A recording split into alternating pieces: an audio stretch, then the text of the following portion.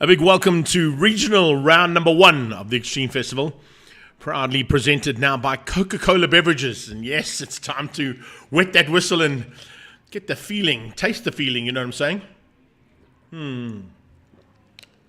Yeah, that's the way to do it. But what a way to kick things off. A big welcome to Coca-Cola as our now associate sponsor of the Extreme Festival.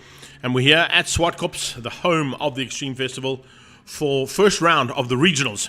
And expecting a big, epic day's worth of racing coming from a whole bunch of categories.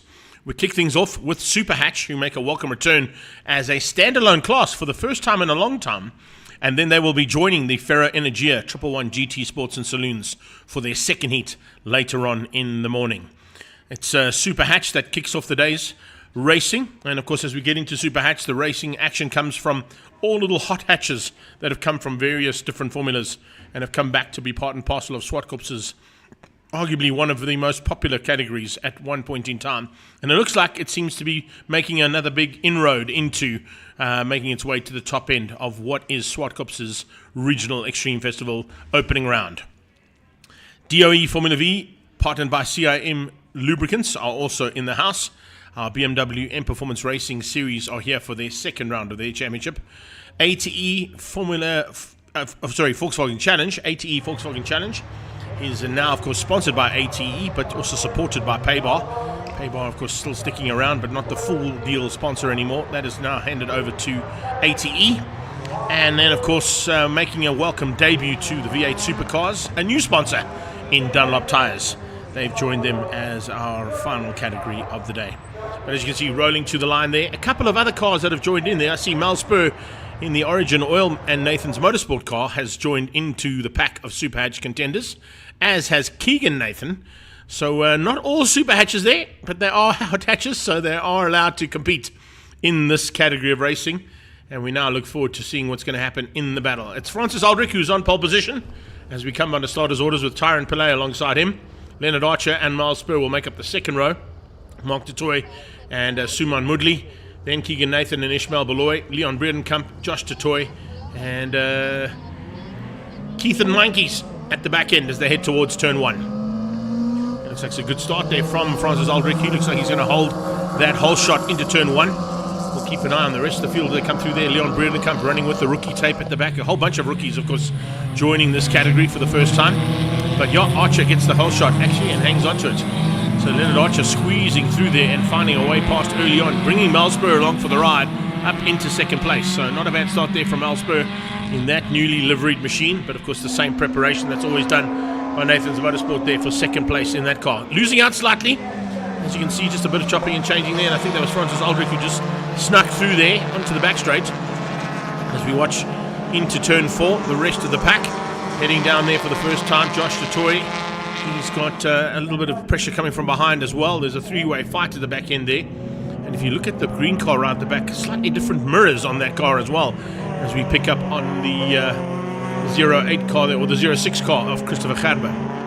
Oh, Mal spun out, top of the hill, and Mal has spun out, maybe not used to the tyres. They are slightly different to the ones she would normally be on. So maybe not just quite up to scratch with how those tyres were compared to the one she was on earlier on this morning for qualifying for the Ferro Energia side of her race day. And as I was saying, have a look at those wing mirrors. Those are slightly different. Those could possibly come straight off a Honda scooter or a Suzuki scooter as opposed to the Polo that is on at the moment. Front end down towards turn 2 they go. Keegan Nathan is up to third place. He's got Mark Tatoy all over the back of him. And it's Archer getting away from the field as they kick things off here for the first heat of Super Hatch. So that's basically how things have started here for this first heat. And we look to see if there's going to be any changes. Yeah, he has a big move on the inside. Oh, nice little look up the inside there, but not quite sneaking through there from Tyron Pillay. Pillay definitely putting the pressure on. But at this point in time, no changes at the front end in terms of Leonard Archer and his ability to hang on to the lead of this race in that ACD Valcon machine. It's a little Hyundai, i10, or I think i10 it is, yeah, not the i20. And he hangs on for now to keep out Tyron Pillay. Keegan Nathan, as I said, is into third. And he's got Mark Tatoy hunting him down big time in the Z3. Or the 118, I mean, but it's not the Z3, it's the 118 from Trans-Africa Racing. They've got so many different cars in there, you've got to try and remember which one they're in. Du Toit there in that BMW 118i. He has got Francis Aldrich, the pole man, who is right on his tail. And there's a bit of a gap down to Ishmael Beloy and to Leon Bredenkamp as they come towards turn 2. You can see there's 2 packs there, 1 and 2 getting away from the field. Then the third place battle hung on at the moment by Nathan Motorsports' Keegan Nathan. And looks like Aldrich trying to find a way past early on as well on Du Toit. They're going to be heading onto that back straight away. There you can see the kart circuit in the background there, the Gazoo Racing kart circuit, run by Leroy Polter's team. And I'm sure we'll also have a lot of people going down there at some point in time during the day to enjoy a bit of fun and games of their own in a race car. You can shoot down there. I think it's about $300 for about 15 minutes of fun on the track. So certainly worthwhile getting into all of that and all the entertainment that is provided here at Zwartkops and around the circuit. They fly past AMG, they go past the GR Racing Academy, and now into where the new ZOC Club is on the left-hand side of the shot. And a whole bunch of guys up there, I'm sure, enjoying all this race action to kick things off here for the race day. Into the brakes, no changes there. Nathan hangs on, Du Toit is on his tail. Du Toit may be looking for a chance to squeeze through. He's realizing that both Tyron Pillay and Leonard Archer are getting away from him. And they're currently lapping in the 15.5s and 15.7s. In fact, the 15.542 there from Tyron Pillay on that last lap was the fastest of the race so far. Ishmael Beloy, pretty easy to spot him there. Black Honda Civic with the orange bumpers and livery. Stripes and, of course, wing mirrors there on that car. Beloy, a multiple champion in Super Hatch as well in his career, as well as in his international, in his historic side of things. Right now, Archer and Pillay are the top 2 in Class A ahead of Keegan Nathan. Class B at this point in time, or Super Hatch T2, it's Leon Bredenkamp and Mainkies. And then it's Class A being led out by Du Toit, Ishmael Beloy and Suman Moodley. So that front pack actually made up of cars that are invitational category cars to Super Hatch. So we're looking at, of course, T1 being Leonard Archer, Tyron Pillay and Keegan Nathan. Nathan now pulling away slightly, and it looks like a bit of a mistake from Mark Du Toit on track as well. Has cost him dearly. He's lost a lot of ground there to Keegan Nathan, and he's also allowed Francis Aldrich to sneak through. Aldrich, of course, now will be moving up into what is 3rd place. He'll be still 4th place in the invitational class, but he's, of course, now 3rd place on the road. This is a good little manoeuvring here from the back of the field. The 34 car coming through of Josh Du Toit.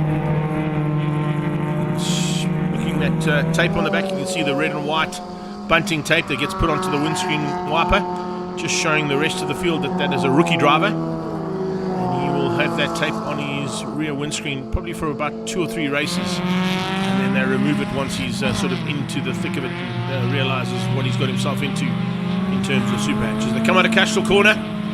He's pulling away slightly there from Leon Bredenkamp. Front end, it is, it's actually Miles Spur coming through the field. That's what we're watching. The Origin car there, slowly but surely starting to make its way through the field, finding a way past on her former teammate there in Ishmael Beloy. Of course, was part of Spur Racing, and then went into the Trans-Africa Racing team for a little while and did some duties in various machinery for Peter Du Toit. And now, of course, running in that Nathan's Motorsports and Origin Oil Polo. We'll see her fighting a bit harder, I think, later on in the day when we get into the Ferro Energia side of the championship. That's the one that she's entered into. And you'll see that her and her partner in crime, Vota, have decided to swap back into their original cars. They did a bit of change out last year. Vota went into the Polo, this car that Mel's in. And Mel changed up, of course, into the Golf that Vota will be in later on. And I think he's actually put it on pole position for the 1 GT Sports and Saloons. Mel looking pretty good at this point in time. If you look at her lap times, she's currently doing 15.6s. Fastest car on track is a 15 dead from Leonard Archer. So she's not going to catch Archer, but there's certainly a chance for her still to catch Francis Aldrich and maybe even Keegan Nathan before we run out of laps. So with 2.5 to go as they head towards turn 5 and past the AMG Driving Academy, that's it might be a bit of a tough ask there. Maybe catching Aldrich or Du Toit. would be her next target in the next 2 laps or so. She's caught Aldrich. She's got through there on Aldrich, just seeing in the background. Nathan now comes down the hill towards turn 8. That's the toy in the BMW, and the next car on shot should be Mel Spur. If I saw that right, here we go. So Mel Spur moving up rapidly through the field after that first lap mistake up at turn 5.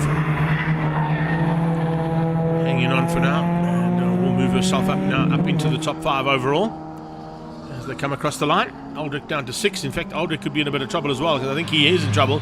That the next person across the line will be Ishmael Beloy. Francis Aldrich has got a problem. He's dropping through that timing monitor and maybe has gone into pit lane, because Chris Gadber has also just crossed the line. So we got a lap and a half to go for those two. That is Leonard Dutoy, Leonard Archer, who is hanging on ahead of Tyron Pillay. It's the two cars fighting for the invitational class and overall win in Super Hatch. Remember, all of these cars will be combined into the Ferra Energia 111 GT Sports and Saloons classes C, D and E for their second heat later on this morning. Dutoy up the hill into the brakes at turn 5. He turns in, not going to catch Keegan Nathan, and Keegan Nathan's not going to catch these two. I think it's going to remain pretty much the same here until the checkered flag comes out in a lap's time. ACD Valcon car leading things out over Tyron Pillay. Pillay looking with a couple of modifications on that car to get a bit of airflow to the driver. Not a bad plan. If it had been normally a hot day as we expected it to be here today, those would have been ideal. Because on a hot day at Zwartkops, the track temperatures can get up to the 45 to 48 degrees Celsius mark. Ambient temperatures can be in the very high 30s. But inside a race cockpit, you can get up to the 45 to 50 degree mark as well, depending on what kind of race car you're in and how much ventilation you've provided for yourself as a driver. So it's Archer up the hill for the last time, heading past the Universal Racing stable there as well. Universal Racing, of course, also are here and based at Zwartkops. Going past AMG and the GR Gazoo Racing headquarters, through Zoc, and now down the hill to the final corner past the Volkswagen Driving Academy. So Leonard Archer in the Hyundai, easily done in the end, got away pretty rapidly there and managed to keep off Tyron Pillay, and he will hang on for the win, and he takes the win. Is Pillay going to make it through? I was just watching in the background because Pillay slowed up quite dramatically there in the closing stages. He takes second place ahead of Keegan Nathan. So that'll be your top 3 in the Invitational T1 class. We've got to wait quite a long way for Leon Bredenkamp to come past. And if we look at how Ishmael Beloy is going to finish up, he's going to finish up behind Mark Dutoy for Class A in Super Hatch. So it's Dutoy, Beloy and Mudley, your top 3 in Class A. Class B in Super Hatch will be Chris Gadber and Josh Dutoy. And then in the T2 class, the Invitational class, Leon Bredenkamp is hung on over Keith and Mikey's, and I don't think George Aldrich started. So that's how things will wrap up here for the first race of the day from the Extreme Festival, presented by Coca-Cola Beverages South Africa. Fantastic to have the Coca-Cola brand back in motorsport. It was there for a little while, only a couple of seasons ago, as part of Team Perfect Circle's efforts into the 9-hour at Kyalami. But to have them as our naming rights and partner to the Extreme Festival, it is really, really super to have. So big welcome to them. I know they're going to enjoy all the action that is provided all the way through. We're going to go down to pre-race. I've got Lawrence down there at the moment. He's going to be chatting to Lennell Janssen from our next category, the DOE Formula Vs. Let's see what Lennell's got in store for us.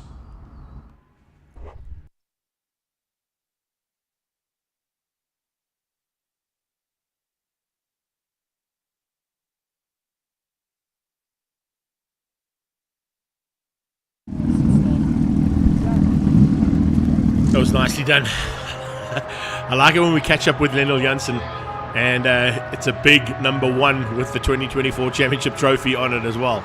He's worked hard to get that trophy, so congratulations to him. Of course, he had a massive battle last year with all the top contenders in Formula V, but it is their 60th anniversary Formula V right now.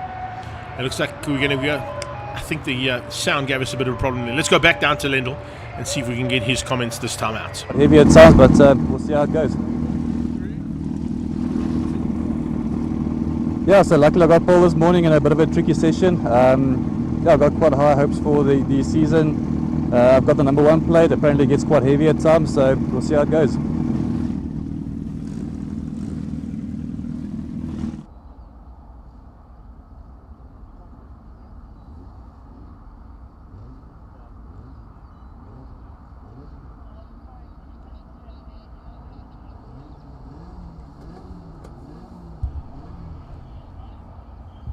So DOE Formula V, as you heard there from the champion, is going to be an epic fight again, and it always is. They rarely fail to deliver action, these guys and girls. And there is a lady in there as well, of course, who joins us for the very first time in Henriette van Wyk in the Pretoria Noord Toyota sponsored machine. She comes, of course, from Super V's, and has now decided to come and do a couple of races with these guys and girls at the second longest standing single-seater championship in the country. And of course, that's only second to Formula M as they roll out for the first heat of the day. 25 cars about to go to battle, which is an awesome field to kick off the season. Remember, they did have an invitational round at the Passion for Speed Festival, but that was literally just for guys to sort of get their cars sorted out and ready to go for all the race action that they're about to provide here for us at round 1 of the Regional Extreme Festival, presented by Coca-Cola Beverages South Africa. These guys, of course, are sponsored by DOE, and they are partnered by CIM Lubricants. It's fantastic to have them on board, and of course we've got a couple of other sponsors that have stayed with them, including ATE and Dunlop, who provide the rubber that they're going to play with. Fantastic to see that long-standing relationship continuing here with a very, very high-quality field. If we look down the field, there are a couple of cars missing. Of course, Jaco Schricks unfortunately couldn't make it out this weekend, but we do wish him all the very best because I believe his dad had to have an operation. So to Mr. Schricks, from all of us here, we hope that you have a speedy recovery, buddy, and we get your son back on track as soon as possible, because he's certainly a welcome contender in this very, very competitive class of racing. When I say competitive, I always kind of nickname these guys as the two-wheel version of single-seaters, because they are that closely matched and that's how they race. Very 600cc-esque. A big welcome to Prolong and to Renogy, who have also joined as associate sponsors to the DOE Formula V's, and I'm sure they're going to enjoy themselves as they stand up with the long-standing partners already involved here, like Start My Car, and as I said, DOE and CIM, all part and parcel. That first racer in the house as well. It's fantastic to have them. We are looking forward to a standard option Formula V race. I have to think about how I put that, because when you talk about Formula Vs, you talk about race cars that really have got such awesome ability to provide action. I can see a whole bunch of people have joined us on our live stream as well. A big welcome to you if you're on YouTube and on our social media pages on Facebook. I see all the way from New Zealand. Layla Bug is in the house with her dad Vanna. Hope you guys are enjoying all the race action so far. I'm sure the whole family's watching down in New Zealand as well. Or should I say, as our good friend from New Zealand says, how does it go now? Zealand, eindelijk. Yes, Zealand, eindelijk. That's what it's all about. Yeah, that's what it's all about. They're all down in the land of sheep and Lord of the Rings areas to film. I'm sure you guys are going to be enjoying that, because I believe there's another trilogy of the Lord of the Rings about to be shot at some point in time, and it'll be happening down there close to where you guys live, so enjoy that. Right, so they come rolling up, looking to take up their positions on the grid. Looks like there might be a little bit of an issue there with one of the cars having to be assisted by our COC to be removed off the grid, in fact. And if I look at that, is that the number 27 there, or 17 maybe of Chloe? I'm not quite sure. Didn't quite get the number there, but there's definitely a car off the grid right from the start, which is not ideal. Remember, this is a standing start, and they have delayed the start slightly because of that car on the sideline. And maybe giving it a chance just to get it up and running. So the people that were working on the car are now going to move out of harm's way so we can get the race started and then possibly get them off the line and then that car into a safer position than what it is right now. 5-second board is up and we're about to go racing with the Formula V's, proudly brought to you by DOE and CIM Lubricants. Great start off the pole there by the champion, Lionel Janssen, hanging onto that outside line, which will become the inside, of course, as they head down towards turn 2. Mid-pack, they start to sort things out there as well as they come through for the very first time. You can see a whole bunch of cars getting involved there, including Clinton Kane. Seen him behind the wheel for a while, so it's a welcome return there for him. Good to see some new livery on that car. As they come through to complete the first half of the lap, they'll be heading up towards turn 4, all 25 of them in full flight.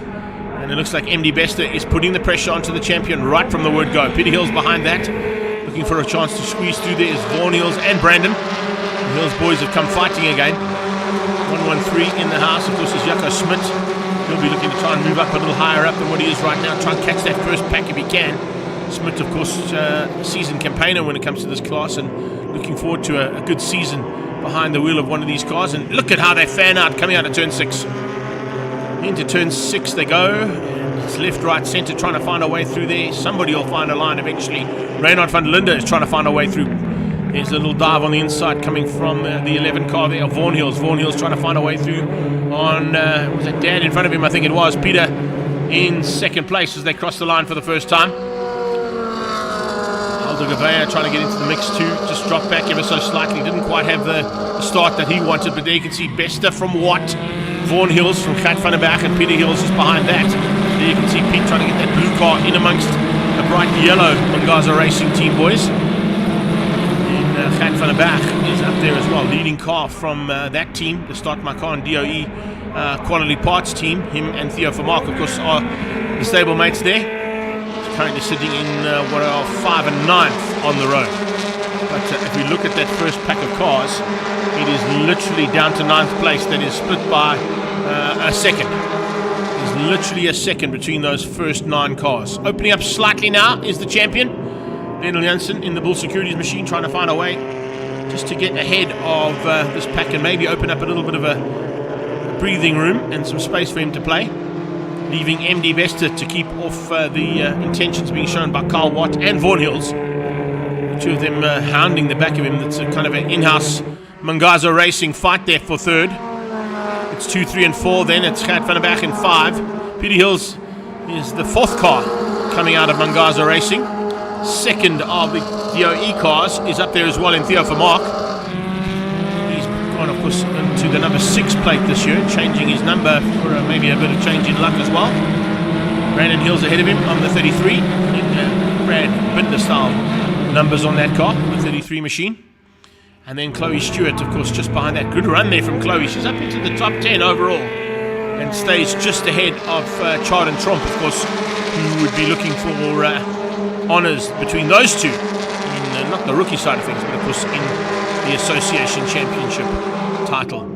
They're no longer rookies, those two, so they wouldn't fall into the rookie category, but they're certainly going to be running for Association side of things in this championship. Oh, there's a nose cone! Nose cone straight up in the air there as we see the 75 of Carl Watt possibly touching the back end of MD Bester.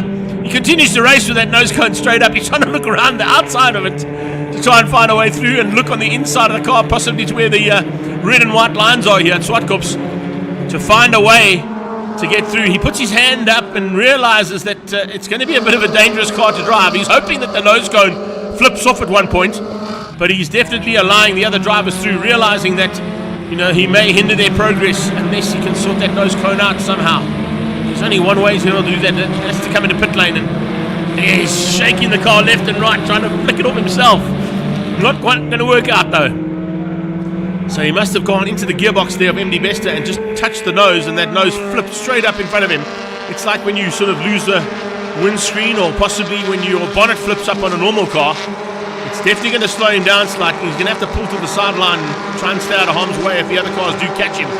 But he's continuing to circulate anyway. He can still drive using the sort of periphery vision around that nose cone, but it's certainly not going to be easy. You can see him looking around the outside, looking for the turn-in point into turn 6 past Zoc.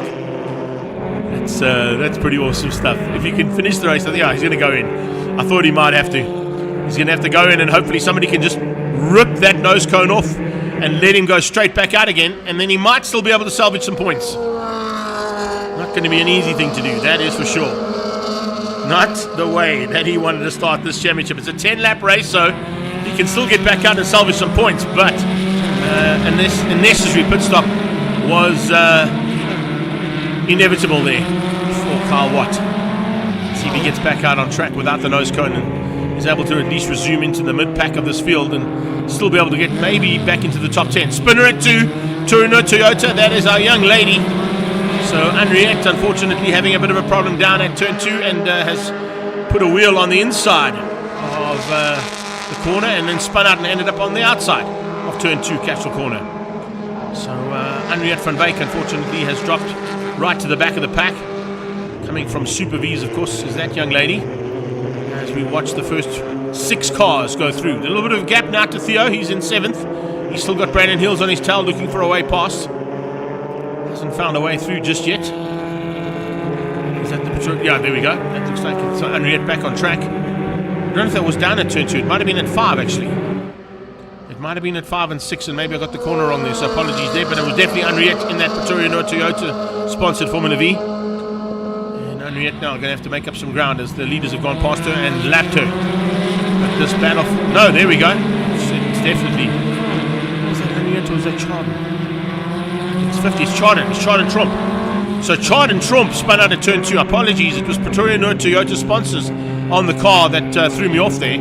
So it's Chardon Trump at turn 2. Henriette must have spun off at turn 5 or 6 because she got eaten up by this field as she came down the hill towards turn 8 and then across the line. I picked up on that second Pretoria Toyota sponsored car being lapped by the leading cars. So as they come through, you can see the rest of the pack further back there also having their own little fights in the mid-pack.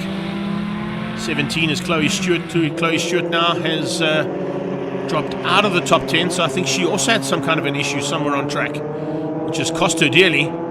The 90 car here of James Carter under attack from 25 Chardon Trump. Chardon and Chloe might have spun out there on the as they were, well, they were fighting, so I would assume they would possibly have been in a little mix there between the two of them, or a mix-up. Got marshals there just warning the drivers that there is a car on the outside. The yellow flags will be waving there, so there'll be no overtaking into turn 2, which is a vital point of this track when it comes to V's. A lot of them use turn 2 as an option. The double yellows there, warning the drivers that they may not overtake because the car is still there and being extricated. You can see how difficult it is because this kiddie litter now is exceptionally thick, and it does the job probably better than it ever has in the last 30 years I've been watching racing here in its ability to stop cars. We've got a hand up there from Brandon Hills. Brandon Hills got a problem. 33 car dropping through the wayside there. James Carter goes past him. Reynard van der Linde goes, and Miele Stewart. Looks like Marcel Bluchnoot coming through the field as well pretty rapidly, making up some ground now in the second half of the race. And Miele Stewart also flying on. Ooh, spinner again. Reynard van der Linde spins out top of the hill. Maybe just got caught out there by the Foster car coming alongside and tried to go defensive too late on the brakes, not realizing that he's actually not even fighting with him. He's now in a fight as Marcel Bluchnoot joins him. Bluchnoot joins the back end of Reynard van der Linde looking for a way past. And there you go, back on track. Hello, here we go. Kyle Watt up to 14th overall.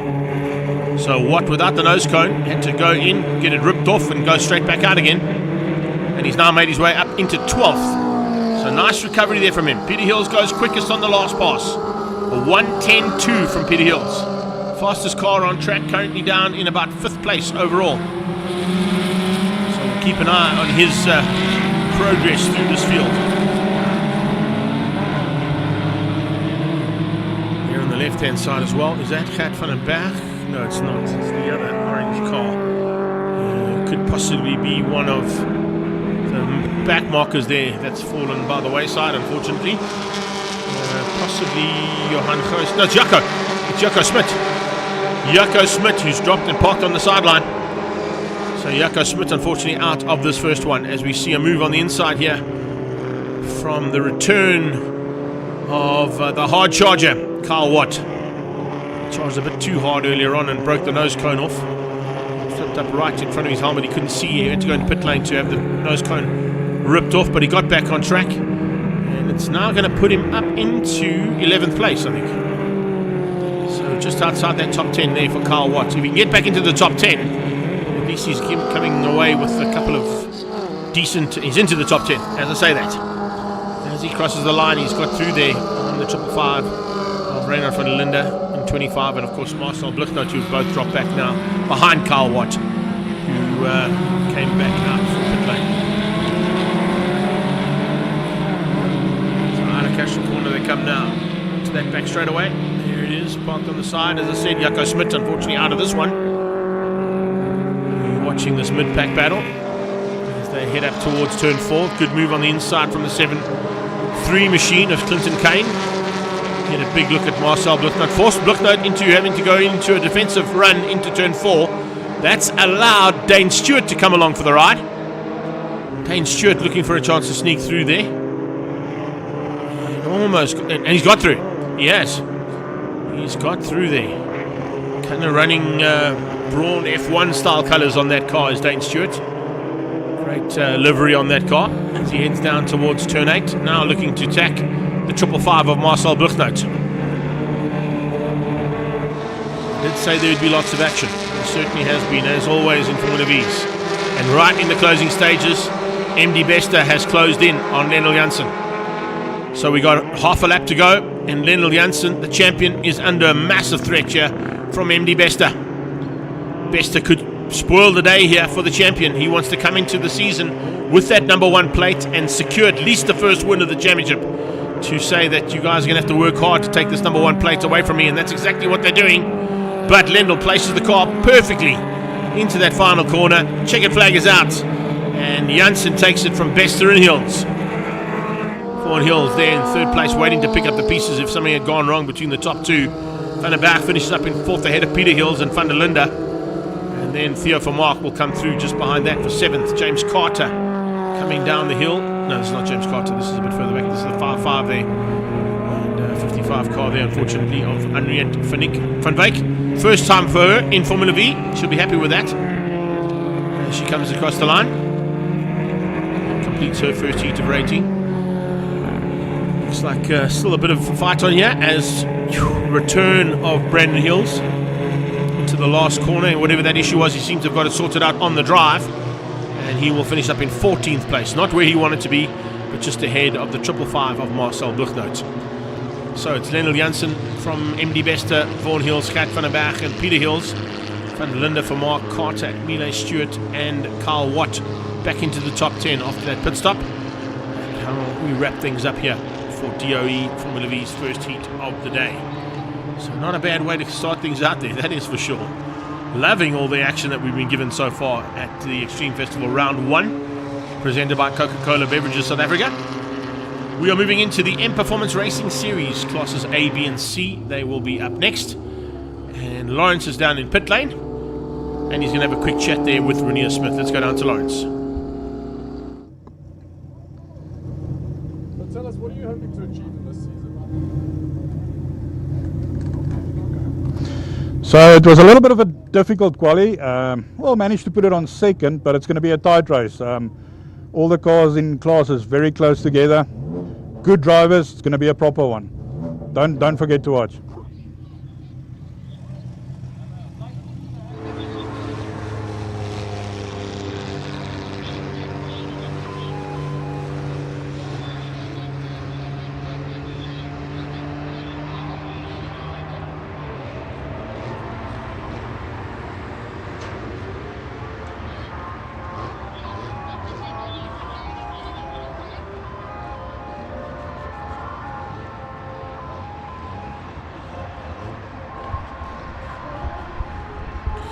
So it looks like we're going to head down back to Lawrence in the pre-race area. He's going to catch up with our Class C pole man, Salvi Gutteri.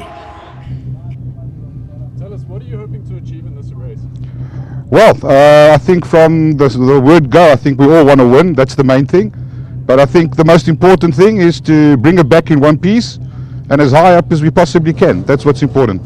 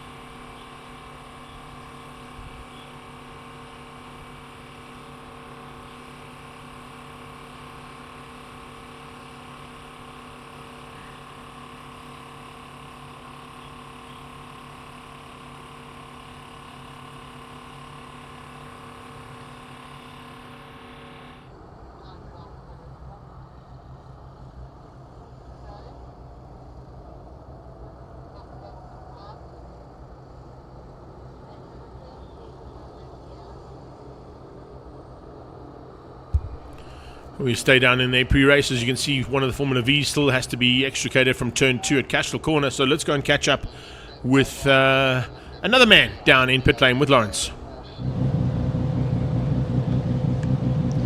Okay, yeah, let's see what holds for this race. I feel like a bit of a high-speed sandwich here. I was just telling Lorenzo, high-speed to the left and right of me. I think it's going to be an epic race. Weather conditions are good. And as long as the rain stays away, but I think for this race it will definitely. So all the best to everyone. Thank you.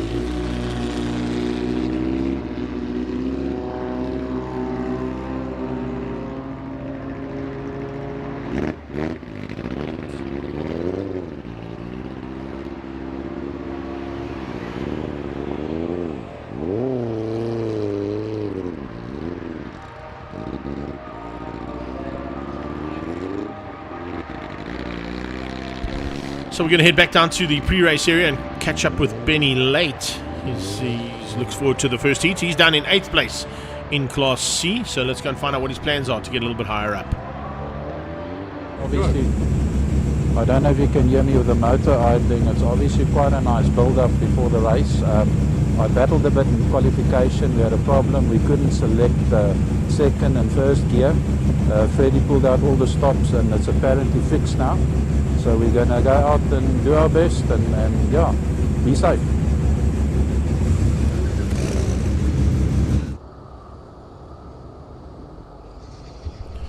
So cars are rolling out now for the first heat of BMW M Performance Racing Series. And it's classes A, B and C that we're going to pick up on action. As always, my good friend Nick Capps is going to be joining me for commentary. He's just come from outside and he can give me a little bit more of a sort of a look and feel, because in here, air-conditioned office, it's quite nice. It's not quite warm, it's not quite cool out there, is it? We've got some interesting conditions, Greg. I like the look of it. Nice and cool for the race cars. I think everybody's enjoying it, including the drivers. But it's ominous. Not quite sure when the first corner is going to show some wet patches and some drizzle. So it's any moment, and so the guys have got to be ready for it. Are they? What tactics are they deploying? Are they going to change setup at the last moment? So everyone's got to be on their toes, ready for a change in scenery. One big change, of course, is the missing car in front of this pack right now. In Rick Larrea, unfortunately, he had some issues with second gear and is not going to make it out for the first heat. Yeah, really unfortunate. It was great to see Rick back, him and his brother from Combined Racing. It's great to see them back in our series. Both of them got some fantastic racecraft behind their behind themselves, and unfortunately, we're missing out on a great Class A competitor right now. He had set the car on pole in qualifying, but unfortunately, it looks like he's suffered some gearbox issues. So leave that up to Leon Loubser, Bob Neal, and Fabio. I believe Ryan Nike was here as well doing a bit of testing. I'm not quite sure if he's going to be making it out to do any of the race action, because I think he had to go to some trick function. So it's a big pity we didn't get him here either. Yeah, unfortunately, we saw him doing some pretty impressive lap times. We saw fast developments, putting some time into that car. It was looking great, but I'm not sure they were ready to contend this weekend. So I think we just got glimpses of Boris, its old name. But yeah, great to see that car and in its new livery, looking really cool. Also going to send a shout out, of course, to all of our Muslim race drivers and friends out there, celebrating, of course, the month of fasting. It starts, I think, tomorrow. There are a couple of the other drivers that have sort of stuck around to make it out just in time before they start fasting. But we do wish them all the very best, and of course it is that time of fasting for our Muslim drivers, so we will miss them, but I'm sure they're looking forward to getting onto Kyalami. I know you are. No, that's for certain. We've got another driver. We welcome back Anton Pommersheim. Anton suffered that pretty big crash into corner 4 some time ago, and he's been rebuilding his new race car. So that's that beautiful E46 in white, contending in Class B. So to look out for that. That's a new race car, looking really nice, and it looks like it was setting some pretty consistent laps at the hands of Anton yesterday in practice, and then early this morning during qualifying. Just behind him, we've got the German who was doing well in practice yesterday, but also suffered some mechanical challenges, which has put him to the back of Class B. So he's going to have some work ahead of him. I don't think he actually got out for qualifying, to be honest. Right. I think he was stuck in the pit lane working on that car to get it sorted in time. So expect to see him come through Class B, maybe get onto the back end of Class A if he's able to get through. But it's a pretty competitive Class B class there, because remember, you've got your current champion, Renier, you've got Nick Macris in there, and as you just said, with Anton Pommersheim making a welcome return, going to be a bit of a more difficult task, I think, for him. I think, time and time again, we keep seeing that this becomes a game of attrition in the higher classes, because keeping these things together isn't just as simple as keeping it on the black stuff. Well, leaving the black stuff right now into pit lane is the Pretoria Toyota Corolla GR, and that, of course, is our official safety car here at Zwartkops, leaving the duties to the man on the right-hand side of the track, which I don't think is the right way they've lined up. Leon's on pole, but he's in the second place on the grid. He's decided left-hand side would be the better option. The pole position is actually on the right. Perhaps leaving a space for Rick. I'm not sure if they had instructed that. Let's see if we get a clean getaway through corner 1 over here. We've got Ozbagiani in the biopool machine over there, looking great. That naturally aspirated E46, getting past Vishal Singh in his F80 M3. Yeah, I love the way they start. They're penny late, dropped back a couple of positions on the start there. He was 8th on the grid. It looks like he's dropped back to second last at the moment, so he's got some work to do. Fedetto on a flyer here, big time. Going to try and stay at least in the hunt at the front end, but just a nice field of cars here. Rob in the middle there as well, gearing, putting the pressure on right from the word go. Looks like he might be sort of sitting about 3rd or 4th place in the Class C battle, but out front it's Leon versus Bob, as we saw the last time we were here, only a couple of weekends ago. We've heard that one before, and so Bob was struggling with some issues. It looks like the team from LTR were able to find the problem, apparently cracked subframe, and Bob really happy with the handling of the car now, no longer breaking loose, certainly the last thing you want to happen in that Class A race car. So I hope Bob will have the performance to take it to Leon. Let's see what kind of fighting we can see on track right now. From a standing start, a 106.7. That's not a bad effort at all. Man alive, I don't know where Loubser finds the pace, but he does, He really has got a hot car underneath him. So Loubser setting the pace early on, a 107.1 from Bob Neal. Fedetto got down to the 109s. So that's our Class A top 3. Nick Macris is up into the mix there with him, though, and starting to rub it in the mix there with a bit of manoeuvring through the Class A field and up into 3rd overall. Yeah, so he's broken through that little Class A barrier with Fabio over there. So he's going to be splitting that Class B bunch from the Class B competitors right now. So if he can keep himself in that position and defend from Fabio, he'll have a very strategically advantageous position right now. Nice little move there from Reynard Miller on Oz. Oz is typically fantastic on the brake, so he's going to have to continue to defend there. Oz going to look through the inside right now, but he's got Michelle right behind him, and behind that we can see Rob Gearing having to defend from Nicky Dix in that naturally aspirated car. Great to see the E30 box shape fighting it out. I always awesome to see that car in full flight, but as you said, bit of a change up here. Reynard getting ahead, Nishal Singh looking to try and do the same thing here. Big move coming from Nicky Dix. Nicky Dix had a big look there on the boss man, couldn't quite make it to stick though. So the Curvin air conditioners car looking to try and get through there on that DTM liveried machine there. It's fantastic to see. Not quite sure what's happening with that livery though, hey? We're going to have a chat about that one. But we'll wait and see exactly what the plans are from Leonard Archer's point of view. I know his cars are normally well prepped and well sort of liveried, but I did see that his Hyundai is in new livery for ACD Velcom, so maybe they didn't quite get to the sticker kit on the BMA yet. So what they've done there, they've got new lightweight body panels on that car, so it's literally just been bolted on. One of the practice sessions a week ago was actually practicing with no body panels on the car. You saw the shell racing around the track, just with no bonnet, no doors, nothing. So he's got lightweight body panels in there, and I'm sure they're going to get that painted in the traditional ACD Velcom quality colors. That Class C battle is really turning up right now. We saw Salvi pipped for, he got pole position nice and strong over there, and he's got Hein from his stablemate from the Sab Speed crew right behind him, and those two are competing for the Class C honors right now. Yeah, if you look at their lap times, they're probably going back to the Sav Speed team and saying, yes, that's exactly what we need. We want to be even Stevens on the track in terms of lap times, and then it's just about the ability of the driver and who the better driver is on the day. Speaking of better drivers, Nick Macris is having a phenomenal run there for third overall to keep out Pedetto, and the hard charge coming from Renier Smith in the background. He's closed that gap down big time. Interesting race, unfolding over here, because there's no love lost between Class A and B right now. No, definitely not. That Class A and B battles, of course, would rage between these guys, and to get the sort of what would be deemed as the slightly slower cars on lap times in amongst the quicker cars there is your prime objective, if you can do it. Looks like Fabio's struggling to put the pace down there. So this car, squirreling out of corner 7, that is. Now he's would be on the slicks competing in Class A. So I think if they just can't get the temperature into those tires yet, he just can't extract the pace and get away from that Class B bunch. Pommersheim has been on the back end of the German for a while, trying to stay with him, but looks like he's lost that breathing room. Here comes the Class C battle. Salvi, Hein, and Reinhardt not too far behind. Those two will have to be careful. If they need a little tangle right there, Reinhardt's going to swoop in and take that Class honor. So he's right there behind. You see that Class C E36 turbocharged seems to be the formula for success. We've got 1, 2, and 3, all featuring that type of configuration. So they've got something right there, and right now being led by that Sav Speed stable. If it works, use it. That's the way to go. This machine is on a flyer, but hasn't quite got there just yet. Pommersheim is still maybe working on a couple of niggles on that car to give him the ability to run with the German in what do they call it? The milk bottle, eh? Clover she is. That 2-litre 4-cylinder, so I'm not sure if our viewers are aware. So that's an STC car, an ex-touring car, super touring car.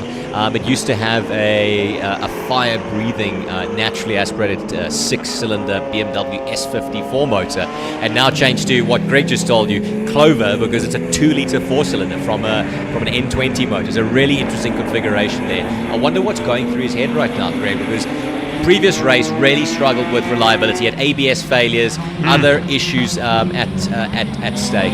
Now, the car suffered an issue which meant he couldn't qualify. How hard do you push a car right now, knowing that last race and your qualifying were plagued with mechanical reliability issues?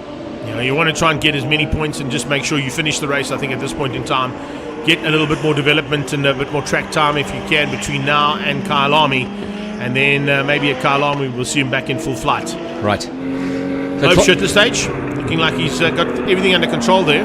But Bob Neal, as we've seen in the past, has the ability to sort of sneak through in the closing stages. They've got 4 to go as we cross the line, and there's only 1.6 seconds between them. So is Bob just hanging in there for a while, maybe waiting to pounce a bit later?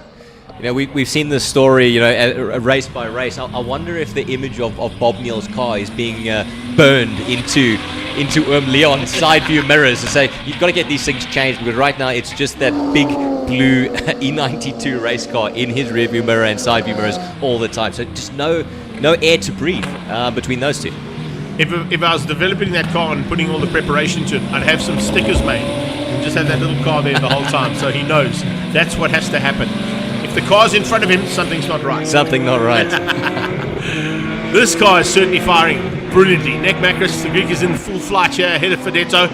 Renier Smith and Andreas Meyer, as you can see here, coming into turn 4, holding that gap over Pommersheim. With quite a big margin over the battle for Class C.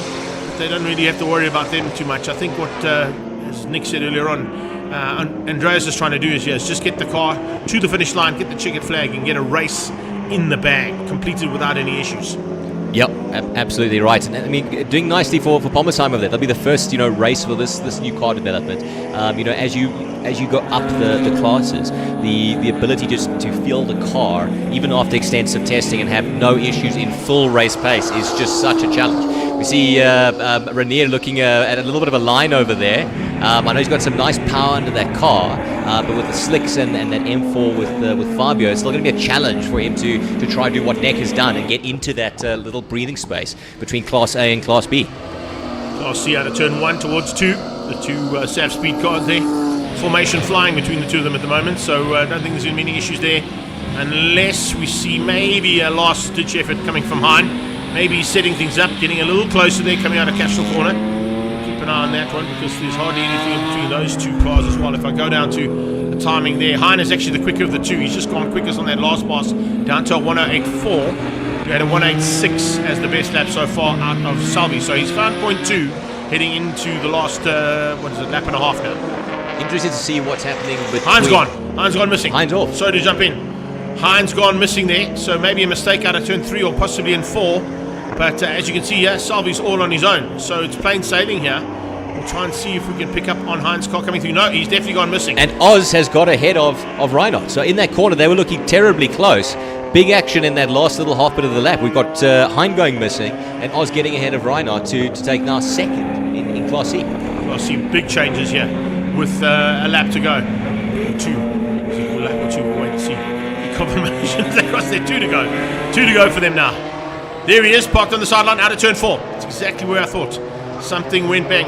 Maybe I gave him the commentator's curse. I said formation flying. He was waiting to pounce. He went quickest. Maybe he pushed the car too much. I don't know. I certainly blame that one on you, Greg. Oh, no, you would. That's kind of how you throw me under the bus. I know it goes. It's fine. I'll get you later when I'm going to talk about you in your car. That's all right. But yeah, unfortunately, losing out there on Hein van der Merwe, parked on the sideline on the exit of turn 4, just below the Universal Racing stable there. So his teammate going to go past now and realise that's where he's parked, and he's now plain sailing. There's not another car from Class C in sight. Our two leaders have started their final lap from Class A's point of view, and Lopesha has still got Bob Neal on his tail. Now, is there enough time here, or is there possibly a chance for Bob to pounce? So we talk about, we had a joke, you can't park there, but really fortunate positioning from Hein over there, making sure that we don't have any red flags or even double waved yellows at that position. So we've got racing remaining clear, which is great to see. I see we've got a yellow. I think it was a stationary yellow just to tell them the car's there, because they have to keep that out for at least 2 laps so that the guys can see the car's there. So there wouldn't be any overtaking into turn 4, which has probably cost Bob Neal a chance here. Although he's still got one more, and look, he's going to have a go. I think he may have a look here. That is close. He is right there. On the inside. And jeepers. Oh, there's a touch. There you go. What action? Put the pressure on, and it paid off. Can Leon reverse it over the start-finish line? Well, I think he's allowed to go anywhere over the start-finish line. Just put it in half a race and go, Leon. Well, Class he's got B to go. guys are going to be coming along. Class B cars shouldn't be too far behind. It's going to be second in Class A, and is it still going to be second overall? We'll wait and see. Leon's going to try and hug that inside line so that he doesn't get in the way of the Class B cars. He's on track. He finishes second. Only just. What a finish from those two Class A competitors. Final little chance, a push from Bob, and gets to the checkered flag first. Well, he dived from the inside. I don't know if they touched. I think Leon was going defensive and maybe got a bit out of shape. Then the touch came. I don't know. Yeah, right. We'll have to wait and see. We'll maybe get a relook at that before you leave, hopefully. But here comes Class C's winner. Easily done in the end there from Salvi, but his teammate was right there with him all the way. Unfortunately, losing Hein van der Merwe, giving Osbagioni second place and Reinhard Miller third in Class C. Nishal Singh in fourth, that's a good effort there. Ahead of Nicky Dix, Rob Gearing in 5. And then it's Penny Late and Leonard Archer that make up the 15 cars that are out on track for this first heat. So that's a nice way to finish up the first one. I don't know if Paul's been able to get us a re-look at that. If he can, I'm going to ask you to stick around. Yeah, we need that Hang tight, ultra so slow-mo. There we go, look at this, look at this. There's no touch. Yes. There's a little touch there, but he was already out of shape, Leon, at that point. So I don't know if Leon was out of shape and then got the tag. The inside? I'm not going to make the call. That's too close for me to make a call. That's going to be Eldred's job. So let them do it. I'm sure you'll have to check that out. So good race from Salvi. We talk about last race. Rob Gearing had a good finish. He's going to go back to the drawing board because he was nowhere near to the front right now. Have a look at this. This is even slower. So they've turned in. Leon's turned in. He's got his turn to the left. Bob's not touching him there at all. Leon's out of shape. I wonder if there was a touch on the entry which started to bring Leon out of shape. Yeah, and then just finished the job. By pushing him around.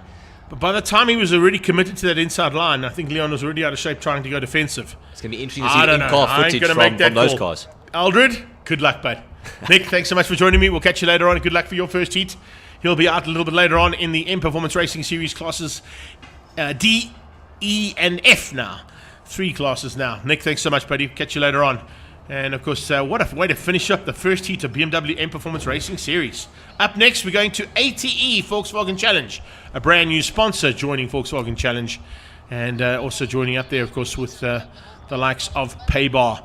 They are still on board as an associate sponsor, but ATE have taken the naming rights now, and it's fantastic to have them on board now as we get into the first heat of Volkswagen Challenge for 2025 at the Extreme Festival, presented by Coca-Cola Beverages South Africa.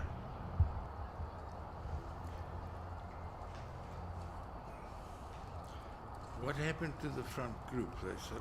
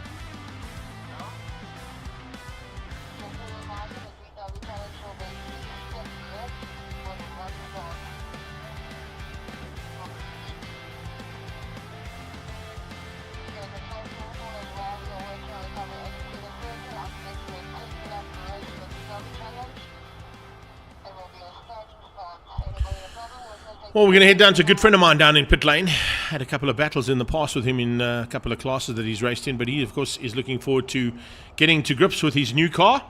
Down in 9th place overall out of qualifying. Let's catch up with Chris Davidson.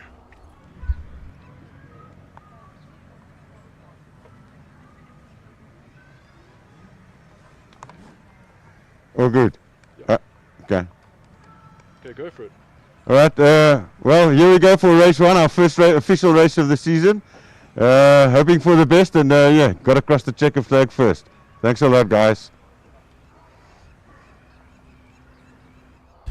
I do like the fact, if you look at the side of that car and you look at the sponsor that Chris Davidson's got.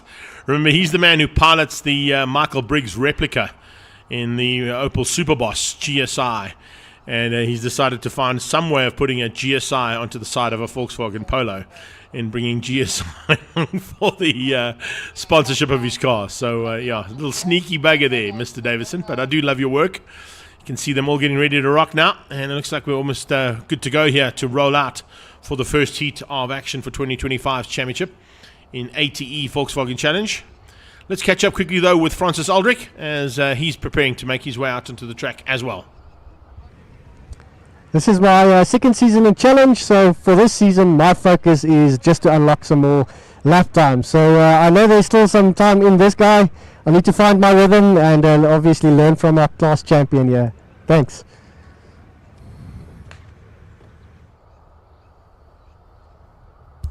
That's one of a couple of drivers that are going to be doing dual duties in 2 classes today. Of course, we saw Francis in battle in the Super Hatch class earlier on when we started the day's racing.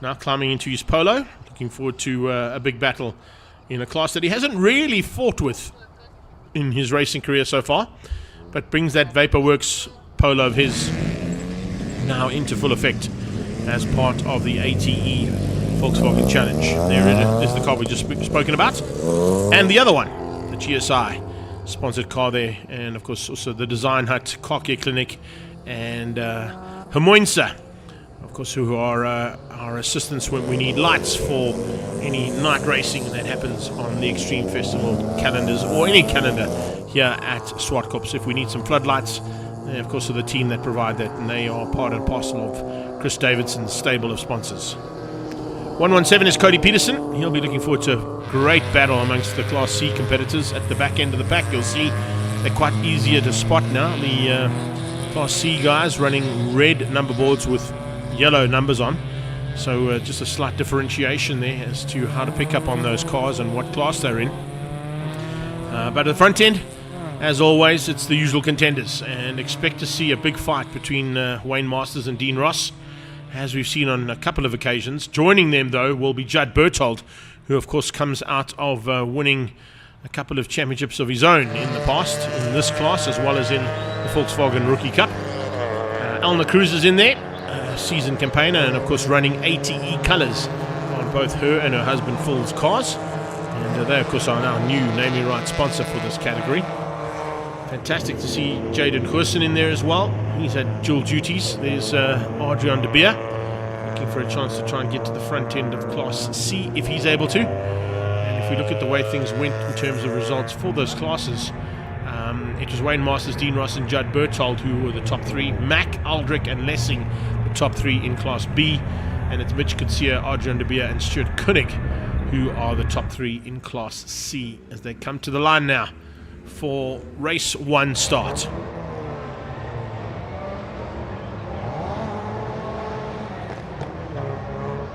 That shot there of our marshals. Once again, a shout out to all of them out there for the incredible job they do. They're out there whether it's rain or shine. It doesn't matter what happens. They have to be there to ensure that we've got safe racing conditions and keep our cars safe by the use of the flags that they use. Race control, of course, is boosted and bolstered by the man with the yellow earphones on there, Eric Schultz. He's one of our top clerk of the course in the country, and not only looks after this class but looks after all of the Volkswagen racing classes on the national side of the Extreme Festival presented by Coca-Cola, which happens, of course, next weekend in Cape Town. We're down to Killarney for the national championship categories and their opening round of 2025. So it's been a busy couple of weekends for that man. He was up here for, of course, Passion for Speed. He then stuck around for the karting. He was here last weekend for an endurance championship race here at Zwartkops, and this time out looking after Volkswagen Challenge.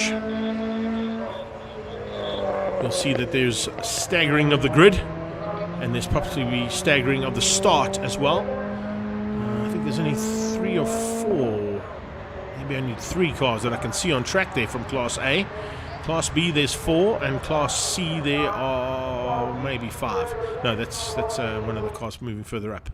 So a slightly diminished field to what we normally see in Volkswagen Challenge, but it doesn't take away from the action that they can provide. That is what we've seen on numerous occasions. Anthony Lessing, the last car to join the party there, and just tucking in behind Stuart Mack, who of course is assisted, and his car is prepped by Nathan's Motorsport there. Big Graham Nathan, of course, coming through there. Wayne Masters is the man who's missing from the front. Not quite sure why he's so far back and not joining. Here he comes now in the Performance Masters machine. So that's how they're going to line up. 127 there. That's the Ferro Energia car of Jaden Goosen. He joins that team for the Volkswagen Challenge Class A side of it. Cruiser's alongside him there. On the left, you can see in the ATE brakes car, Mac, Lessing, and De Beer. That's how they line up. And as I said, on the left-hand side there, keep an eye out on Jaden Goosen as well, and Francis Aldrich. A couple of cars late out of pit lane. I'm quite sure what the reasoning for that is, but looks like they're now under starters' orders. 1 minute board. This is probably going to be... it is running slightly early. That's the reason why we are. So 2 minutes goes to 1 minute. 1 minute goes to 30 seconds. That's about the fastest 30 seconds you'll ever have in your life, because it goes to a 5 second board, and then those lights will go on. When they go off, that's when we are racing. Time to go. Everybody starting at the same time, so they're not going to do staggered starts. Everybody at the same time on one set of lights, and it is Masters from Cruiser as they head through turn 1. Philip Cruiser trying to squeeze on the inside by the looks of things to try and find a way past on Mitch Kutsia as they come around the outside. Peterson is side by side there with Smith as they come down onto the braking point for turn 2. Inside line from a whole bunch of cars that are trying to find a way just to get onto that inside line. Dino Smith hangs onto the outside though, but Cody's got that inside line covered.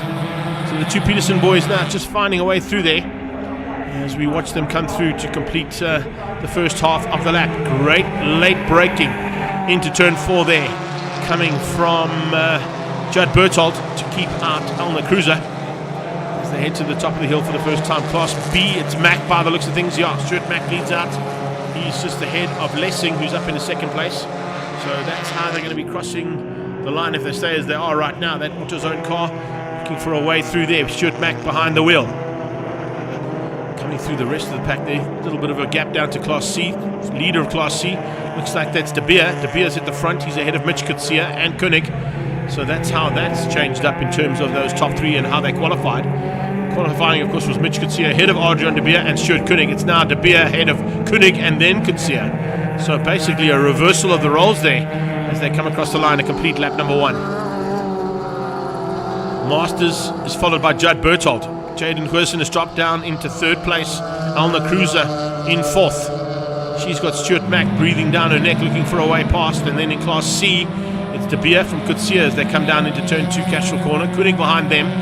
Then it's Carl Peterson and Philip Cruiser as they come out of turn 2 for the first time in the second lap. And they go through looking for a chance. Look at Judd Berthold. Berthold definitely using all the experience he's gained coming out of the Rookie Cup that is run as part of the National Championship Extreme Festival.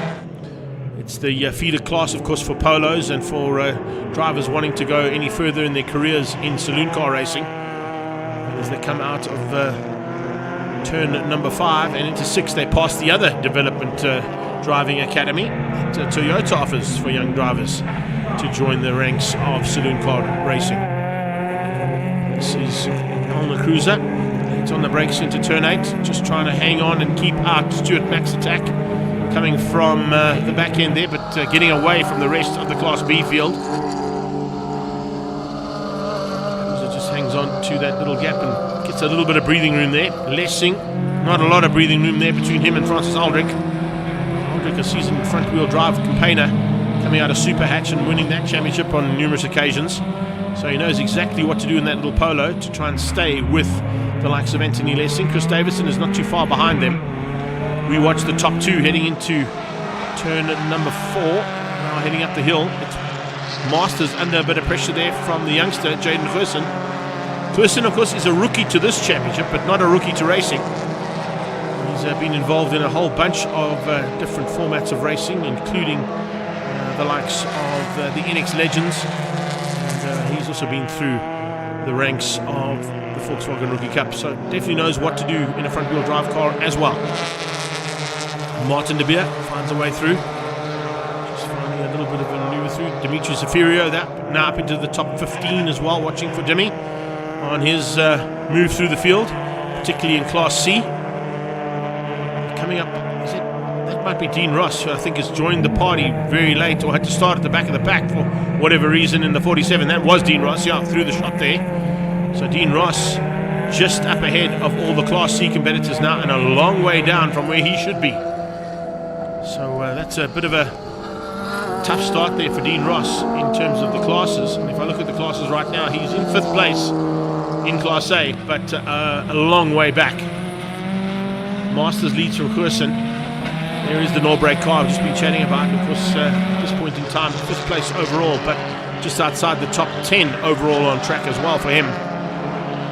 Watch for this pack coming through here and steaming through. I can tell you it's a bit of a big fight on between each of the top 3 in each class, particularly this one here, right here. We can see De Beer under a bit of pressure, and the pressure's coming from Mitch Coetzee. Coetzee is absolutely hauling, trying to get back to what was pole position, and now looking for a chance to possibly get back into that lead of the race. Koenig under pressure as well. Koenig's got Carl Peterson all over the back of him looking for a way past. Nice run here from them. Here we go, inside line. Is there a chance here to dive through? Oh, Peterson having a big look. And it's side by side here between Peterson and... Is it going to be... No, it's not. Look at that, Koenig just putting the car in the right place. Northern Bolton Tools on the side of that car. We haven't seen that race livery for a while from Sjoerd Koenig. It's great to have it back in there though.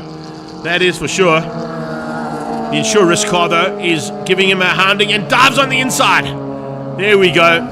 Peterson finds a way through, and Insure Risk moves up 1 place. So we've got a fight of note on here between these two. It really is great to see. As they come out of Cashel Corner, I think look for the return on investment there coming from Koenig. He'll be looking to try and get back ahead if he can. Top 2 in Class C. This is also just as close. Coetzee trying to close down there on the 11 car of Adrian De Beer. Inside line from Carl Peterson forces Sjoerd Koenig wide. Koenig, of course, will know this track really well. He's not only participating in Volkswagen Challenge, he has a couple of outings in a couple of Siroccos as well in the Inland and Historic Championship, and was involved at the Passion for Speed Festival as well. So he'll know his way around here and possibly how to get ahead of this hard charger in Carl Peterson. And that's perfectly done. Nicely lined up there from Koenig. He knew exactly where to place the car, and as I was saying, to perfection, lines up the overtake to get it done by the time they get down into turn 8. So Peterson drops back behind that Northern Bolton Tool car and has to now try and find a way to come back in. Maybe into turn 1 he's going to have a look. Ooh, Insure Risk in risking that insurance into turn 1, that's for sure. And what it's doing, it's allowing Martin De Beer to start closing that gap down. De Beer could bring Philip Cruiser along for the ride as well. He's not too far behind in the second of the ATE sponsored cars. So ATE Volkswagen Challenge 2025, this is a fantastic start. Here comes Coetzee side by side with Adrian De Beer. Adrian De Beer going to have to be very late on the brakes, but not as late as what Mitch Coetzee was. Mitchie the kid hits the front. Good job there from Mitch Coetzee. He's up bang to the lead of Class C now as they head back up the hill towards turn 5. Could be good timing here from him as well if we look at the way things go. This is exactly where Mitch Coetzee would like to be and like to stay, but not always easy to do that. ATE Volkswagen Challenge, of course, is a 10-lapper, so we've got there'll be 3 to go when they pass the line, well, cross the line this time.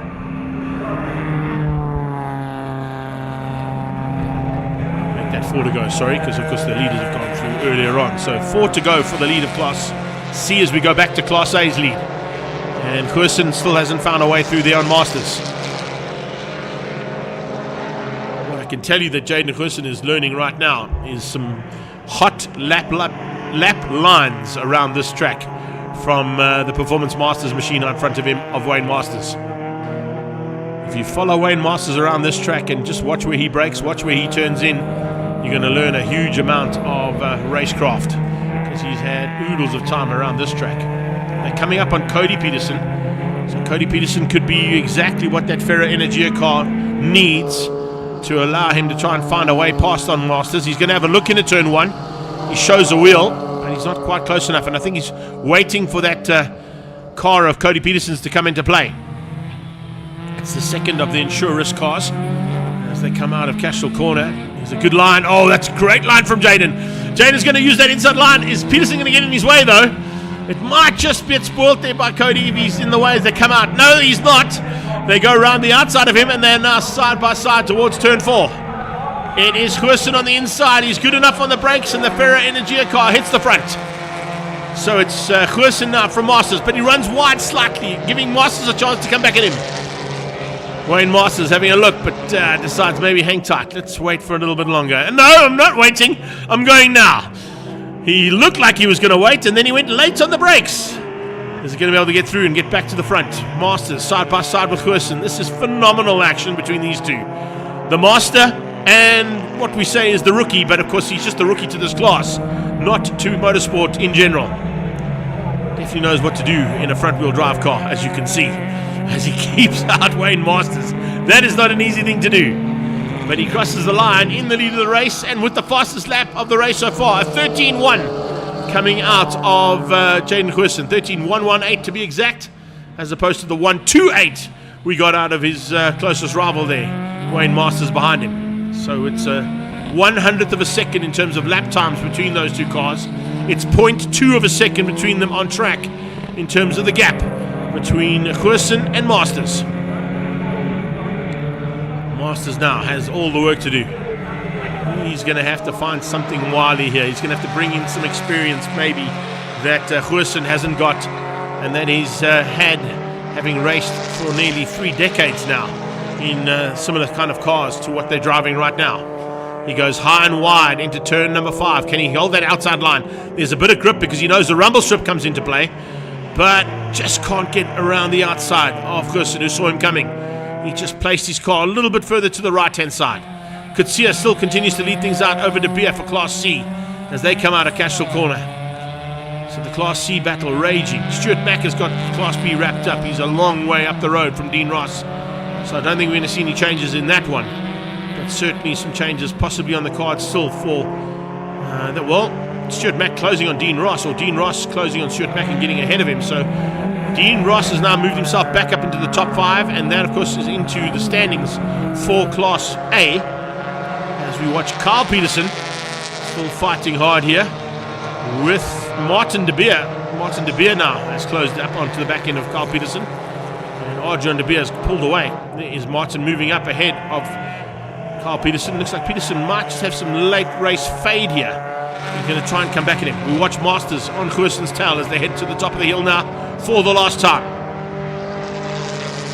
And into the braking point. Is there going to be any opportunity here? No, not this time. Not by that Ferro Energia car. There's no gap opened up at all. And it looks like Jaden Goosen is going to hang on for a rookie victory here. It's going to be his first time in this championship, and it's going to be the first time at round 1 of the Extreme Festival that we're going to see a rookie take a championship win in the Volkswagen Challenge.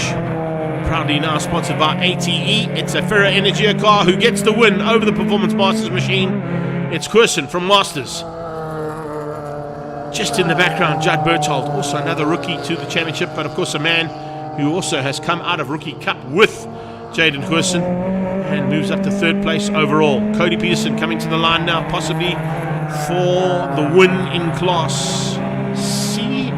No, it's not the winning Class C. Cody Peterson's a bit further down in Class C. The winning Class C we'll be looking for, of course, Arjan De Beer and Martin De Beer. Stuart Mack takes Class B. There he goes across the line. So a nice little run here. It's going to be Mitch Kutsia fighting with this car of Arjan De Beer. Kutsia hanging on for dear life for Class C's win. Arjan De Beer wants to come back at him. Further back on that one, we're seeing the ATE car there of Philip Cruiser, but here comes the lead for Class C down towards the line. Final corner. Lee Thompson Racing is going to hang on to keep Mitch Kutsia out in front. So Mitch Kutsia wins out over Arjan De Beer for Class C. Martin De Beer comes through for 3rd place. And a good effort there from Carl Peterson beating Philip Cruiser. And Demi Severio coming through into 15th and 6th overall for Class C.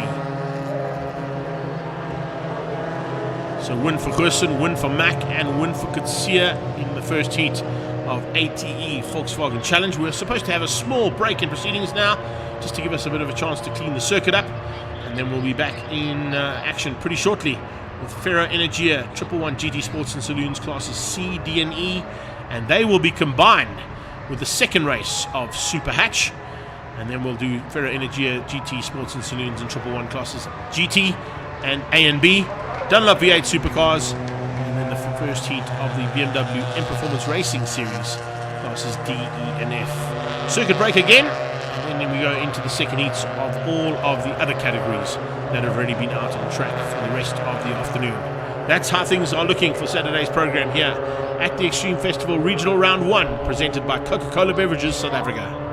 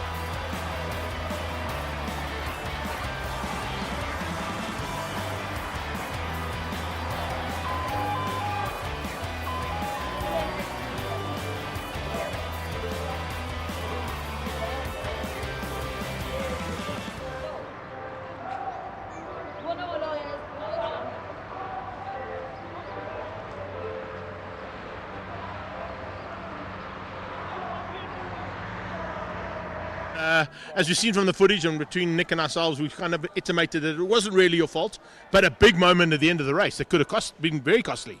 Yeah, indeed. Towards the end of the race, started catching up on Leon, and it was tough. And I had one corner to do it in, and as you know, we had yellows at I think turn 5, turn 6, so it was a problem. And I tried to come in, but then I backed out.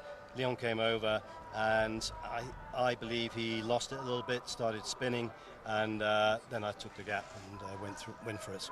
Drove right through him, didn't you? A little bit. Listen, it's the battle we've seen almost all of last season. It's boosted a little bit, of course, with Fabio joining the party. We had Ryan here as well. Unfortunately, he's got some duties to do for Matric, so he couldn't quite be here. But you've got to be careful because those Class B cars are coming. Yeah, indeed. Class B cars are really, really quick. In fact, I think at the last race, I think Class B had the actual pole position. I think most of the cars are all sorted out now. I had problems with gearbox last race. We've had problems with the chassis. There was a crack. We found that, and now it's running really, really well. So I've got confidence in the car now. Well, that's good. Good luck for the second heat, and give it to Kate. Good. Thanks so much.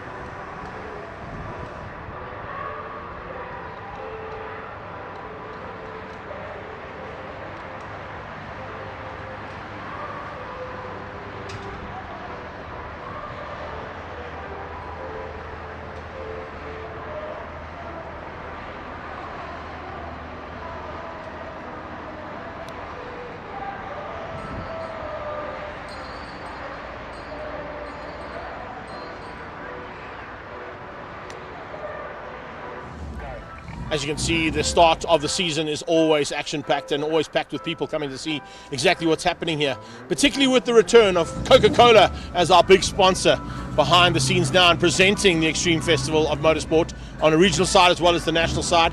We're here at Zwartkops for the very first round of the regional championship. We head to Cape Town next weekend for the first round of the national championship. But as you can see in the background, man, that's how you want to start a season. Lots of people, lots of action, lots of entertainment.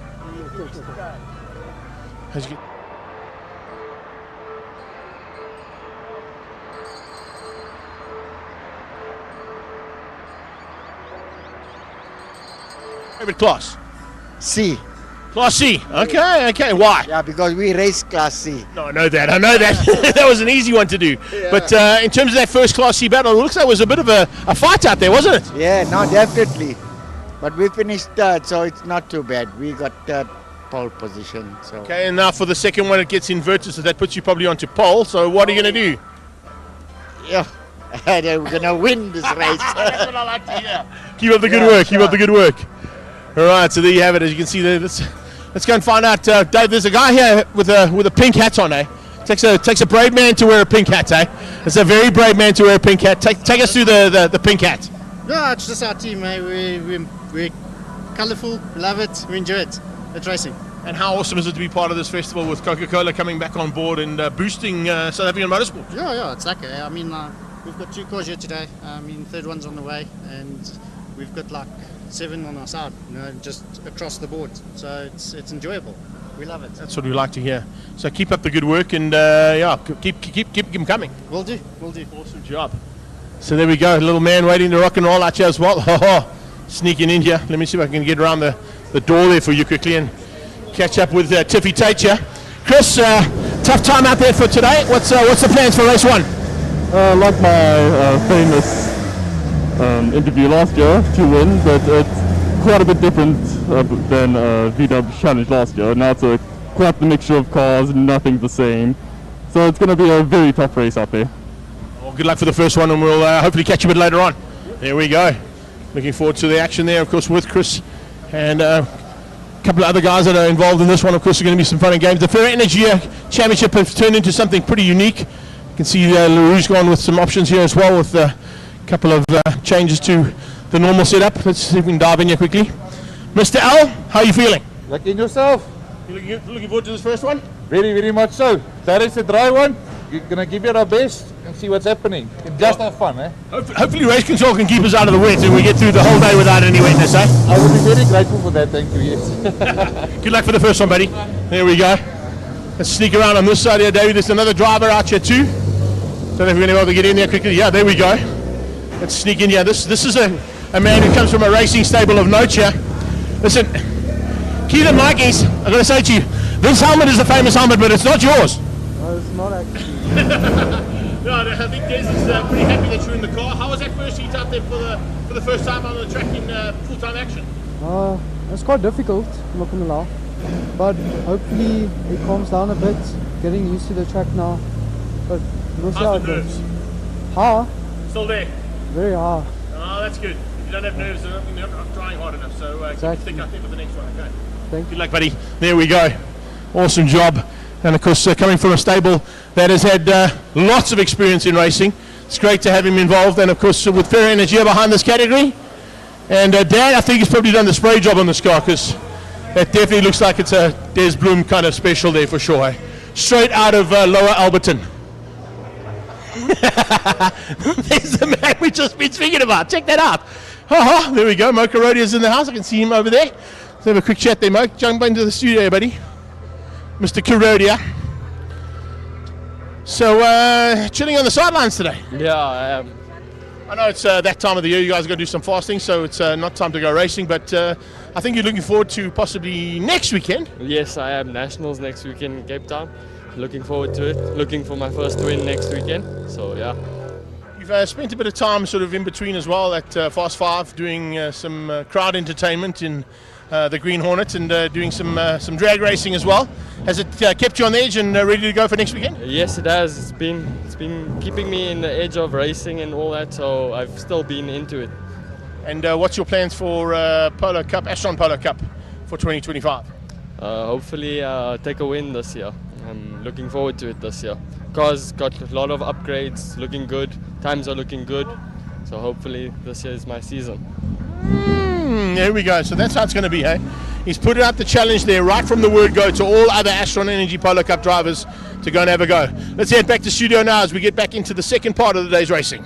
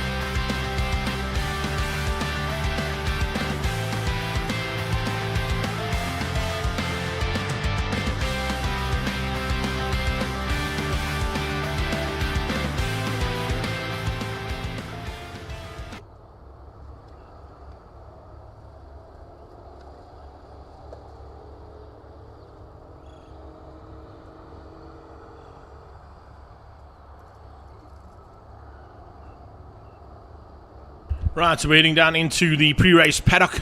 Let's go and catch up with a lady who's been on track already twice, I think, this morning. Let's see what Mal Spurs' plans are for now. 2, 1. Hey there, so first race of 111 for the year with my new livery with Origin Oil. Big thanks to them. I've just done a quick Supercars Invitational race and spun on lap 1 and finally did the laps I should be doing. So let's hope these times are going to follow through in this race and we keep it going. So hold thumbs.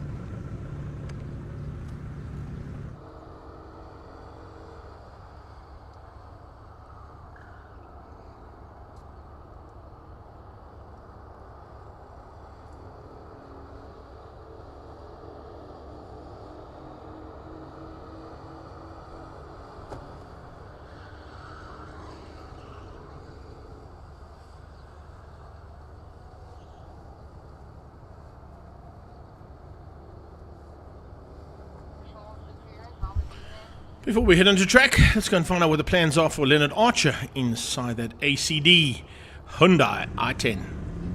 Okay, 3, 2, 1. What are your hopes and expectations for this season? I'm sure we're going to have, we've got quite a lot of entries for the year, members and stuff. There's some good cars and stuff, so I'm sure we're going to have a very exciting year ahead of us. And yeah, we definitely, everybody's looking towards it, and I'm sure everybody will try their best and enjoy it.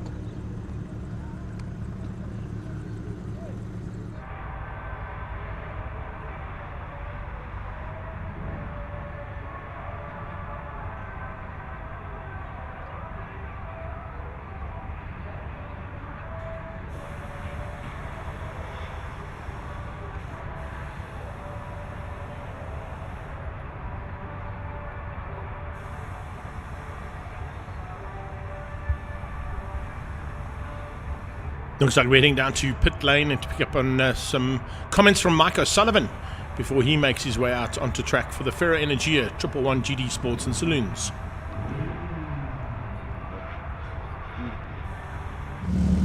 Mike, what are your hopes for 2025? Hi, I'm after that one. That's the car I'm after, and keep all of these behind me. And yeah, it's going to be a great race. I look forward to it.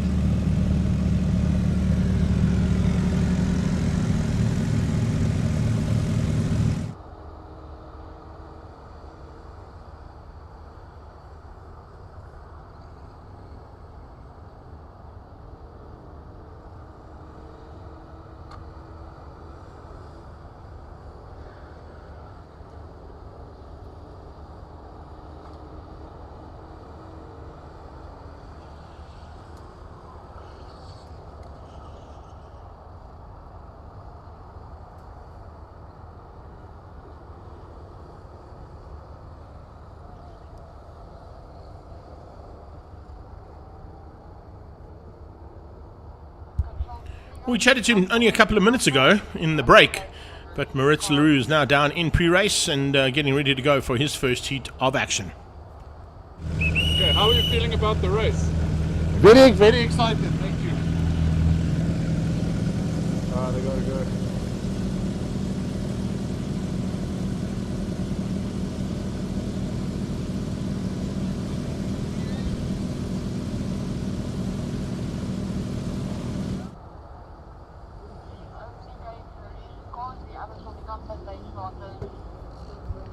We're about to chat to him, but as you can see, they're rolling out, so we had to put that one on hold. We'll get him a bit later on if we need to.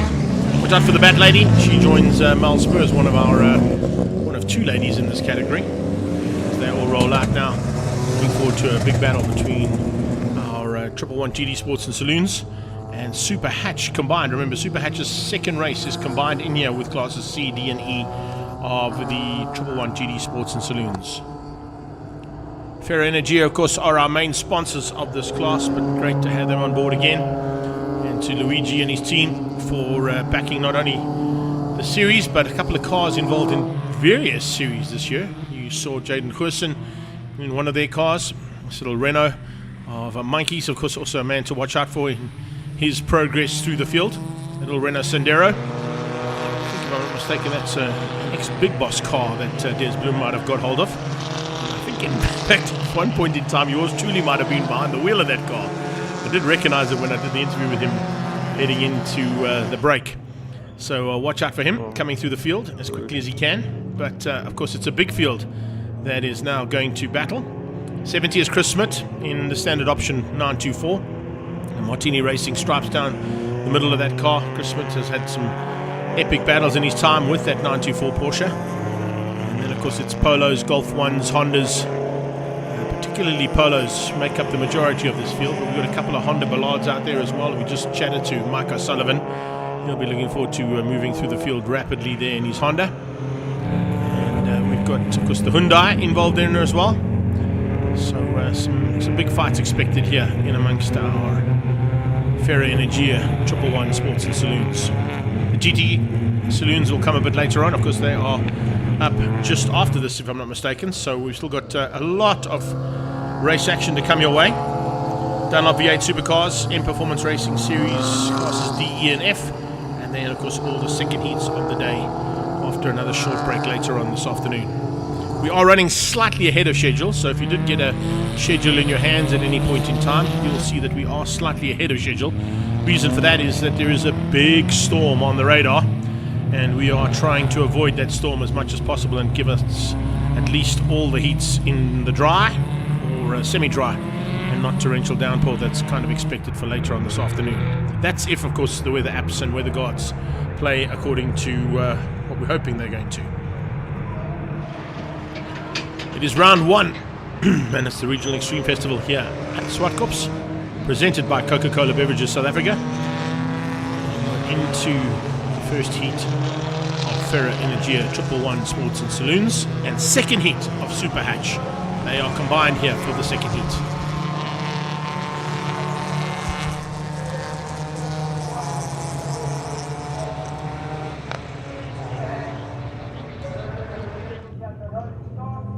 Lined up now behind the Toyota Gazoo Racing GR Pretoria Toyota.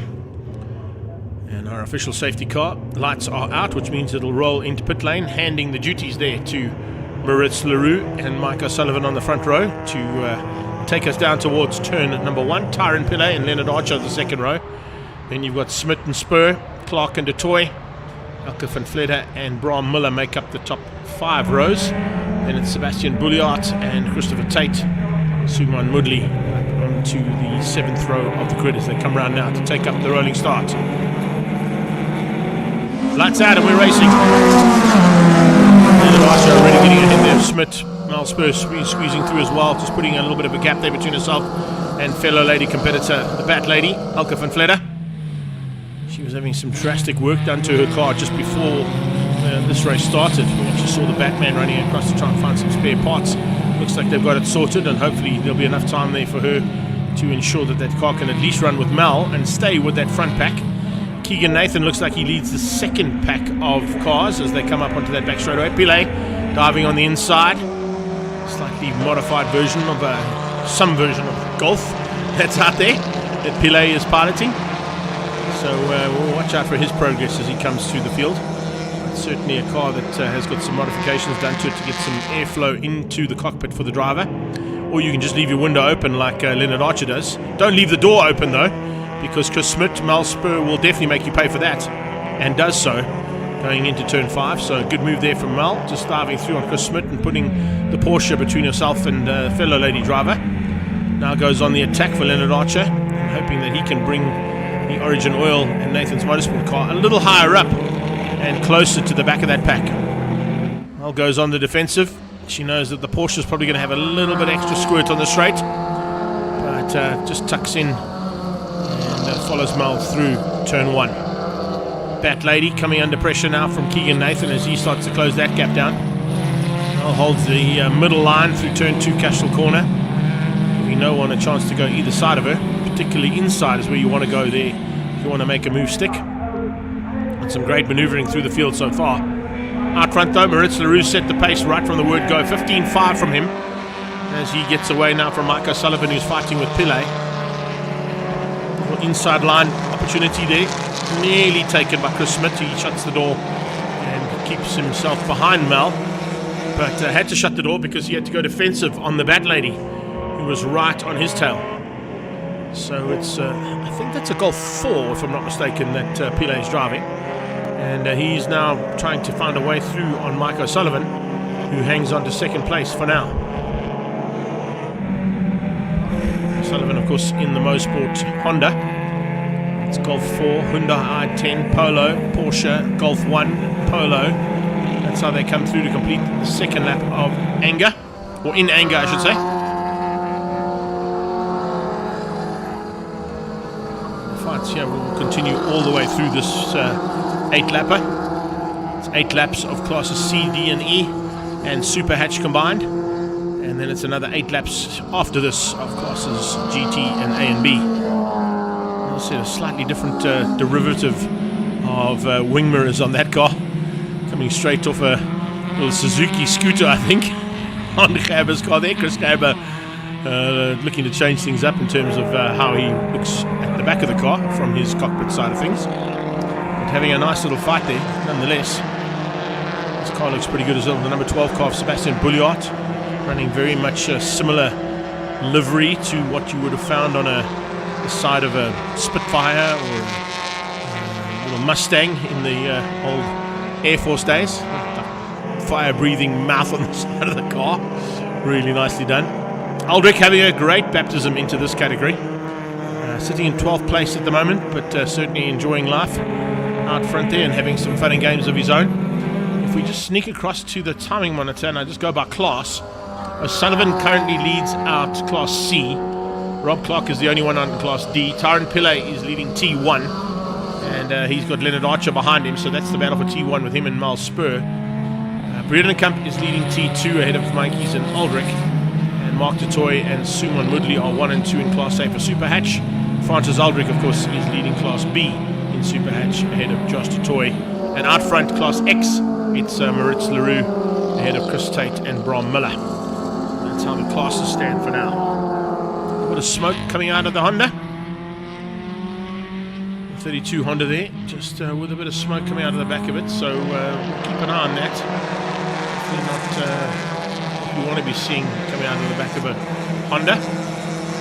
And Leon Brendenkamp will be concerned about that because remember he is leading Class T2 at the moment over Monkeys and Aldrich.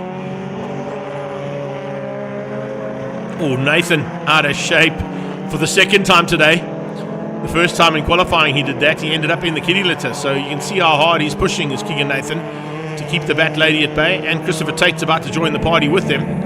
So the two young gentlemen of this category fighting with, I'm not going to say an older lady, but certainly a more mature woman in that car. And I say that with the utmost respect because Elke van Vledder has certainly got a great turn of pace when it comes to racing a motor car, particularly a Golf 1 or Golf 2, which both her and her husband have made themselves famous for as the Bat Lady and Batman.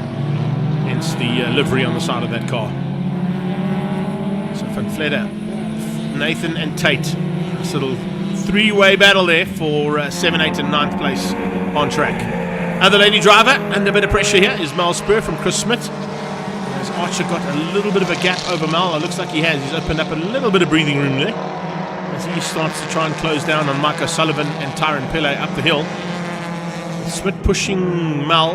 She might just be able to bridge that gap between herself and Leonard Archer in the ACD Welcome car. They come through, and this is a nice run here from these three cars, and they are certainly bridging that gap. The gap is coming down. Mike O'Sullivan has opened up a little 2 car lengths over Tyron Pillay, but Pillay will have to be very concerned about the pace of Archer, Spur and Smith behind him.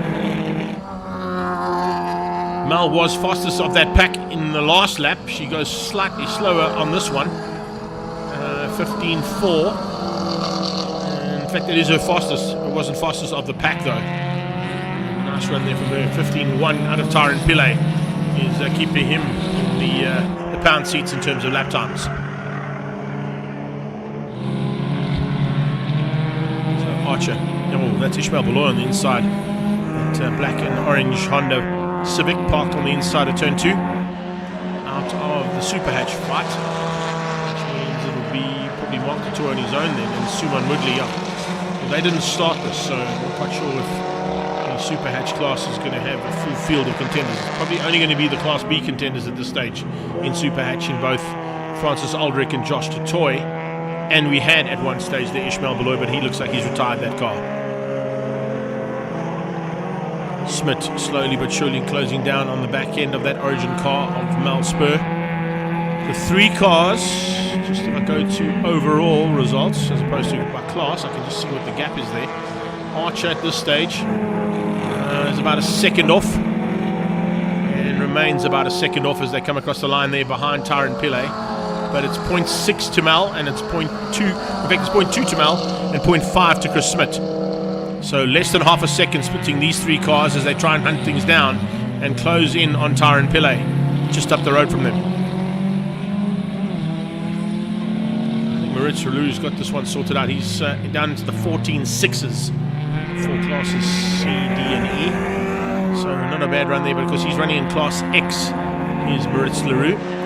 So it's kind of an invitational class. He's not quite in the Class A, B, C of 111 Sports and Saloons. And because it's C, D and E that are on track at the moment, it's not even A and B, they're up next. These three fighting, they're actually working together quite nicely. Malspur goes for a late outbraking maneuver around the outside of turn 5. She'll remain outside of turn 5 and get around. That is a fantastic move there from Malspur. Squeezing around the outside of Leonard Archer, and now Archer falls into the clutches of the Porsche. So he has to go almost instantaneously on the defense to keep out Chris Smith, who tried to get through on him as well. So as they come across the line, we've got a lap to go for the leaders, and Maritz Leroux's currently perfectly placed for a win. Fight on here between the 12 car of Sebastian Bouliart and Francis Aldrich. Chatted to Bouliart's team as well about the loud pink hats that they're wearing, but certainly a nice look at how things should go there. From 3 cars, he says they're up to about 7 cars by the next round. So certainly a couple of cars not quite ready for race 1, but definitely going to be ready for the next round at Kyalami, remember, of our regional championships. Maritz Leroux has not put a wheel wrong all race long. Perfectly done so far. And looks like he's going to go plain sailing for the win here in Class X and overall for the first heat of 111 GT Sports and Saloons, courtesy of your green energy partner, Ferro Energia. Mark O'Sullivan also happy with second place, comfortable in second place as well. About 5 seconds up the road from Tyron Pillay, he managed to open that gap up to. But the flag's out and Leroux takes it. Puts in the fastest lap of the race on that last lap as well. 14.644 from Maritz Leroux. Great effort there from him to win out over Mike O'Sullivan. Here we go, Bouliart and Aldrich. Aldrich just squeezing through. Has he got it? Yes, he has. He might have to go defensive down into turn 8 to keep Bouliart out. He does just that as he goes late on the brakes into turn number 8. He'll hang on for a potential win in that class now. So nice effort there from Francis Aldrich and from Bouliart's point of view. So if we look at the classes, Francis Aldrich beating out Josh Dutoy for Class B in Super Hatch. Leon Bredenkamp has hung on to take out the T2 class for Super Hatch ahead of Mikey's, and that's the top 2 there. In Class T1, Tyron Pillay beating Mal Spur. Leonard Archer in 3rd place there. That's them in shot right now as they head down the back straightaway. Chris Smith behind them. Smith, of course, was fighting for honours in Class C overall behind Mike O'Sullivan. Alka van Verde will get 3rd place in that. And Rob Clark will take Class D. Had he started, he didn't start this one though, unfortunately. And Class X, Maritz Leroux, Chris Tate and Bram Miller wrap up our first heat of 111 GD Sports and Saloons, classes C, D and E. Super Hatch is now done and dusted. They are finished for the day. So they'll be enjoying the rest of the day's racing from the sidelines, watching the next part of the action coming from their fellow competitors out of Ferro Energia 111 GD Sports and Saloons, and it'll be the GTs, Class A and Class B.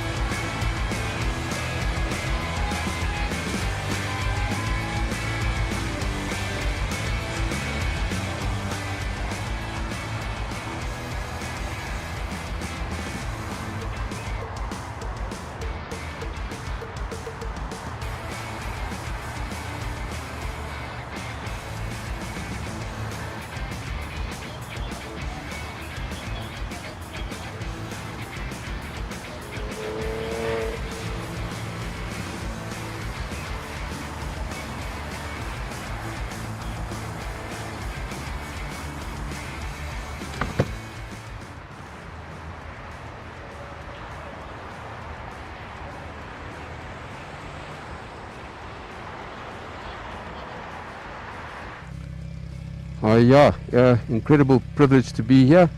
As usual, Zwartkops doing an amazing thing, obviously. Being a driver, enjoying it to the utmost. I'm third on grid at the moment. There's less than half a second between 8 of us up in the top 10. It's an incredible achievement, and I'm looking forward to a great race. Thank you.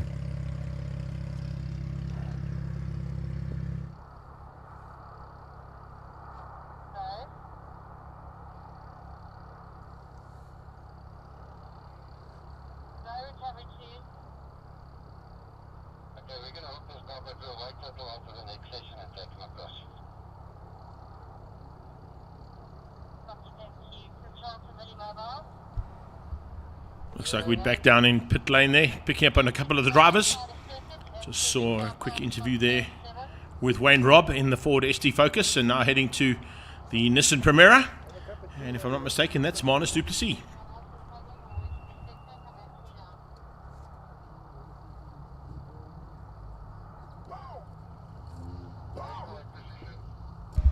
Looks like they've called him to the start, so we're not going to catch up there with Manus as our cars are about to roll out. We've got Mark Tutoy, who's on pole position alongside George Economides. And then it should be Charles Folds and Wouter Rus who will make up the second row. But they're about to roll out now for first heat of Ferro Energia 111 GD Sports and Saloons classes A and B.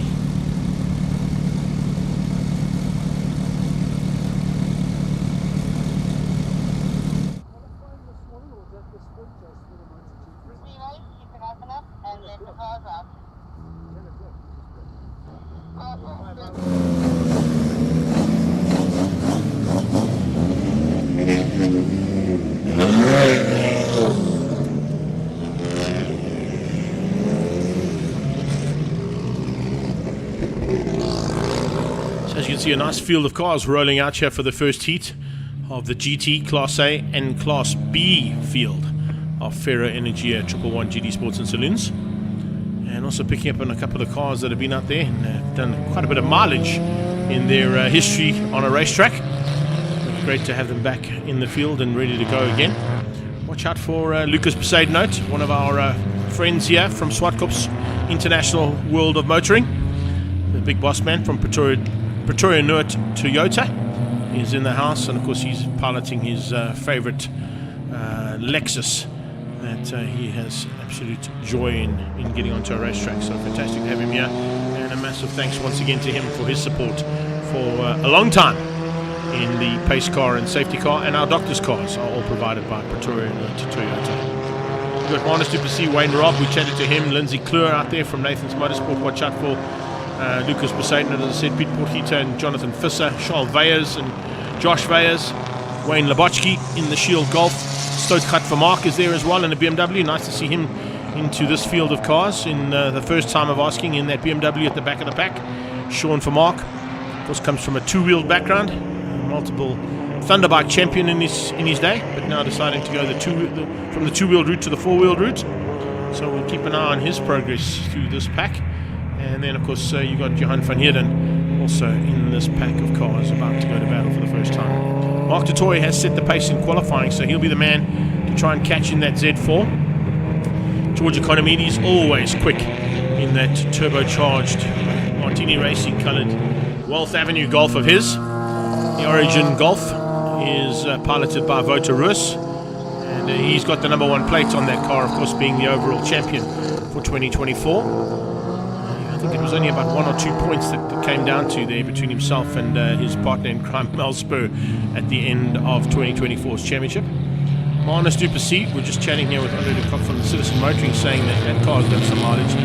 The ex-George Besaidnout Nissan Primera, if I'm not mistaken, and has had lots of laps put in it around this circuit in its past and history.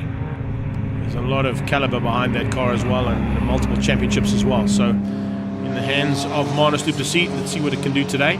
Wayne Robb is always a big concern in this field in that ST Focus RS of his. It's a very, very quick car. The Shield Golf is the most consistent car, I'd probably say, out of all of these cars that are there, and part of that Shield Racing team that both the Smallberger boys and Labochki enjoy time out with.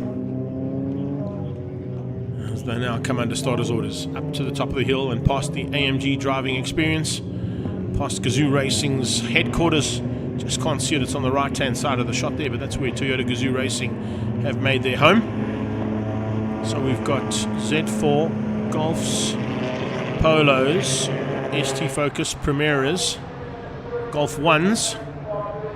We've got a Lexus out there as well, the LX300 I think it is that he pilots. 2 Opel Cadets, a BMW at the back of the pack as well, in the hands of Sean Vermaak. It's a F22 235i that he pilots. As the lights go out for 8 laps of action, and the first heat of our GTs, Class A and Class B on Triple One Sports and Saloons.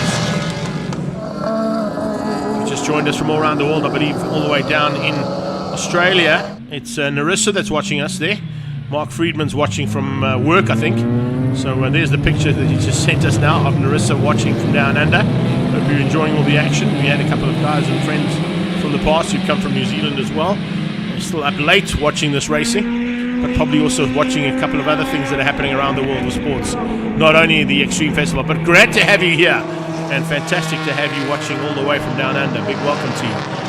So that's what it's all about. We pick up on action all around the world in the Extreme Festival, and that's why we've got the likes of Coca-Cola Beverages South Africa coming back on board as our partner. It is the Trans-Africa Racing Z4 that leads out of Mark du Toit. He's got George Economides on his tail looking for a way through, but that's not always an easy thing to do. Mark du Toit is arguably one of the most difficult men to get around at this track. Behind that, Manus du Plessis, then Wouter Roos, Wayne Robb, Lindsay Kleur sneaking through there. Just into the mix there, by the looks of it, is Piet Potgieter, and then Jonathan Visser. Watching in the background as well as the other cars start to make their way to the front end. Craig Priestley is a man to watch out for too. As they come into the mix, Lebotsky is starting to get into his rhythm. Looking to try and stay there with Charles Veyers and keep Charlie Falds out behind him. Falds is the man on the charge, and Falds right now, of course, piloting that WRX Subaru. Oh, here we go. Is that little bit of extra squirt from the Golf going to give him a chance to squeeze through? I think he might have. There might be a change up for the lead there. George Economides definitely had a big look into turn 4 to get through. Find a way past Jonathan Visser. Auto Express Polo around the outside, keeping out Piet Potgieter for now. Speaking of keeping out, well, Mark du Toit will try and hang on to that outside line if he can, to see if he's able to do anything about George Economides' attack on him right now. Economides is around the outside of turn 7, which will mean that du Toit's got the advantage and the inside line for turn 8. But it's literally been 5 corners that those two cars were almost wing mirror to wing mirror. It's great to see. Now they get the power down. Here comes the Primera along for the ride, about to join the party. Inside line though from Economides, and he's got the lead. George Economides getting the drive down the straight and takes the inside line, takes the lead, and puts du Toit down into second. Around the outside comes du Plessis. Manus du Plessis in the forklift mining machine looking for a way past. Can he get through? No, he can't. But he's certainly giving Mark du Toit a very good run for his money. Wouter Roos in 4th place, Wayne Robb in 5. That's how they complete the first 2 laps of race action here. And here comes a charge from the Nissan. Primera looking for a way past. Can't find it just yet though. Big battle on here, that's for sure. For 2nd place, it's up for grabs. See, even the crowds on the sideline are loving this little fight. The forklift mining machine taking on the Trans-Africa Racing BMW. Mark du Toit, arguably with 1,000 million more laps around this track than the man in 3rd place has had. But needless to say, that didn't faze him. Wayne Robb is closing slightly there on Wouter. Wouter at this stage in 4th place, looking for a chance to keep Wayne Robb behind him. Lindsay Kleur, his stablemate, is just behind that in the 2nd of the Nathan's Motorsport Prep cars. If I go to my timing monitor and I go to class, Wouter, Wayne Robb and Lindsay Kleur are the top 3 in Class A. GT's, Economides, du Toit and Fowles. Charlie Fowles quite a long way down though. He's down in 14th place for that 3rd place. Class 6 is Manus du Plessis. So Manus is an invitational car in this battle, but having a great time of it. Normally pilots that car in Silver Cup, if I'm not mistaken. So great to have him in the mix here with Triple One GT Sports and Saloons. And then, of course, the GT class, as I said, led out at this point by George Economides ahead of Mark du Toit. There's a move from Lucas. Lucas from Sadenote making his way through. Up one position there, possibly. He will try and get ahead.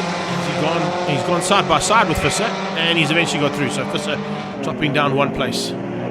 Charles Veyers is in the mix there as well. Look at that little Opel putting in big effort there to stay with the big Lexus and the Polo that's alongside him. And then Labotsky waiting in the sidelines. He'll pick up any of the pieces if something goes wrong. And behind him, it's Craig Priestley. So a 5-way fight here for what is 4th and 5th in Class A of Triple Ones. So it's a great little battle.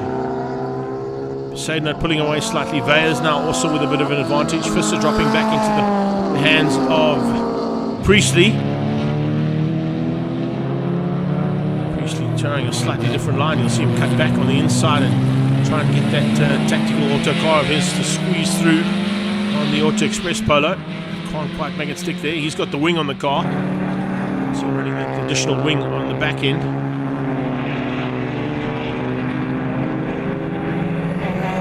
Goes down towards turn 4. No change. That's a little bit of a drive there from Priestley. Maybe up the hill here you'll get the drive. And they both look to try and attack the Shield Golf of Wayne Labotsky. Here are our leaders out front. George Economides, Mark Dutoy, and the Invitational class leader, Marnus Duplessis. So Class GT up for grabs here between Economides and Dutoy. Marnus is looking for 3rd overall, but he'd love to beat these two cars ahead of him for the overall victory, that is for sure. And of course he's already sewn up his Invitational class victory if he stays where he is right now. Voter, Wayne Robb. Next car would have probably been Lindsay Kleur in the orange and black Nathan's Motorsport machine. Little Golf doing an amazing job, just as well as what Voti's car is doing. Slightly different pace from the two of them though. Currently Voter doing 1:11 ones, 1:11 dead from Wayne Robb. He's right on the pinnacle of breaking out. Remember, the Triple Ones are based on a 1:11 lap around Zwartkops, and we've got 5 cars all in the 1:11 mark. But if they go quicker than 1:11, then they are basically disqualified because they are not allowed to break out of that 1:11 dead bracket. And it was a 0.72 that Wayne Robb put in on that last lap. So he's 0.07 of a second out of breaking out of his allotted time allocated to Class A. Sadenote and Veyers having a fantastic little fight there. That's for 8th and 9th on track at the moment. Do we see any faster laps out of those first 2 cars coming through there? We'll wait for the timing to change up there ever so slightly. Let's go back to the overalls as opposed to class results there. So Voter Roos currently in 4th overall. And no 11.5s and 11.8s out of those two. So they've slowed up slightly. Maybe the pit boards have told them to just take it easy. They don't want to be throwing away these high positions in their class by breaking out. So with 11.1 as his fastest, but he's doing 11.8 now. 11.5 out of Wayne Robb, but 11.072 was his fastest. That's how tight he came to nearly breaking out. Up towards turn 6 they come. Double right-hander into a left-hand flick that takes them down the hill. And they will be on their way to starting the final lap, if I'm not mistaken. Yeah, 1 to go. 1 lap to go. And man alive, as Wayne Robb closed that gap down. Robb has brought that ST Focus into play here, into the final lap. Economides trying to fend off the intentions from Mark Dutoy. Dutoy looking dangerous. Dutoy gets good drive out of Castrol. He tucks right under the wing of that Golf ahead of him. Marnus Duplessis is going to settle for 3rd. He's going to take the victory in the Class X category. But there you can see, that's where the turbo comes in. Just that little extra squirt on the straight to stay ahead of Mark Dutoy in the Z4. Up the hill once again when that turbo kicks in. Change of surface flag being shown. Somebody may have run wide here at the top of the hill. We didn't get that. But there's definitely a change of surface flag being shown there, heading up into the braking point for turn 5. Everybody seems to have got through there unscathed, fortunately. And now down towards the final corner for the last time. Economides goes defensive just to make sure there's no late move here coming from Mark Toy. Flags out, and he'll take the first win of the year in 111 GD Sports and Saloons, courtesy of your green energy partner, Ferro Energia. He wins out over Mark Toy. Charles Fowles will take third place in the GT class, although he's all the way down in 12th place overall. Marnus Duplessis takes Class X. Voto Ruas will take Class A, ahead of Wayne Robb and Lindsay Kleur. And Pete Portita will come through there for the 4th place in that class. And if we just go to the classes quickly, if I can just click into that one. So we can see Lucas Poseidon will end up in the top 5 for Class A. Class B, it was Sean Vermaak who took a victory on debut in that BMW. Congratulations to him, beating out Wayne Labochki, that man right there. Labochki at this stage second in Class B. But Sean Vermaak, I think, has kept him out for now. And a good run there for the BMW driver in that 235i. Beats out Wayne Labochki in the Shield Golf 1. Economides, DeToy and Charlie Fowles will do DTs. Marnus, your Class X winner. Vermaak takes the win in Class B, and Class A went to Wayne. It says to Wayne Robb, I'm not quite sure why. Anyway, we'll get confirmation of that. Maybe just a change up on the board there. Up next, we enter the Dunlop V8 Supercars. They will be out on track shortly. You can see them waiting in the sidelines and ready to go. We'll try and catch up with a few of the drivers before they make their way onto the circuit as well. We are into the first heat of the Rolling Thunder.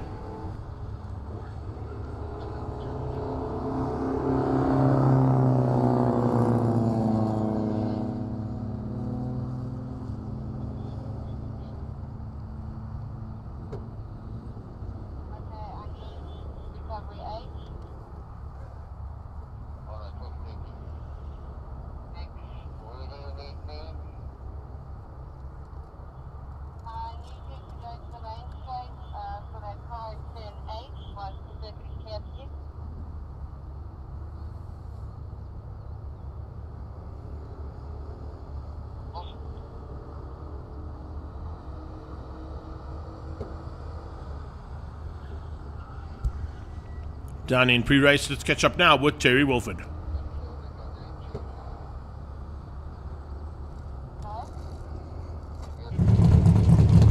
Yeah, guys, it's the first race of the year in Dunlop V8 Supercars, so I think everybody's excited to be back on track. We're excited to be back at Zwartkops. It's always an awesome track to come to, and yeah, we've got a nice field, and a couple of cars have been sold and changed hands, so it's going to be good for the balance of the year. I think it's first race. Going to have a bit of fun and obviously try and get some points on the board, and that's it. We look forward to it.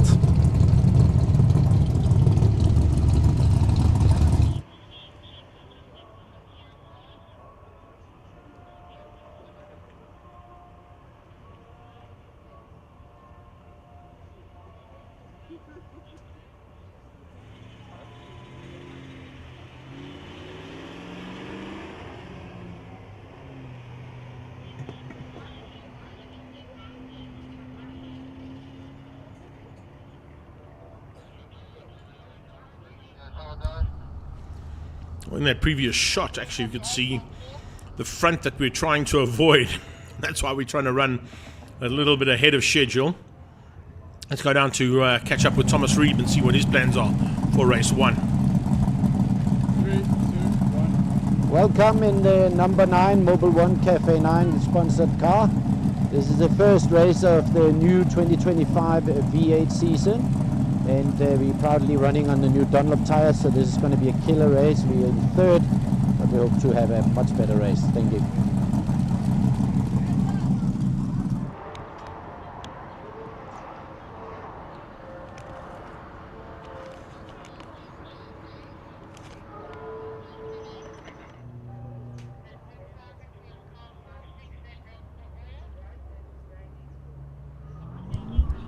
Marshals are working on something out of turn 7 there, I can see. There was a change of surface in that previous race coming out of turn 5, and I think they're just making sure that whatever was dropped in turn 5 hasn't gone all the way around through 5, 6 and 7 before we send these big bangers out. But of course with these big Dunlop slick tyres, They've got to be very careful that there's no lubricant out there. Man is certainly looking forward to today's racing. Of course, will be Warren Lombard.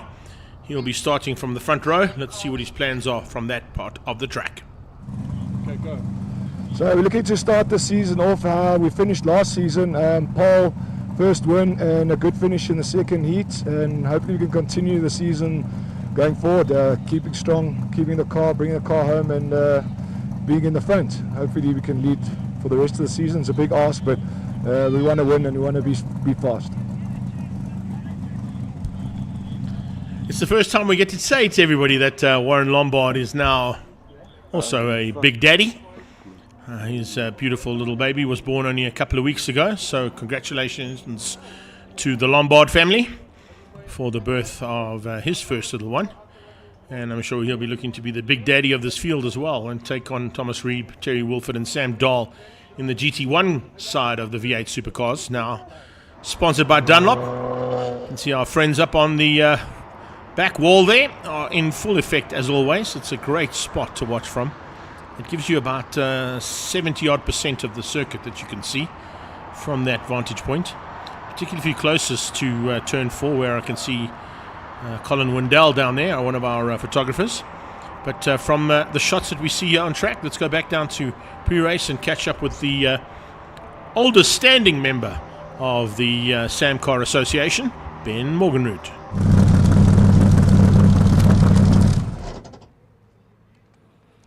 Ben, tell us about your hopes for this season. Well, this is my first full season back in the V8 Supercar category. I've been out of it for a number of years, and looking forward to it. They've made some rule changes, which I enjoy. We've spent a lot of time on the car. My crew behind you, myself, have been working on this car now for months to get it to where it is today. I'm quite chuffed with being second on the grid after a long absence. So let's hope it continues at that way and just gets better. Only way it can get better is if I have pole or win the race. And Ben, of course, will be running also under Dunlop sponsorship and Dunlop tyres, but he falls under the X category, so it's an invitational category that Ben Morgenroot will be piloting his Ben Morgenroot Auto Mustang. So expect a fight between him and Warren Lombard, at least at the front with Thomas Reeb.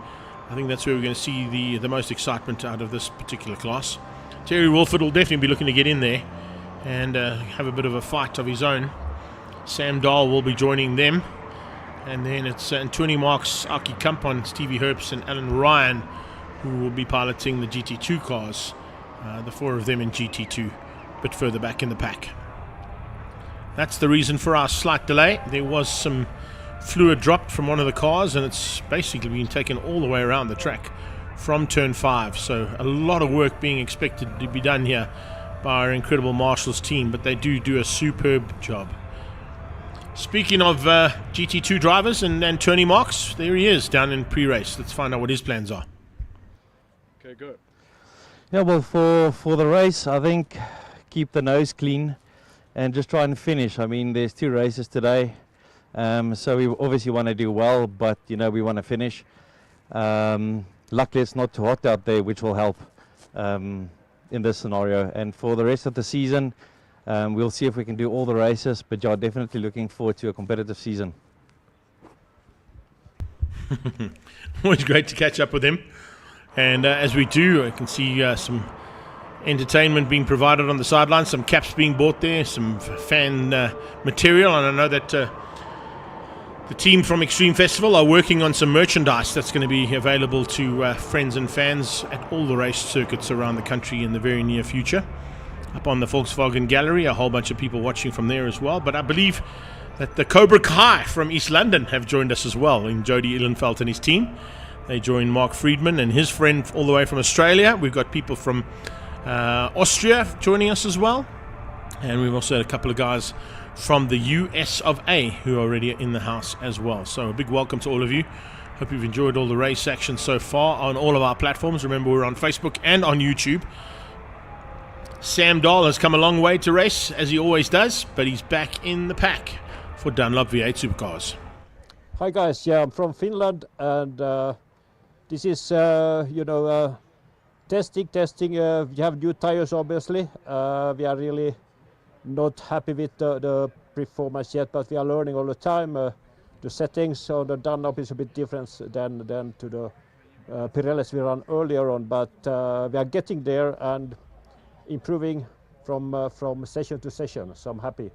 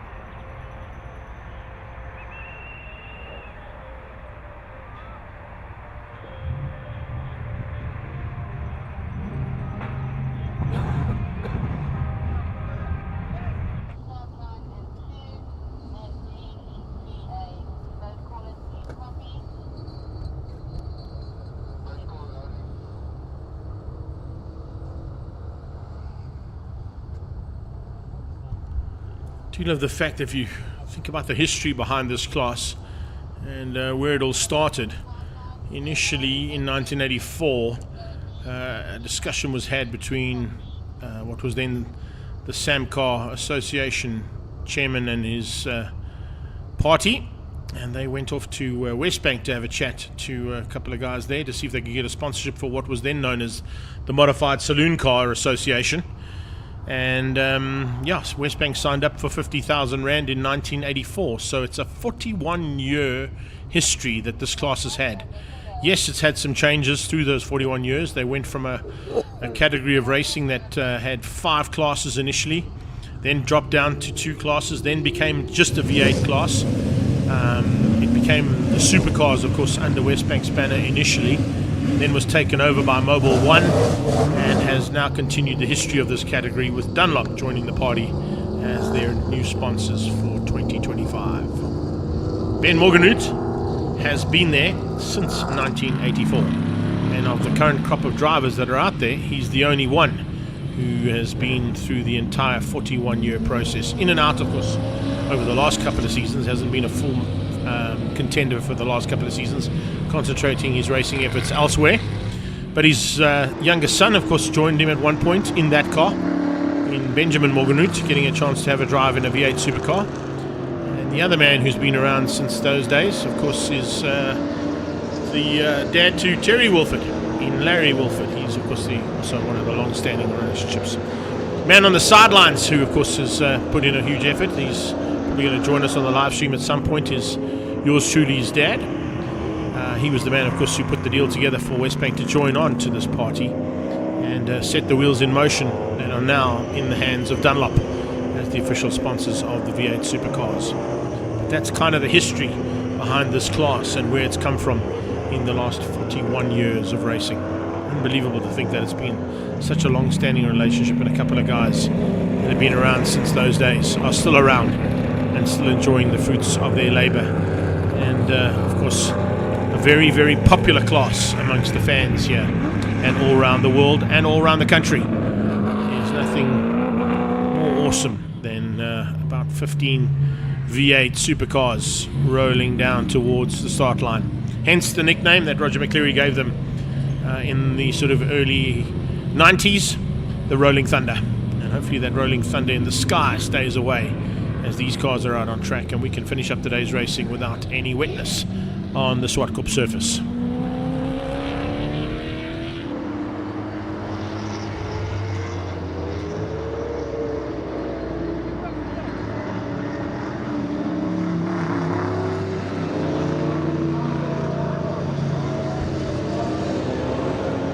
So as they come rolling around, you can hear in the background, it's Mackie Adams' car at the back. That car was bought by, I think, if I'm not mistaken, Wayne Spicer.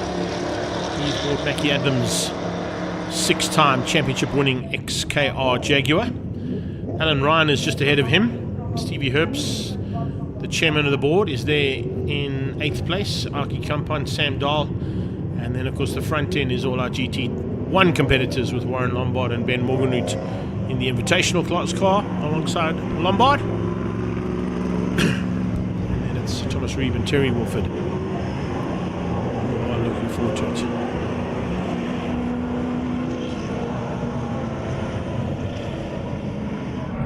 TW, looking forward to a battle, I'm sure, with Thomas Reeb as he lines up alongside him. And Morganhout will slot in behind and onto the left-hand side of Warren Lombard as they come out of the final corner. Now, understarters orders for the rolling start. They stay under yellow flags until they come out of turn 2 and head towards turn 3. All these big V8s will follow line astern and side by side if they can, but just slightly ahead of the competitors that they need to race against. And that's the whole idea of keeping these cars out on track. And in one piece, the 7 car out there, that is the X. No, sorry, that's Stevie Herbst. So I didn't recognize it, sorry. He's changed colours. I was about to say that's the ex-Julian Familiaris car, but no, Stevie Herbst also had a Corvette, so he just put a new spray job on that car. Changed that from the Prime Sprintation machine and the incredible spray job he used to have on that car. It had a little flick in the paintwork. There are a few new colours out there, Warren Lombard being one of them. He goes into almost golf racing style Mustang colours there. Wilford definitely in some new colours. You won't miss that car from the moon, I don't think. The Schick and Fuchs Mustang of Terry Wilford. He heads down into turn number 8. Behind him comes the Falcon of the Reman. Looking for a chance now to squeeze through there and lead things out in terms of the GT2 class. So Alki Kampan in 3rd. Is Sam Dahl who leads out. And Tony Marks who leads out over Sam Dahl. Tony doing a super run at this stage. It puts him 5th place overall on track, just behind Terry Wolford. The difference between GT1 and GT2 basically is the age of the tyres, but I don't know how that rule has changed up now with the introduction, of course, of Dunlop as their main sponsor. So they may have changed up the ruling on that one in terms of how they divide the 2 categories of racing.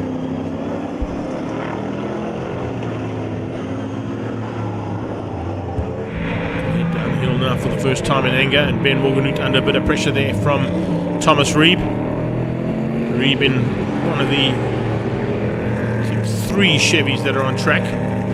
Thomas Reeb is the second one. We're going to head down to, of course, Stevie Herbst in the Chevy Corvette. And the 3rd of the Chevys is Alan Ryan. Of course, he's also in that Chevy. What is he? He's in a Chevy. He's in a Holden. Yeah, so it's basically the Chev Lumina.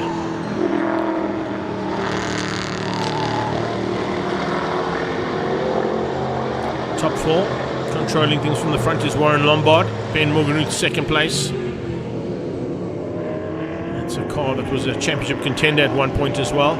Ben Morganhout has won this championship in the past in his racing career, which now is over 5 decades that Ben Morganhout has been racing motor cars in South Africa, unbelievably.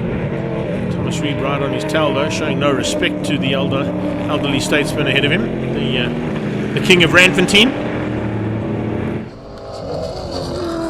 Rand Francisco Fontaine are going to be enjoying themselves. Rand Francisco massive, usually in full attendance here at the track when Ben Morganhout is racing. Lots of support from the sideline. I think the mayor might be here, that's Rolf du Plessis, and the deputy mayor, and looking for a chance to give him some support. Terry Wolford's closed the gap down slightly there, so Wolford now into the back end of Thomas Reeb. Marks, Dahl and Kampan have opened up, and they kind of equidistant apart at this point.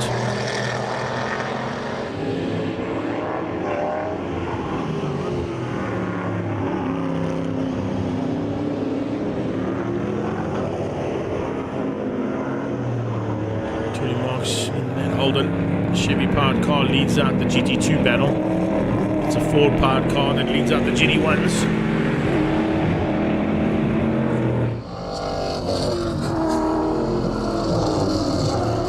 charge, certainly coming from a second Ford.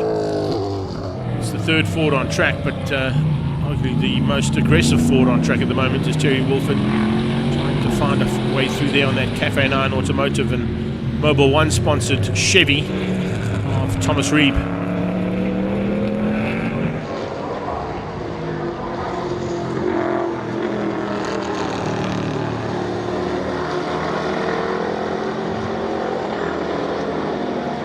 Fastest on track, understandably, getting the clean air out front. He's down to a 102.9 now. A little sideways there from Reeb. Great catch, but shows you that he's under pressure. Coming out of turn 5, he had to catch that car as it started to slide to the left-hand side. Remember, these cars around this track will be second and third gear mainly, maybe even to first into the hairpin at turn 2. They're able to do 140 k's an hour in first gear, the Class A cars anyway. So they'll certainly have a good turn of pace. Running that 4-speed box. And the lock diff at the back, just like a 600 horsepower go-kart that they're playing in here. It is fantastic to see them when they're in full flight though. Lombard just easing off slightly there, but as he does that, Ben Morgan, who turns the wick up, gets down into the 102.466s, so he goes quickest overall, trying to close the gap down on Warren Lombard. He's bridged it to within a second now, so Lombard will have to be wary. Can't afford to give up too much ground there to Ben Morganhood. Morganhood will certainly make him pay. Won't give him any opportunity to lose out on a chance of a win. Ben Morganhood is always hungry for a win. Even 50 years into racing, and hunger has not died. Lombard is eager for a championship though. To fight on a few occasions and just miss out over the last 3 seasons. One to Mackie Adlam and twice to Julian Familiaris. Shows you that starting the season and the possibility of this victory, that's what his intentions are, to stay at the front for 2025.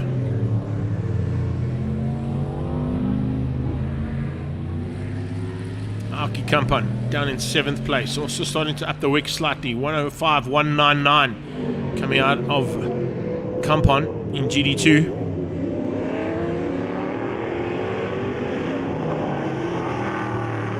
Oh, big spin for Terry Wolford. Is that a problem on the car as well? Did something blow there, or did he just light up the tyres a bit as he came under the braking point? Has something broken on the car? No, he's got going again, but he's lost out one position. So Anthony Marks has got through on him. Wolford now dropping down into 5th place overall on track, but still 4th in the GT2s. And under attack now from Sam Dahl.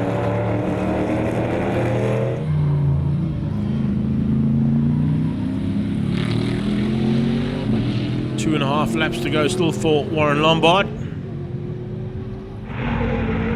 It's interesting to see how these big Dunlop tyres have now dealt with full race conditions. The sunshine that's come through there for the first time today on that back straightaway. It looks like it is. It's nice to see. It's been overcast here almost all day long, but certainly looked like a little ray of sunshine coming through there on the back straight. Maybe just a little break in the cloud cover that we've had all day here today. As I said, we are trying to push to try and get ahead of that front. It's just to the right-hand side of that last shot. And Morgan is weaving from side to side. Has he got a problem? He seemed to have a little weave to the side there just to double check. Maybe a fueling issue there on Morgan Hood's car, but no, he comes through flying in second. Maybe just a little comfort check there for Morgan Hood.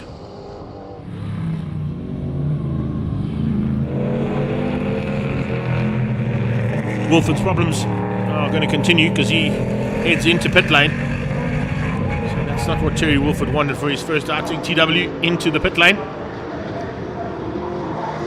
Morgan Hood 102.466, fastest car on track on the last lap there. Nice little run. And stays fastest at the moment. He's dropped down into the 103.7s though, so he's eased off slightly. Lombard's still in the 102.9s. And Lombard sideways. Ooh, that was nearly costly. Warren Lombard, and the same thing could be said there from Thomas Reeb. Is there something on the track? Possibly. There's definitely an issue down here between Steve Herbst and the 7-7 car of Alan Ryan. Double wave yellows into turn 8, so no overtaking for these cars. Unfortunately, they're just off the race line. But Stevie Herbst and Alan Ryan have come together. And that's going to be how things are going to start this final lap, with Ben Morganwood behind Warren Lombard. He would have backed out slightly, so there's a slight advantage gained there from that Pep Boys Automotive machine out front of Warren Lombard. Looks like Steve Herbst is battling to get that Corvette fired up as we went to the shot of the Mustang. Apologies on that. That's Aki Kampan who's parked on the sideline now as well. So a bit of a race of attrition at the end of this one. Red flag is out, so they will go one lap back. I'm just thinking if Aki Kampan didn't drop anything through turn 5, because 3 cars had a big moment through there. The 3 lead cars had a big moment. I'm not saying he did, but there was definitely a possibility that somebody had dropped something. Anyway, that will take them one lap back. They've got enough laps completed, and that'll ensure that Warren Lombard gets the victory over Ben Morganwood and Thomas Reeb in GT1. GT2s will go to Antoine Marks. Aki Kampan, I think, may still be classified if they go one lap back. He'll finish in 3rd behind Sam Dahl. But that Ford Falcon, as you can see there, parked on the sideline of Alan Ryan, is stuck in quite a dangerous position. That's probably the reason for the red flag, even though there was one lap to go. And I think they're sending them round. Yep, they're just going to send them round and send them back into pit lane. So that's how they will wrap things up for the first heat of the Dunlop V8 Supercars. And up next we'll head into the final first heat of our day, coming from the M Performance Racing Series, sponsored by BMW M Performance Parts, classes D, E and F.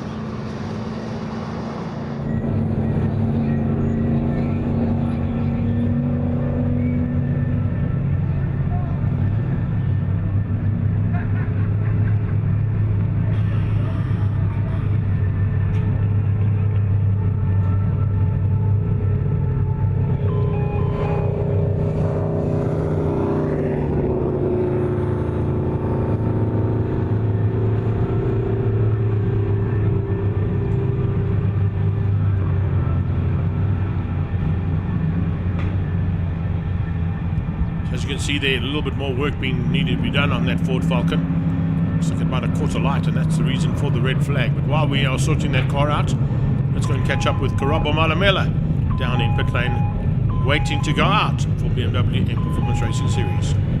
Excited for race 1 here today at the Zwartkops Extreme Festival, Regional Festival. And yeah, driving in this series has been a very good experience for me. I've enjoyed it a lot, and everyone has just been so welcoming and very supportive to this journey. So I just want to thank everybody for the support and that you continue supporting me.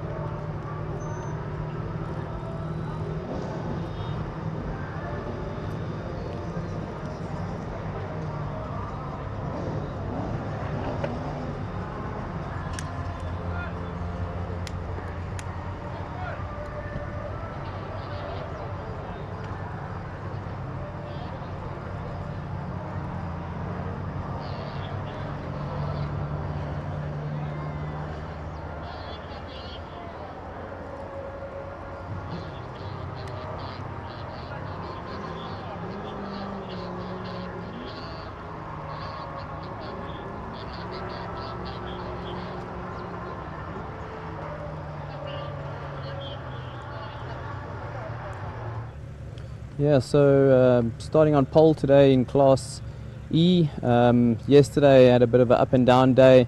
This morning it all came together with cooler temperatures, so we're going quite nicely, and yeah, it's going to be a tough 10 lap at least. The rain has stayed away, so let's have some fun and let's hope we all finish in one piece. Thanks.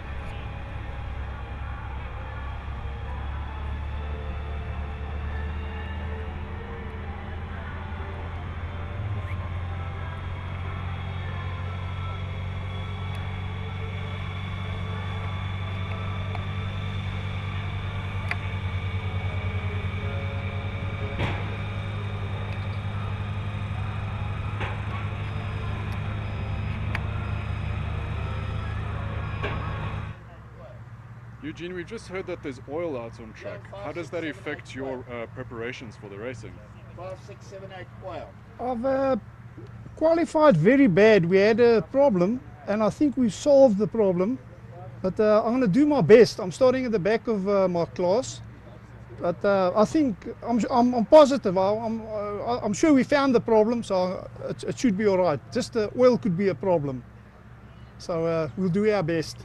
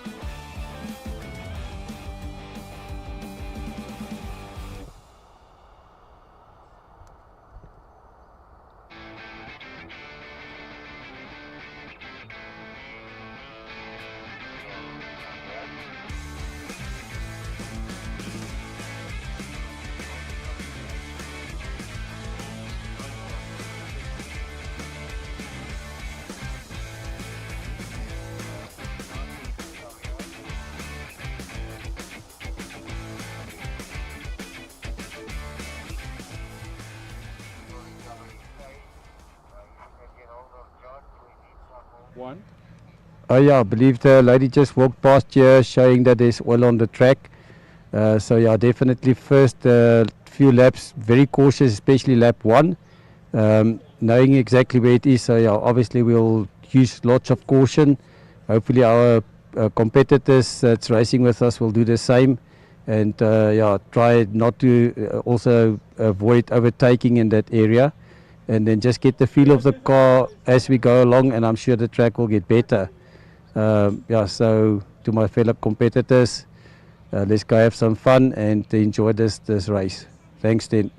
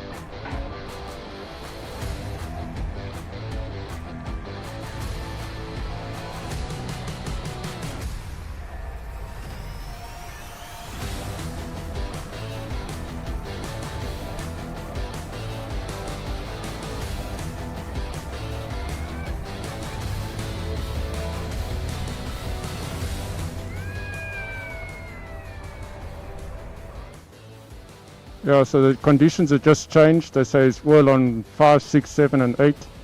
So take it a bit easy on the warm-up lap and try find the grip. But hopefully it won't slow us down too much. We can make up some positions.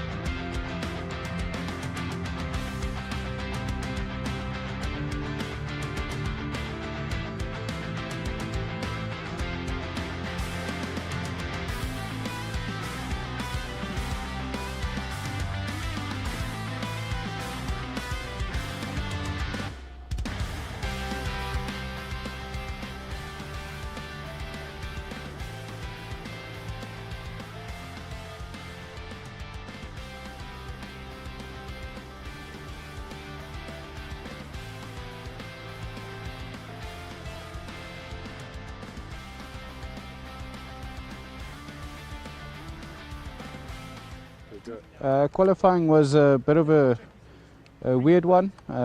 We're still new to this car, so we don't know it very well. We only managed one flying lap, but not too bad. I think given the fact that there's oil on the track now, we'll probably take it easier for the first few laps and then see and work our way through the field if the car behaves.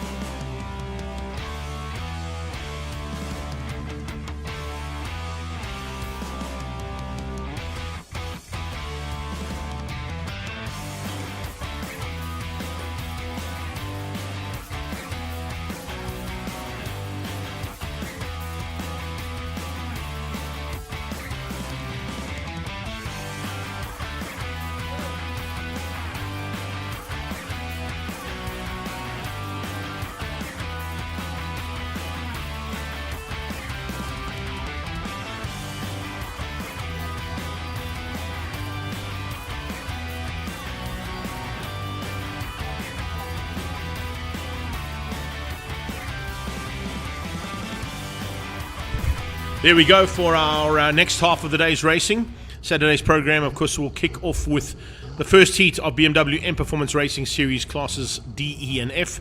And they're about to roll out on circuit. It'll be a good friend, Rob Gearing, who's going to be joining me for commentary here for the second heat of BMWs. But the first heat, of course, on D, E and F. And it's a nice big field that's rolling out there. Rob, I'm just going to flick your mic on there so you can join us in commentary. There we go. Interesting to see that there are a few new drivers that have joined the series, but you, from a BMW point of view, while we're waiting for the racing to start, must be exceptionally happy with what you've done in terms of this partnership, the M Performance brand joining the BMW Car Club of Gauteng, as well as what they've done at the regional side of things now that they've got PE involved and Cape Town involved from a BMW point of view. Yeah, Greg, good to be here. Thanks for that. And you're absolutely right. We're blown away by how the series has grown, how the additional new sponsors have come on board. I mean, I don't know if you saw Bernie got a whole lot of t-shirts made for all of us, especially for today, and they list all the sponsors on the back. And I got a chirp from one of my guys on my social media channels about we might have to reduce the font down to 2 because there's so many sponsors you can't fit them all in on the page or on the back of the t-shirt. It's a horrible problem to have, eh? And I think, to be fair, that's really the success of the series, because as you know, we've had between 50 and 60 cars a race for most of last year. At M-Fest we had close to 70. There's a lot of new guys coming on board. It's really, I think, a tribute to what a BMW is. You know, from E30s, the oldest cars that we've got out there, to F80s, the whole breadth of the field is covered, and the model range over, let's face it, basically a 40-year life cycle. Yeah, it's amazing that all these cars can race, and they're all rear-wheel drive. That's Listen, you had a bit of a tough one in the start there. You're in one of those older cars, but of course, understandably, there is some niggles that happened at the beginning of the season. You had a good round at the Passion, but not quite according to plan here in the first heat earlier on today. Yeah, it wasn't what I'd hoped for. I did the best qualifying that I'd ever done here, so I was quite hopeful. But in essence, the car just didn't go well. I suffered from a bit of a lack of grip through the race. I'm sure all the in-cars from the guys who were behind me must have been really exciting, because that E30 is loose at the back, so pretty much sideways everywhere. Exactly. But we've done some changes. We've got some setup done, stuff that we've done. So I'm looking forward to the second race, and let's see if I can hopefully at least pass a couple of guys instead of being passed. Quickly before we get into ragging the man who's on pole position, one of the most awesome sights you ever got to see was in the old days coming out of West Bank Corner heading down the mine shaft, and there were about 6 or 7 325s going through there, and the back end would literally just drop as they went into third gear, and the sound of those cars are just incredible. And when you've got a field this big, and when you talk about up to 60 cars, it's just something that I think a lot of the crowd will be looking forward to when we get to Kyalami. Absolutely. I think part of the success of the series is the fact that the cars are so diverse, being different ages, different types of suspension setups because of the evolution of the models, normally aspirated versus turbocharged. I mean, the diesels are in there. I was wrong. They actually not all rear-wheel drives, there's a couple of four-wheel drives, in fact, Gary, for instance. But it means this is like old top racing in the 80s, where there were because of the differences in the way the cars perform, you get good racing. Whereas if all the cars are identical, it's very difficult to have difficult racing. Well, let's get into the racing as they come round turn 8 to start the first heat of D, E and F. It is the boss man, Bernard de Gavea, who's on pole position. He's been shouting and screaming on social media about how good that checkered flag felt. He wants another one, so he's going to hunt it down as they head towards turn 1 and 2. And as they kick things off here for this first heat of classes D, E and F, Bernard de Gavea was on pole, but he was going to be under a bit of pressure because Michael Krubler's in there, and he's got a very fast car, but an impressive drive coming out of Paolo Cavalieri. Yeah, super interested to see Paolo in Varisha's old 330i. It's a competitive car. He's driving a turbocharged car, I believe probably for the first time in this kind of series, but I think he's going to be competitive. I know Paolo, he doesn't stand back for anyone. So he doesn't stand back for anyone. I was about to say, not a person in sight would be there. One concern I did have as they rolled out there, I don't know if you saw it on the pictures there, Rob, Varish had his hand up and he was parked at the exit of the Park Ferme area. So I'm not quite sure if he got onto track. We'll keep an eye on him and what his progress was like, but hopefully he was able to get on there. And if he was, he'll definitely be watching out for a chance to get to the front end. The front end of this battle, though, is turning into a big fight right from the word go, as Cavalieri dives on the inside, and there you go. Exactly what we said, holding nothing back at all. And did you see how loose that car was at the back as he came out? Love it. Paolo right on the limit, and he's not going to let Bernie get away. And in that, because that car being prepped by Grobler, so it's interesting to see that Grobler's giving him a chance to get through on him. So I'm not quite sure if there's going to be any love lost between the two of them by the time they get to the pre-race or Park Ferme area after this race. Closing in on them, though, is Mario Hutton. Gerard du Plessis a little bit further off the back of the pack there, and then we've got Miller and Haps going at it, and the Haps boys are in the house there for 7th and 8th place. So fights on through this big class, and of course as we get into this, let's get into the actual classes as well. De Gavea and Paolo Cavalieri ahead of Michael Krubler, but it is actually Claudio Jardine who got to the front end of Class E, and it's Sean Dodd who currently leads out in Class F. At the back end though, it's Shane Krubler in the taxi. He, I believe, climbed in ahead of Des Bloom just to try and sort some overheating issues on that car. So not sure of the detail behind that, but I mean the track taxis had a complete overhaul, as I understand it. It's in the Dunlop colours now. If anyone's there, the right person to shake it out, it's Matt. Let's see how he goes. Now we come down into the turn 8 again. There's some manoeuvres up the inside. Big look at that point. And a couple of mid-pack battles there in that Class E fight. It is fantastic to see just how close the cars are. You mentioned the fact that even though that they range from sort of 40-year age group of cars, the oldest to the youngest cars on track, the incredible ability of the drivers, first of all, being rookies to seasoned campaigners, also comes into play here. And you mentioned the fact that, you know, that there's a big differential which a lot of people don't realize, is that some of the cars are turbocharged, some aren't. Yeah, it's probably the biggest differentiator in the series, and there's this often misconception that you need lots of power to go quickly. There was a brief glimpse that we got just now of Craig and Nicholas Herbst running kind of nose to tail. So Craig's built an E92 that's a 335 in essence, so turbocharged. Nick still got his old E90 330i, normally aspirated. And look, there they go, you can see the back of them. Nose to tail. It's not just about horsepower. In fact, they say for a turbocharged car to be quicker than a normally aspirated, it probably needs about 30% more power. Just because they're so much more difficult to drive because the throttle modulation is so difficult. You got to play around with that throttle modulation all the time. Not always easy to do, and a lot of times that was one of the biggest issues that they used to have when they ran Class T in production cars. Is the guys didn't quite know how to get that right, and the technique in driving a turbo car is completely different to what you would in a naturally aspirated machine. Yes, absolutely. In my own car, I mean, that runs an N55, which is an old 335 turbo engine, and it was the biggest problem that I got was an already difficult to drive chassis that tends to oversteer anyway, coupled with double the horsepower that it was designed for. It makes it really fun to drive. So there's a lot of over steer that happens in that machine. I think a couple of the onboard shots that your guys might have behind you in race number 1 will tell us exactly what that's all about.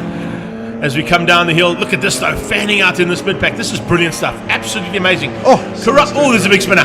Hopkins. Roland Hopkins loops it out, and I think there might be something down there because it's the second car going off in sympathy, or was it just a mistake coming out of the zero car there? Unfortunately, just getting it all wrong at the top end of the field there, and as we look down that field, of course, I think that was actually Mario Hutting, not the 0, it was the 9 car. Apologies there to Mario, getting it a little bit sideways. But if we look at that little battle at the back end of the field as well, this, remember, is for the new class.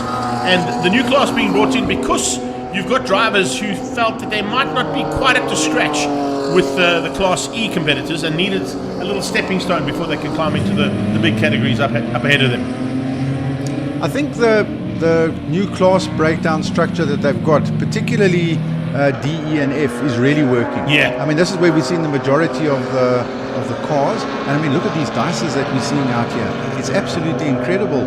I'm seeing 3 and 4 cars nose to tail and side by side. This is the kind of racing that people need, and it's what grows experience. Miller with a bit of a problem, unfortunately, up the hill there. So Johan Miller having to pull to the sideline. Claudio Jardine still looking for a chance to head up at least the front end of his category. But as you said, Rob, what you do find is, we saw it a little bit earlier on, and we're going to see it now possibly just in the background there of that shot, is cars side by side and up to 4 cars abreast. It's a bit tight to do it at Zwartkops, but when we get to Kyalami, I know last year there was 6 cars side by side. So there's definitely some room to play at the bigger track later on. That's for sure. The nice thing about that as well is the way that they combine both the regional and national classes together. A bumper weekend, a change in format as well for those people that are listening and want to be there. Another car slowing up on the sideline there. Looks like it might be one of the Kochu that was. Just pick up on that number now. But just going back to the thought I was on there, is Kyalami is Thursday practice, Friday qualifying, Saturday racing. And it's literally just racing the entire Saturday. So you want to make sure that you are at Kyalami Grand Prix Circuit on the 12th of April, I think it is. Yeah, I think that's the big one. One of the downsides of having this size of field that we're having is the likelihood of an accident. And as we know, either an accident or a mechanical problem at Kyalami, they are super careful with the yellow flags, the red flags, and even the safety cars. So hopefully the guys get in a decent set of races. Tian van Rooyen putting the pressure here onto Rodriguez. He's got a bit of pressure coming from the 146 man. And that, I'm sure you must be loving life seeing as well. A young, up-and-coming driver of colour, Karabo Malamela, an incredible driver in a single-seater. And now, for the first time in a saloon car, holding his own in amongst the usual contenders here. So this is exactly what we wanted in terms of the BMW Driving Academy type style that we announced at M-Fest. We haven't formally got it kicked off the ground yet, but that's the first car that was built. We've got a second car that we as BMW SA commissioned which will run at Kyalami. Fantastic. And it's great to see Karabo out there and being competitive. And it's great that we can build these 30-year-old motor cars that are great to learn to driving. Yeah. So hats off to PCR and to him. And I mean, look at that dive up the inside. And he's going to make the corner. Yeah, he's going to run a little wide. Tian might come back at him. Yeah, Van Rooyen, I think, was caught out there. Let me tell you something. I sat sort of side by side with him, with Sia Monkonkwana, and him and Karabo Malabela took me around the track at the Motorfest last year. And the two of them, I mean, we were going past Supercars like we were standing still. So it is pretty impressive stuff to see these guys. Oh, problems there. That's one of our lead cars. That's Grobler. That was Grobler off track. So Michael Grobler with a mistake coming out of turn 2 at Cashel Corner. Might have dropped him back a bit. I don't know if Shane got past him though. He was quite a way back behind him. So he might have been able to just hang on to that top 3. But it doesn't look like they're going to have any chance of catching Paolo Cavalieri. This battle continues in the mid-pack though, as you've seen so far. And it continues all the way through. They're watching Corin Nienaber come up a little bit higher up than what she's ever been too. She's just outside of that top 20, or just inside of the top 20 as well. Showing that not only do we have our development drivers coming through from the academy side of things, we've got some very fast lady drivers in this class as well. Absolutely. Something we're also very interested in. It's a pity that Marianne Jimenez is also not here. As you know, she won for that break, yeah. The break, but hopefully they'll be back at Kyalami. I think Phil as well with his E36 M3. So that's good to see. And we are looking quite carefully at a young black female that we found as potentially a driver for our driver development car. And this is exactly what we want to do. It's about transformation. For sure, and that's exactly what's happening in all sports in South Africa. So the more the merrier, as we say. And on a platform that Extreme Festival brings, how awesome is it from a big brand's point of view to see another big brand in Coca-Cola behind this Extreme Festival now? It's absolutely what's required. I think the view that I would have on it is if you look at how the M Performance Parts race series has grown, and primarily probably because it's had an OEM as the lead sponsor behind it, and that draws in on itself. So having a Coca-Cola come on board, people start going, why are they investing in a series like this? Are we missing something? Yeah, is there hidden opportunity there? And I think it will grow, so hats off to them. I do like the fact that you brought that in, you know, like a lot of people sort of sit on the sidelines and they go, there's a Coca-Cola festival, we want to be there. So there's a Coca-Cola Extreme Festival, what's that all about? Let's go and get involved in that, you know, whether I'm a sponsor, a driver or a fan, let me make sure that I get the best value for money, and of course that gives them the leverage that they're looking for. Back to the front end though, and the boss man is still hanging in there. Although I think Paolo Cavalieri might have a couple of aces up the sleeve there from the Grobler Motorsport BM and may just be able to squeeze him out. Can you imagine if he loses out here on the last couple of laps? Oh, we give De Gavea a bit of a run for his money. Eh? I think we might have to give him an even bigger ragging than what we're doing now. Watch it! Look how he's watching those wing mirrors. He's worried. Big time there. Well, our hats off to Paolo. This is an amazing performance and he's a true legend. Yes, indeed. Look at him under the brakes there. Under the brakes, even into the last corner. For the last time, flag comes out. De Gavea wave. Oh, that's a cheeky wave. I think that's a going very to become cheeky known wave as there. I think that's going to become known as the Bernard wave. It's exactly the same as what he did at the last race. Yeah, like well done, Bernie. Like Schumi does it on the Schumi Shuffle. That's the Bernie wave, waving at all his competitors behind him. Paolo Cavalieri might have something to say about that heading into the next part of the day's proceedings. Down to the line comes Grobler. He's been closed down rapidly there. There might have been a little bit of an issue there, I think, on Mike's car, but needless to say, still some issues to be sorted out. Here come the Herbst boys as well as Claudio Jardine. So in terms of the classes, a fantastic run there from De Gavea, Paolo Cavalieri and Grobler, your top three. Jardine hangs on to win out over Wessel Mostert and Eddie Rodriguez, and we didn't really get to mention Eddie Rodriguez, but good to have him back in the pack. And then further back there, it's Sean Dodd, Justin Brown, and Corin Nienaber, incredibly, on the last lap, goes quickest in Class F. So take that, boys. Well done, Corin. That's the way we like to wrap it up, eh? Rob, thank you so much for joining me in commentary. Great to get insight from the brand's point of view as well, and M Performance Series' point of view. Good luck for the next one. Hope it all goes according to plan, and we'll hopefully get to say some nice things about that DTM liveried machine of yours. Thanks so much. Been a pleasure.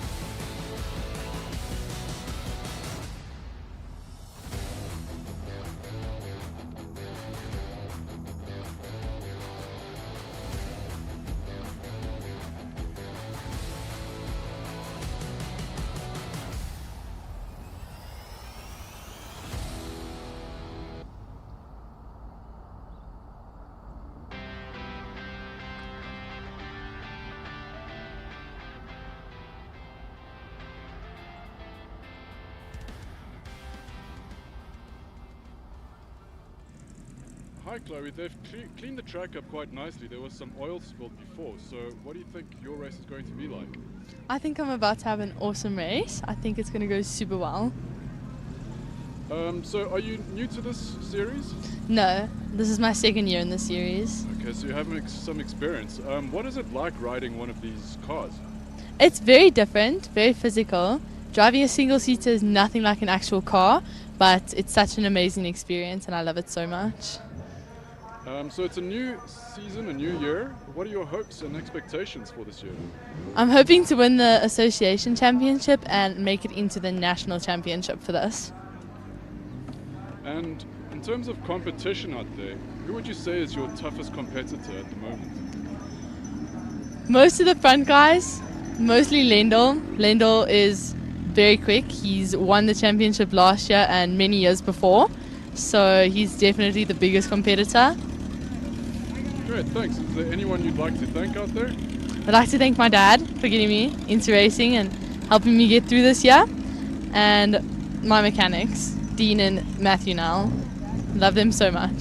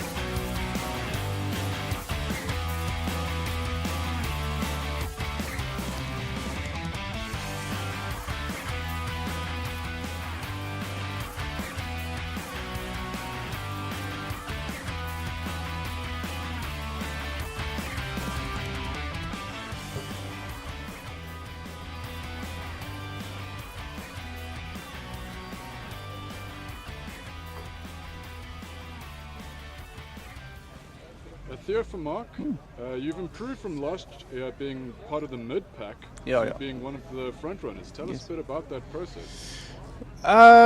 There comes a point in your racing career where you become one with your car, and that's happened with us now. So we've been racing this chassis for about 3 years now, and only now we're becoming, to be one with the car and make our the necessary measurements and adjustments to the car to be quick, and also it's confidence. And I'm trusting the car now, and it's paying off, so I'm happy. Great. And what are your hopes and expectations for today's race? For the next one? For the next one. Sure. So, first race I had a very bad start. Started 9th, slipped second gear on the start. So, lost 2 places and had a big fight with Brandon. He ended up way behind me anyway, so but we lost the slip from the front pack. So it was difficult to get that, the slipstream from the front guys. So that's my aim for this next race, is to just stick with the front guys and just hope for the best. Great. And these single-seater cars are quite unique. How are they different from riding a normal double-seater car? Single-seaters is a lot different. How's it, Brandon? It's a lot different than a saloon car. I mean, our center of gravity is so low. We're basically a big go-kart. It's a totally different driving style. We can brake late. For us, to be quick, you need to be smooth. And that's the key to Formula V. We don't have horsepower behind us to, if you have a bad entry, you have a bad exit. So we don't have that horsepower to push us through the corners.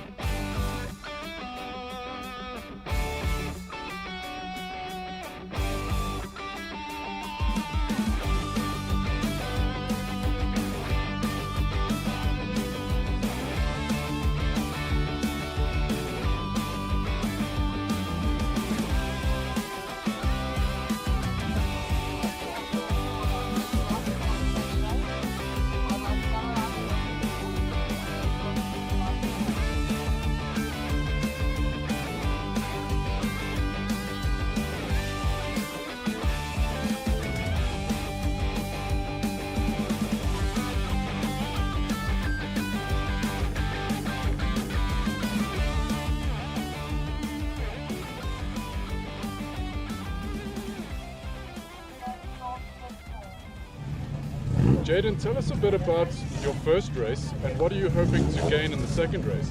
My first race didn't go as planned. What's name person in front of me spun and he just clipped my right wheel. So yeah, that's how it ended for me. But now my second race, I'm just aiming to make back my positions that I lost.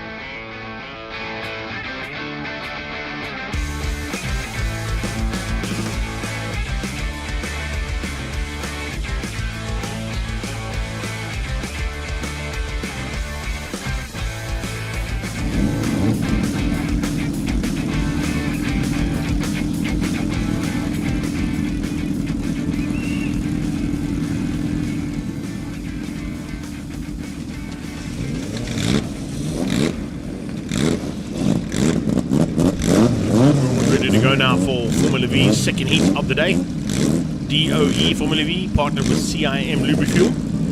Fantastic to have them on board, and looking forward to another big battle here among some legends in the V8, in the Super Vs.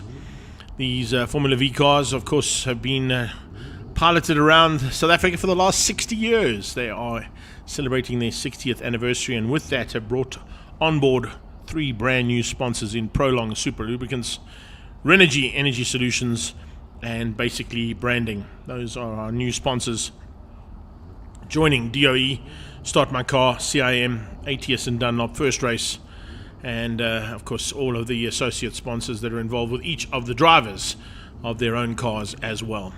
Fantastic to see a big field. 24 cars made it out for the first heat, and hoping that more of them, there were 25 in total here for the day, and hopefully the cars that were having some issues have got and had time to get their cars sorted out for race 2. We're about to roll. Man who won the first heat will lead them onto the track. It's our defending champion, Mr. Full Security himself, Lendl Janssen, and he will be looking forward to another great battle at the front end and hopefully stay out of the mix that MD Bester, Vaughan Hills, Gert van den Berg, Peter Hills, Sean van der Linde, Theo Vermaak all got involved in race number 1. And if he's able to do that, get away from them, there's a good chance he might still be in with running for a double win here on the day. In the first round of the championship, although there was an invitational round at the Passion for Speed, that was purely an invitational round. It didn't count towards the championship as a whole for the 60th version of the Formula V Championship here in South Africa. So it's Lendl Janssen and MD Bester. Those are the first 2 cars heading down that back straightaway. Vaughan Hills with Gert van den Berg, Peter Hills, Sean van der Linde, Theo Vermaak. Behind him it's James Carter, Miley Stewart with the bright orange, pink and green helmet. And then of course behind that will be a man definitely looking to charge through this field and hopefully keep his nose on this time. Carl Watt ahead of Reynard van der Linde. Reynard van der Linde will be followed by Dane Stewart, Clinton Kane, Brandon Hills, also looking to turn his luck around slightly there in the second heat. Marcel Bluchno, Dave Austin, Chloe Stewart. Great run from our rookie champion from last year. She finished up at the top end, but her closest rookie rival from last year had some problems with Chardon Trump having a spin at turn 2. And then Henriette van Wyk, his teammate, unfortunately having a spin up the top here at turn 5. So both of the Pretoria Toyota sponsored cars had some problems in the first heat, so they'll definitely be looking to remedy those now in the second one.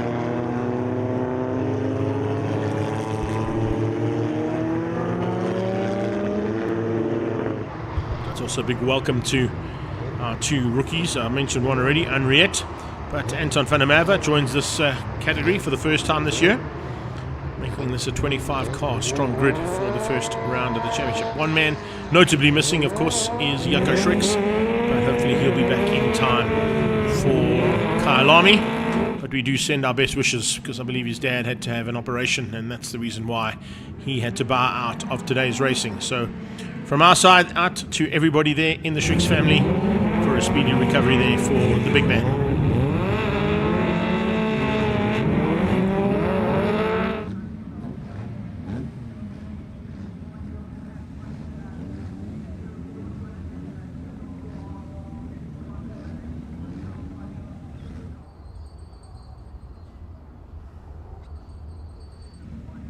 Also, don't forget that if you are here watching us on your smart device and you haven't had a chance to go down to the skid pan, remember XS Drift are in the house and they are part of what is Extreme Festival's usual entertainment aspect off track as well. So if you want to have a go in one of those drift cars, that's definitely the place you want to make your way down to. Maybe not now, maybe in between the races, because you're about to be entertained big time here from the second heat of DOE Formula V's.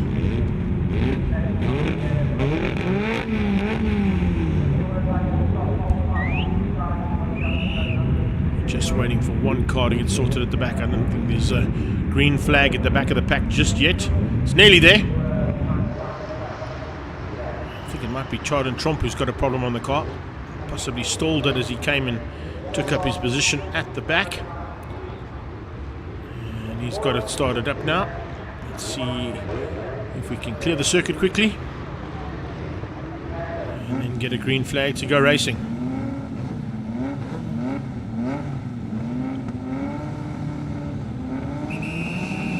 30 seconds will change to 5. 5 into lights on. Henny the flag, our official starter and flagman. Here we go again. Oh, it's a good start from Gert van den Berg. He got off the line nicely. So did Carl Watt.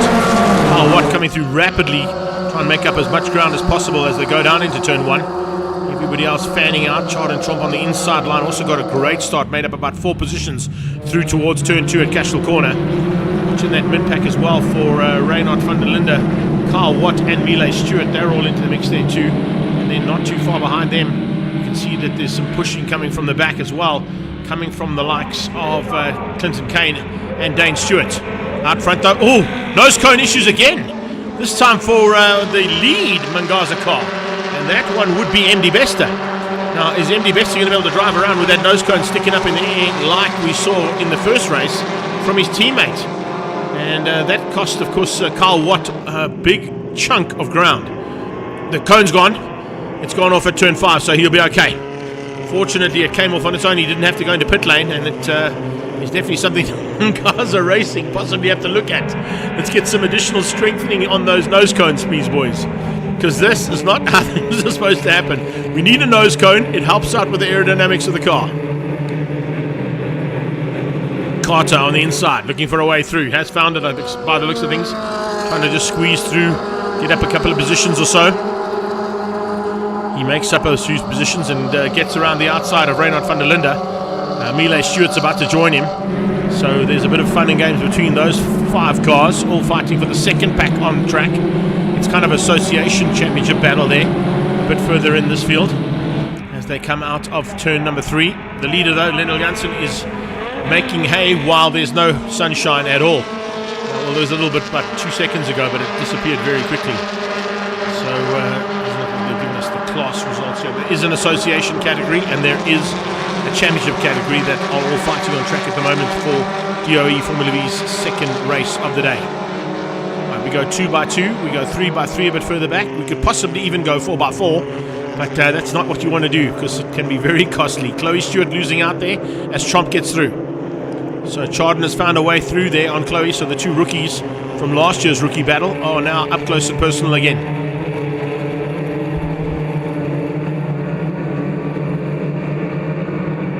Chardon Tromp also starting to make his way through pretty rapidly. Found a way past, I think, on the 25 there of Reynard van der Linde. Yes, getting through there on van der Linde. So the youngsters are going at it there, big time. Nice little fight between them.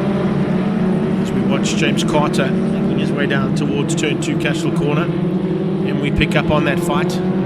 Reynard van der Linde, Chardon Tromp, Chloe Stewart, and then just behind them is Anton van der Merwe. So there's some nice manoeuvring happening through this pack. Theo Vermaak also starting to close things down ever so slightly on to the back end of Vaughan Hills. He's a little bit higher up than what he was, is Theo, this time out. And looking to try and stay there with his teammate who's sitting currently at about 3rd spot on track. So Gert van den Berg in the second of the DOE cars. It's Mangaza Racing that dominate the front end though. MD Best is there, Peter Vaughan and Carl Watt are all in the mix. 2 Start My Car cars are there, but it's Lennel Janssen leading the pack. And at this point in time, no one has an answer to that Bull Securities car. Another lap completed, and that makes it 2 of 10 done.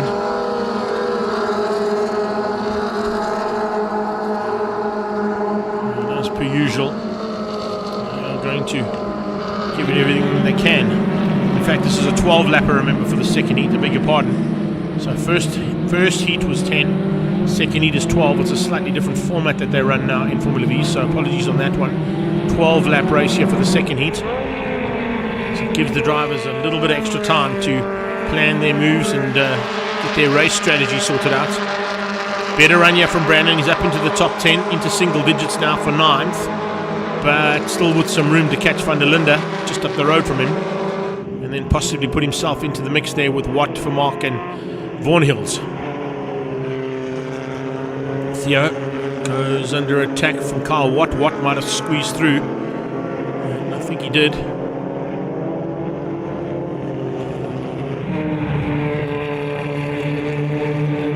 So it looks like one of the cars having some issues there on Brandon's car. Just engine issues, but looks like he might have got it sorted out slightly. Keep an eye on that as they come through. Another lap completed. Let's see if he's able to bridge that gap. Certainly going a lot better than what he had in the first heat, that is for sure. Lennel Janssen is clean and clear out front. He's got 1.4 seconds up the road from MD Bester and Gert van den Berg. Van den Berg, though, is right on Bester's tail, so those two fighting for honours in second place. Remember, Bester without the nose cone might be affected slightly by it. Not quite as aerodynamic as what he'd like to be without that nose cone. Here comes Chardon trying to find the way through on Millet. Millet gives him plenty of room. Allows him through a little bit too easily, I think, there, but Millet will try and come back at him now. But he'll have to be very wary because right on Millet comes James Carter. James Carter looking for a way through now up towards turn 5. Carter put a wheel up the inside, then just backed out, slotted in behind the 86. And decides maybe a little bit later on. We'll have a go. So James Carter fighting hard there with Chardon Tromp, Millet Stewart. Chardon now leads out this battle as they come through. You'll see that numbers change up as they come across the line now. Chardon should be in 10th. Millet in 11. And then Carter in 12. Behind that it's Chloe Stewart and no, Johan Goos, in fact, just getting through there on Chloe Stewart and then Reynard van der Linde.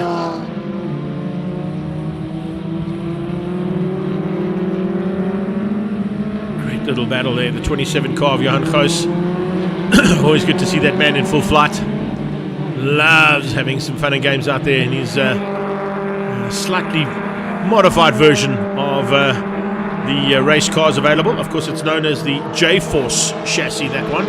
It's the one that's got the almost Halo-esque style covering on top of the driver's head. So a couple of different chassis out there. We've got the Stings, we've got the Forzas, we've got the Reimers, there's a Vision, and of course that one, as I said, of Johan Goos is the J-Force. And then there's also a Maxima chassis out there as well amongst these Formula Vs.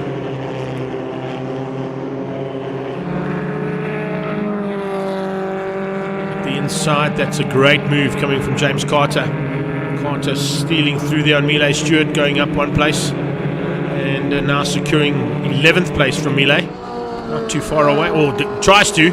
Millet comes back at him. Millet Stewart just keeping Carter honest. No, but he runs wide. He runs wide under braking. Carter will have that one now easily. Carl Watt slowly but surely bridging the gap onto the back end of Vaughan Hills. If he gets there, there are 4 cars that could be in potential danger. Carl Watt's lap times 10.3s from Vaughan Hills, 10.6s from Peter Hills, 10.5s from Gert van der Berg. So both Vaughan Hills and Carl Watt are circulating quicker than the 3 cars ahead of them. And with only the halfway stage reached, there's still enough time for them to be in the mix. Van der Berg's lost his nose cone as well. I think we might need to have a chat about a new sponsor to the series. Maybe some True Fix bolts or maybe some cable tires sponsors. Because it doesn't look like these nose cones want to stay on these cars at all today. Yeah, that also might help. I've got Paul in my ear saying that maybe some additional brake pad sponsors might help so that they don't bump into the back of each other and break their nose cones. Anyway, that's what Formula V is all about. Yeah, Van der Berg, I think, has gone into the back end, possibly, of MD Bester, and he's done the same thing as what MD Bester did earlier on. Broken that nose cone completely off the car.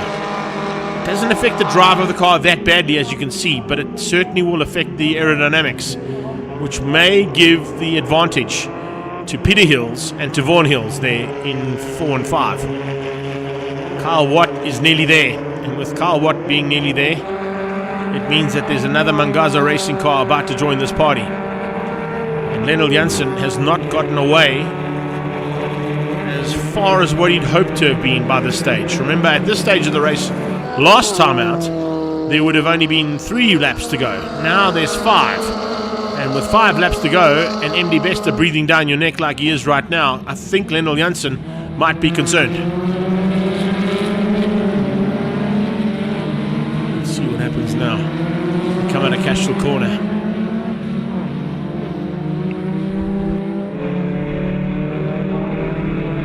Certainly looking dangerous.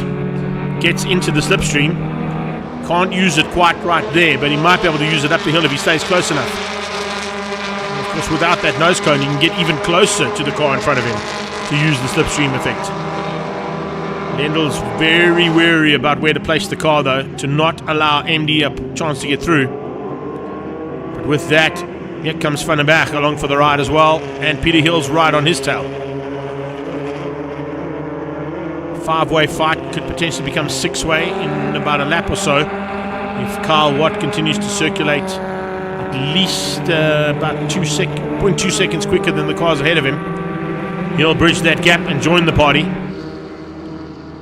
And we could have a six-way fight for the lead into the last 2 or so laps. 3 laps as they pass right now, and fastest man on track is MD Bester. So MD Bester has turned the wick up and decided, right, let's have a go. Let's see what this champion is all about. Has he got the championship medal to keep me off and fend off my attack for 2 races in the opening round of the regional side of the Extreme Festival presented by Coca-Cola?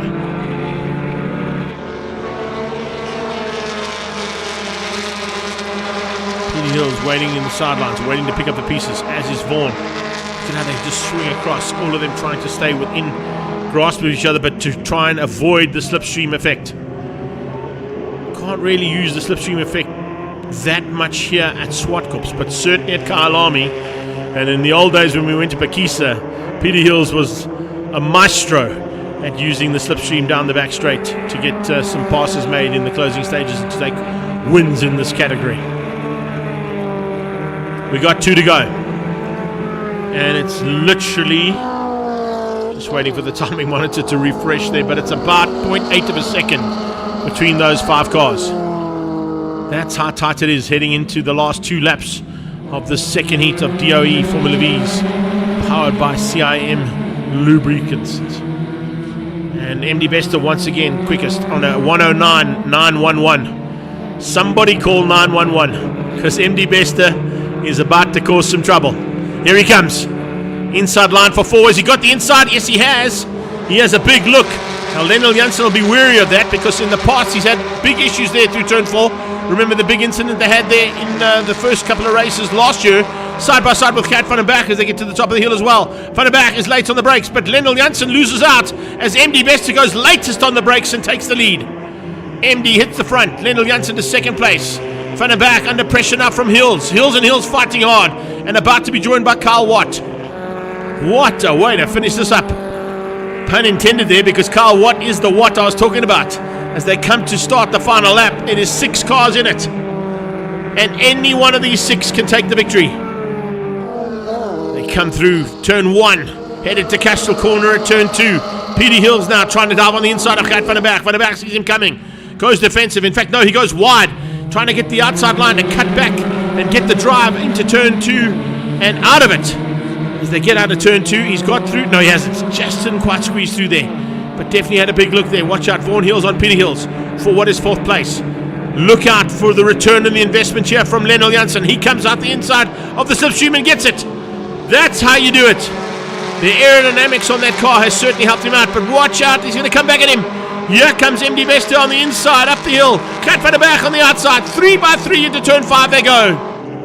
Late braking from the 2 nose cone-less machines to get into first and possibly second. MD Bester goes across to cut off Lennel Janssen. There was almost a touch there between the 2 of them. Now it's Kat van den Berg up into second. Peter Hills diving across the grass to try and keep out Vaughan. Looks like Vaughan Hills might dive through there for 5th place. He has got through. MD Bester is going to take the victory.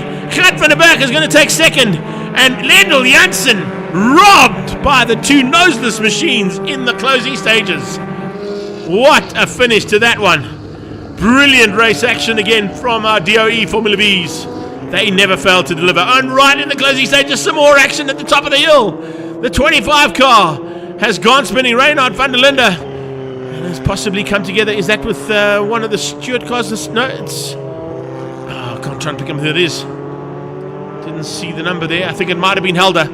Oh no, it was James. It was James. Yeah, unfortunately there. Just getting a little bit out of shape there in the 17 car. So Chloe Stewart getting it sideways with the 25 car. Coming down to the checkered flag now. Pity they came together there, because they were having such a really good little battle. There's one nose cone. I think the other one might be at turn 4. I'm not quite sure. No, in fact, it's up at turn 5. It's up at turn 5, the second nose cone. But it was nose cone-less cars that took first and second. And what a drive from MD Bester to take the win ahead of Gert van der Berg. Lionel Janssen finished up in third place. Carl Watt in fourth. Vaughan Hills ahead of Peter Hills. And he dived up the inside of the dirt to try and get that one back at him. But what a great finish to two fantastic race outings for the first round of the championship for DOE Formula V's. In their 60th anniversary year, they still provide us with that kind of action.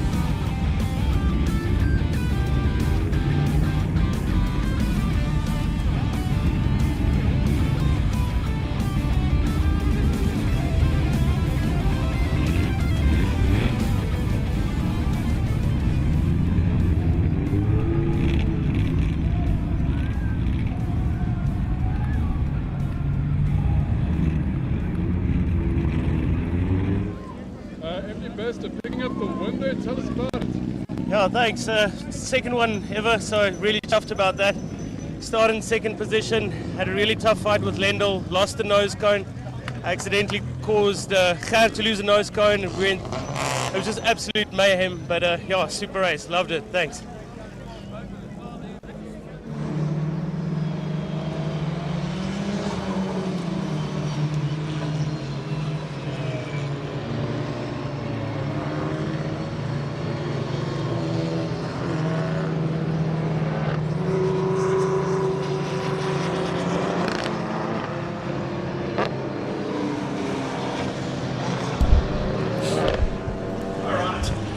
Get back into it, Nick, shall we? We've said phenomenal Formula V action. As Nick walked into the studio, I said to him, listen, I enjoyed the little battle between the turbo car and the normally aspirated car. Dad and son having a bit of fun and games there. Even the boss man, Rob Gearing, was impressed, and good to see him back on track. Hopefully his issues have all been sorted out, because he said he did have a couple of issues in the first one. But now we're into the second one for classes A, B and C of M Performance Racing Series, and there's the man we've just been chatting about. Yeah, let's see what happens. We had the interesting little battle specifically between Leon and Bob there. We've got Gerbert's car at least kept together for a second race, which is great to see. We've got Anton in his new car. So, yeah, hopefully we're set up for a nice second race. I mean, the second race format always works so well. That reverse grid, inverting the top five, it typically promises great racing. And just to give you a heads up, we were right. I got to chat to Bob Neal afterwards. He said, no, Leon was definitely out of shape before he tapped him.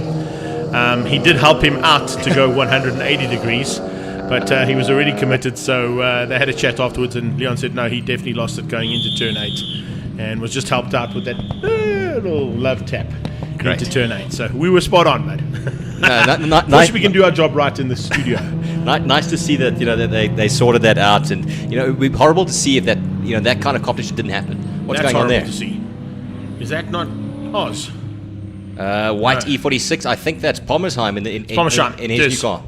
Yeah, it's Pommersheim. Parked on the exit of entrance of turn 3. There is a gate there, so they might be able to get that car out of harm's way. Right. Or we may stay under safety for the start, depending on if they can get that car repositioned. Because I'm not quite sure if that'll be deemed a safe place for a BMW to be parked on the start. Particularly when you've got some eager drivers who want to come through. One of them at the back there, arguably the most eager of them all, would be Hein van der Merwe. Not going according to plan in race number 1. 100%. We saw them testing up at the top, making sure that car was fine, and just as eager we saw on the picture there, Leonard Archer. He's had some problems with his turbo. He said it was basically only creeping up the boost and just not giving him the power on tap. So he was awfully frustrated with that first race. He promises it's going to be corrected right now, and watch this space. Fabio will be on pole, Leon will be second, Bob will be third. Bob actually chatted to me and said that Lee Thompson found one of the big issues on that car was a cracked subframe. So that was causing the car to sort of have the tail happiness that it had. And now that it's got sorted, it seems to be a little bit more on rails. And we saw that in the first one. Now, the question I'll ask is, can Fabio keep these two out? Because he wasn't able to run with them in the initial part of race number 1, and then lost a huge amount of ground in race 1. So if he gets a drop on them now, like he's trying to do, there's a good possibility that we may have a 3-way fight, maybe a 4-way, because the German's coming for the run. And this is a bit more of an endurance. This is the test of time. We've got our second race, which is now 10 laps instead of 8.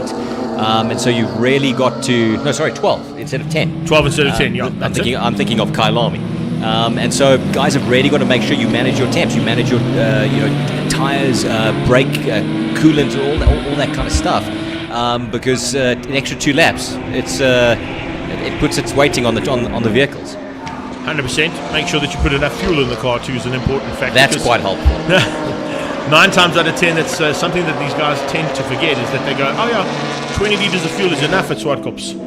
But when you've got 2 more laps, it might not be. See, the first move of Class A is coming out right now. It looks like both Bob and Leon are going to get ahead of Fabio, getting past in corner 5. We've got Andreas the German leading the Class B pack right now, and he's right behind Fabio. So he'll want to do exactly what Nick had done in the last race and try to get in between that Class A pack to build himself a little bit of a defensive barrier between him and the fast-charging Renier and Nick Makris.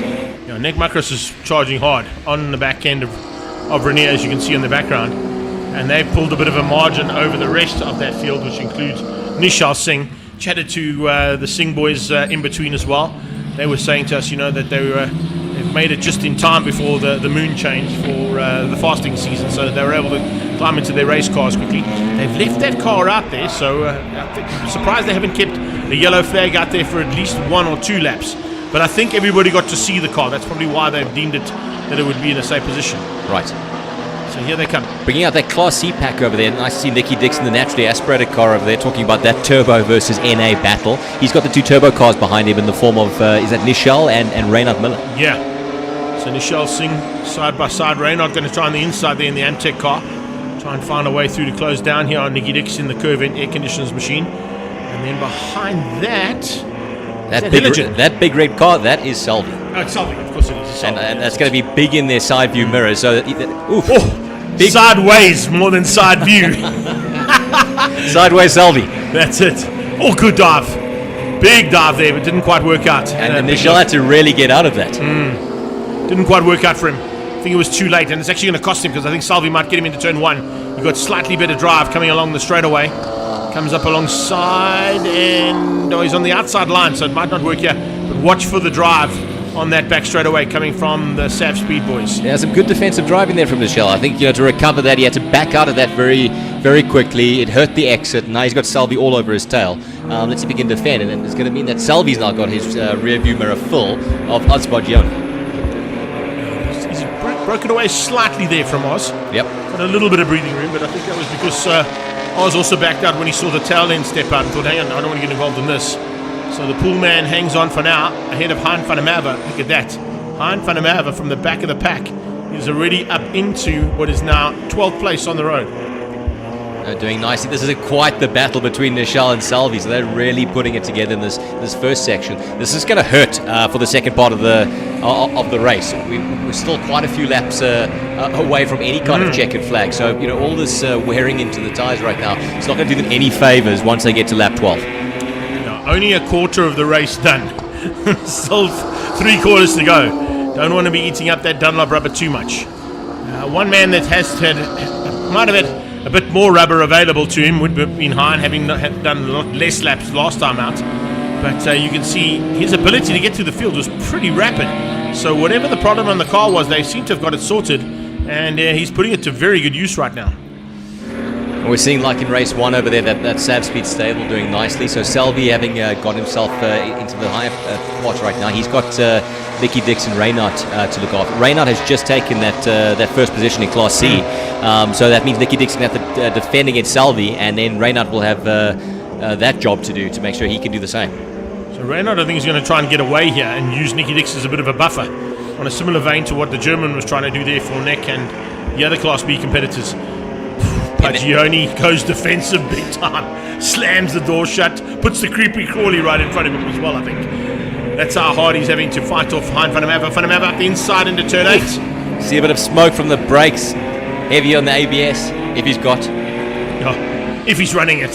Some of them don't, some of them do. I was chatting to Rob Gearing, he was here for your race, and he was chatting about what you were just saying now, the differential there between turbocharged cars and naturally aspirated cars, watching the battle between you and Dad, and of course a couple of other cars that were in equally as close battles, even though they've got that additional power.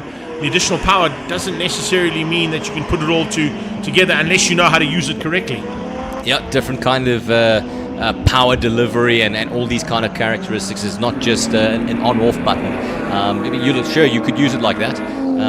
What is happening there at the front? I mean, we saw that Andreas was putting pressure onto Fabio, but I think Fabio still maintained that third position in Class A, so that means he'll be having to make sure that his rearview mirror isn't filled up with Renier Smith, last year's champion. Almost at the halfway stage, and I think Leon Loubser is realizing that he needs a bit of breathing room. He doesn't want Bob to be right there again, just in case it goes wrong into the final corner. There comes Nick Macris, currently sitting third in Class B. But there's definitely a little bit more pressure from the German, and it's coming in the form of Renier. Renier is right on the bumper and looking for a way through there on that previously South African touring car liveried machine of the German. I think Nick is sitting there saying, I'll watch this movie. If it gets a little bit ugly, I'll be too happy to make up the places and jump ahead of you all. I'll buy the popcorn. Onto the brakes into turn 5.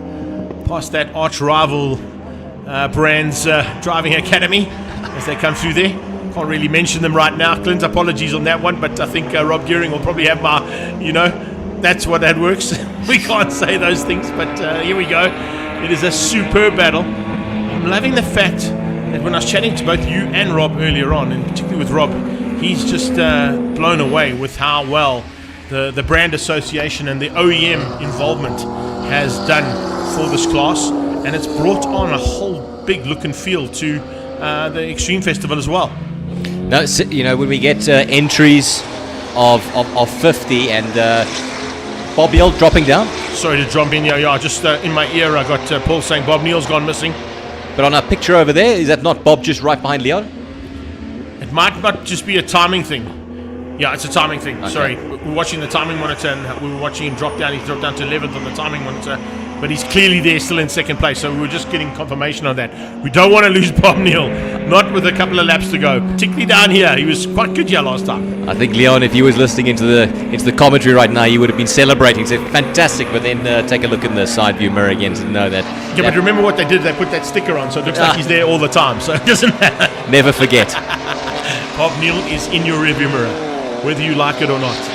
That's why he has to drive so hard to keep him out. So we've still got Reinhardt from Selby and Nicky Dix. We've got Nicky Dix on the footage right now, sitting in third position. Right behind him, he's got Nishal Singh from Hein van der Merwe. Selby not making up the gap yet onto Reinhardt. So Reinhardt's pulled up a fairly comfortable gap. Not that kind of gap that we've got between Leon and Bob Neal. But so I think let's give it a couple laps to see if Selby's able to make a difference. Yeah, so I'm just going to clear that quickly for us. Selby at the moment is in a 108 dead.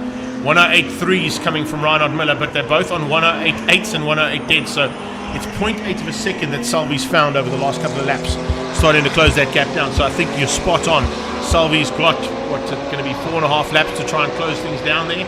On Reinhard, there might be enough time. Might be enough time, and this is exactly the kind of excitement we're trying to see in this longer second race stint, because you look at these sprints and you really can put a car together where you just give it pedal to the metal and you go. But when you got to put some tactics into it, race strategy, and time your moves, time when you wear out the rubber and the vehicle for lack of mechanical sympathy, you've really got to put some plan together. Interesting to see here how the pace changes from lap to lap. The guys may put in a hot lap and then back off half a second to try and save the rubber for the next lap to try and put in a screamer. That's exactly what we're seeing here with that little battle. Reinhard slowing. Oh, Miller's got a problem. Reinhard Miller pulls to the sideline, probably into pit lane, handing the Italia machine a chance to take the lead, and that's exactly what he's done. Selby hits the front end of Class C, and he's 6th overall as well. That's an impressive run there from Selby Gutteri. Very good afternoon for Selby. So race 1, excellent performance. Race 2, nice and patient, got through the various positions that he had to and didn't rush it. So if he keeps it clean right now, he should have the double win to his name. One thing you'll be happy about is have a look at that. Is that some sunshine down into turn 2? That's the first time the sun's come out down into turn 2. So we might have some clear racing to get us to the end of the day's racing, and then hopefully no one having to do some pedaling in the water. Yeah, the rain is never great for racing, but I tell you, it's the great equalizer. So when you've got power mismatch, I certainly favour those kind of conditions, and use a little bit of the built-in traction control and see he can get around the corners at a decent rate. But yeah, dry conditions, we got to hope for that. We've got still a bit of a schedule ahead of us to get through. Let's make sure that the fans get some good racing today. Yeah, they've had some phenomenal racing here for the first round of the Extreme Festival. Now presented by Coca-Cola Beverages South Africa. We're into the back markers. We're into the boss man there by the looks of things. Yes, getting through on that E30.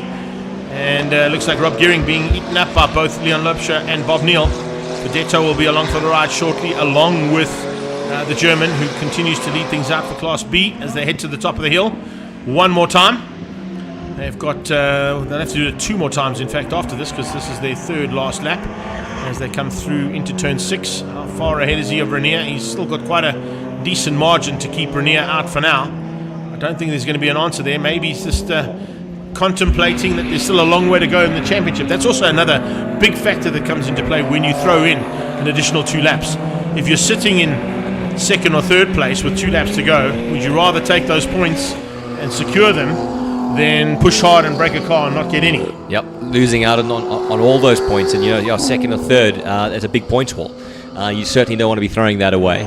It looks like we've got a fairly strong outing now for Andreas after the issues encountered in the various sessions. Probably good that we saw a modest pace, what appeared to be in race 1, and now he's got the reliability and embedding some confidence in that car after a number of niggles and challenges. But yes, the work's got to be done now for Leon. I'm sure he really doesn't want to see that corner 8 again.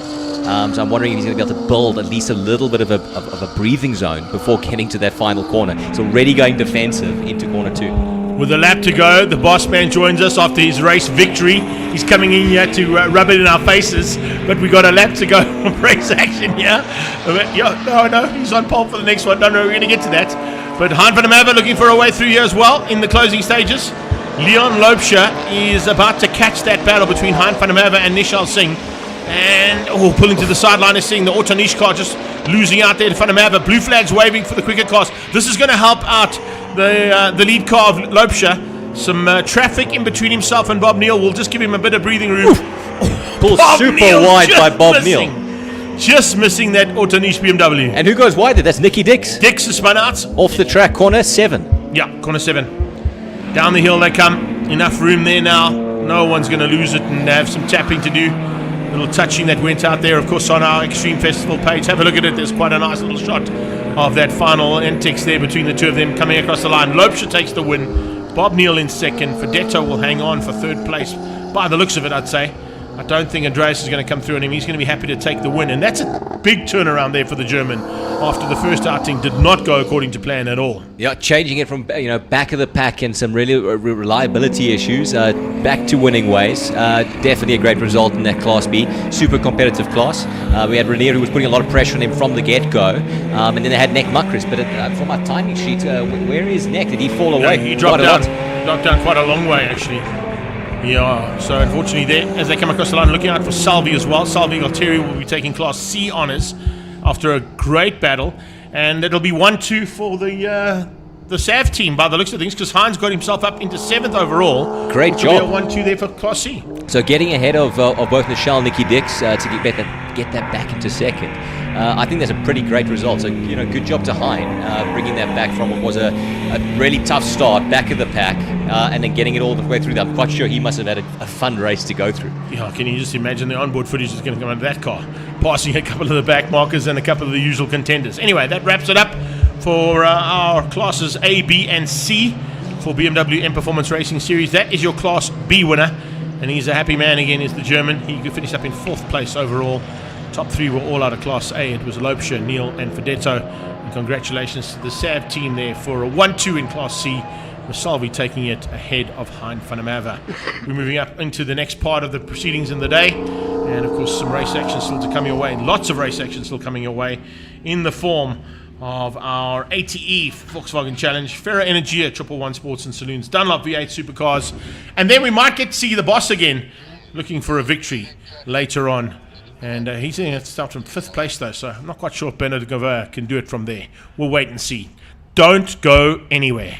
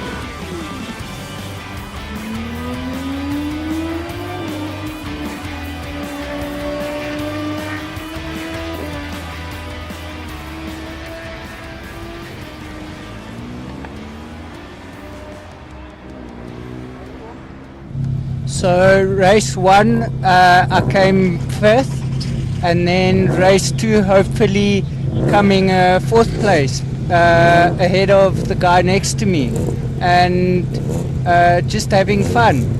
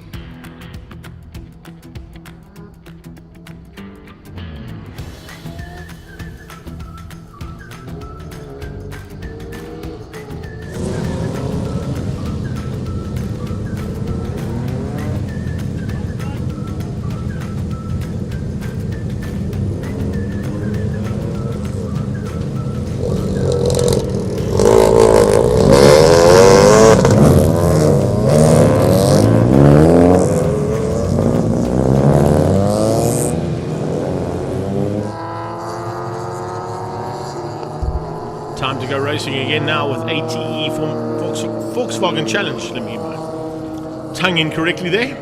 Volkswagen Challenge are out on track for their second heat of the day. And this is the final one for them to go to battle. Classes A, B, and C. All starting under one start line as well, and one start as opposed to the staggered starts they would normally have. And looking forward to another 10 laps of great Volkswagen Challenge action. ATE, of course, have stayed on as their new, and come on, I should say, as their new overall sponsor for the season. Great to have them on board. It's still being helped out, of course, with a little bit of assistance from the Paybar team as well, and Mike Barbaglia. I believe Mike Barbaglia might be involved as well as an associate sponsor in the Astron Energy Polo Cup as well. So spreading the load there a little bit is Mr. Barbaglia, which is fantastic to see. And also looking forward to, of course, working with him and his team as we head to the Isle of Man in 2025 May. A couple of practice starts here from Wayne Masters by the looks of it, and from Judd Berthold. Judd for Dean Ross. He'll definitely look to change his luck around ever so slightly. Didn't quite go according to plan there for the Norbrake car in the first heat. Look out for Alma Cruiser. Certainly one of the fastest lady drivers we've got in a front wheel drive car in the country. Issues, is that Kutsia? No, that's not. That is 22. Anthony Lessing. Lessing's got problems at the top of the hill, pulling off the circuit completely. And is he going to make the start line? Doesn't look like it at this stage. So some issues there for that car parked at the top of the hill. De Beer takes up his place right behind Francis Ulrich. Stuart Mack will lead out Class B. Jaden Gerson will lead out Class A.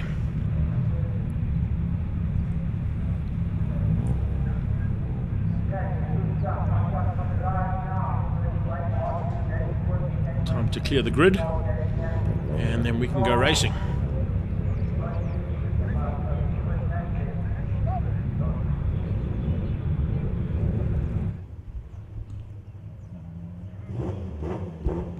Yeah, the art of perfection has not quite worked out there for Anthony Lessing in this race. He's had to pull the car off the track and out of harm's way. Parking it inside the Gazoo Racing enclosure. And unfortunately out of this second heat of ATE Volkswagen Challenge.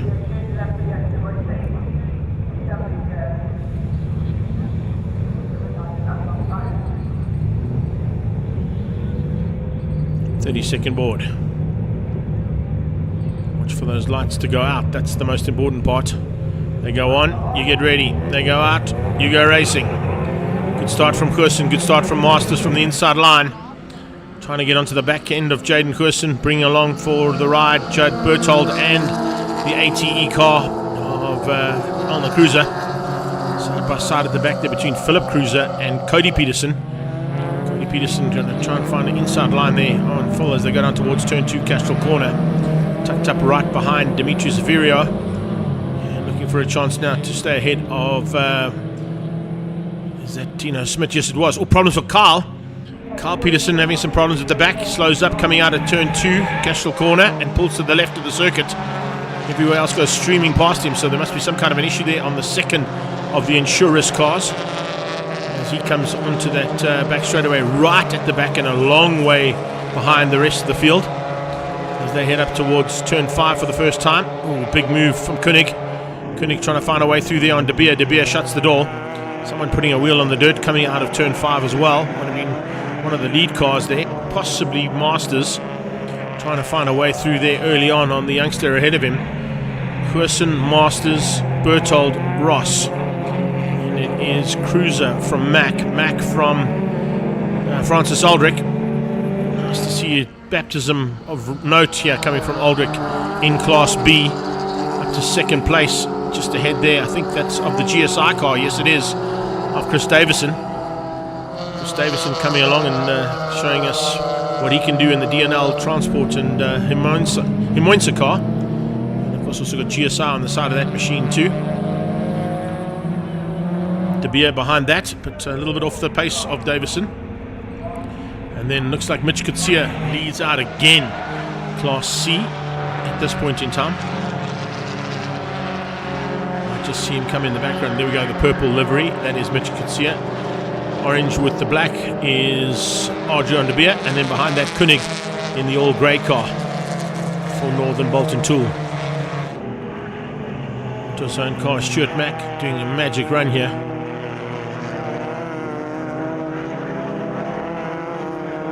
He's trying to hang on for a double victory in Class B ahead of Aldrich and Davidson.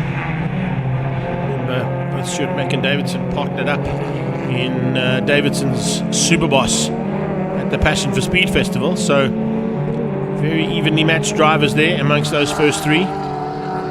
Davidson, of course, started his career in Super Hatch, went on to 111 Sports and Saloons, now into Volkswagen Challenge. He's also been on a few occasions involved in other categories of racing, but majority of the time in a Volkswagen type product or an Opel. That's his favourite, of course, car. Here's his Michael Briggs replica. Opel Superboss that he owns. And of course, the nickname Colonel Custard came from that car. So he's enjoying life now. A couple of new sponsors on board, including Car Care Clinic on the bonnet.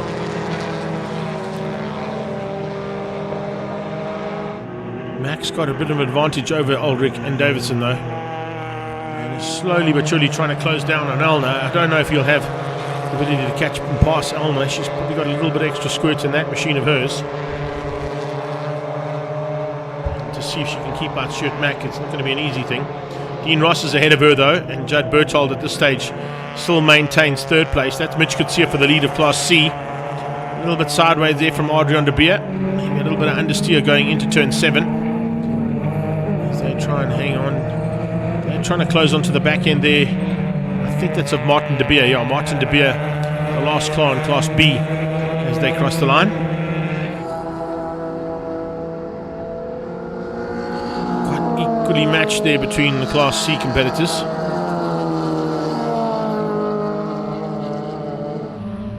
Koenig lost a little bit of ground there on that last pass. Fastest car on track is in second place at the moment. That is in the hands of Wayne Masters. So he's setting the pace in terms of lap times, but not in the lead of the race just yet.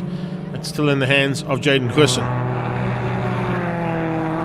Watching the fight for Class C as they come onto the back straight. Mitch Kutsia keeping that gap open between himself and Adrian De Beer. So the Lee Thompson Racing prepped car staying out front of Class C. Good drive there from De Beer out of turn 4. Closes the gap down even more onto Mitch Kutsia, up onto the brakes and into turn 5.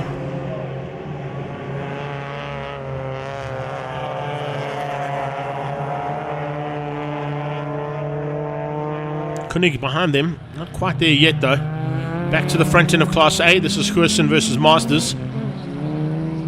back at the front end of this one. Masters looking for a way past and can't find it. He looked almost the entire race. Once Jaden Hussen got through on him in the early stages, he led initially. Once Jaden got up front, he made it very difficult for the elderly statesman of this class. Also a man who's been around almost since its inception of Volkswagen Challenge, Wayne Masters, so has had an exceptional career in this little category. It's on the brakes, closes the gap but can't get past Jaden Hussen. Hussen putting the car, just placing it perfectly to not give any advantage to Wayne Masters. Might have got better drive slightly out of turn 7 there. Then as you can see, Hussen just moves over ever so slightly and just blocks the attempt that Masters would have tried. Maybe wait till a little bit later in the race.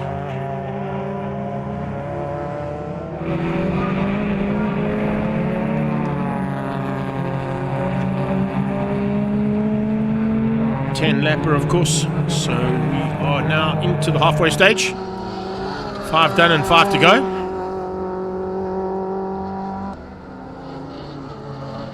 Stuart Mack.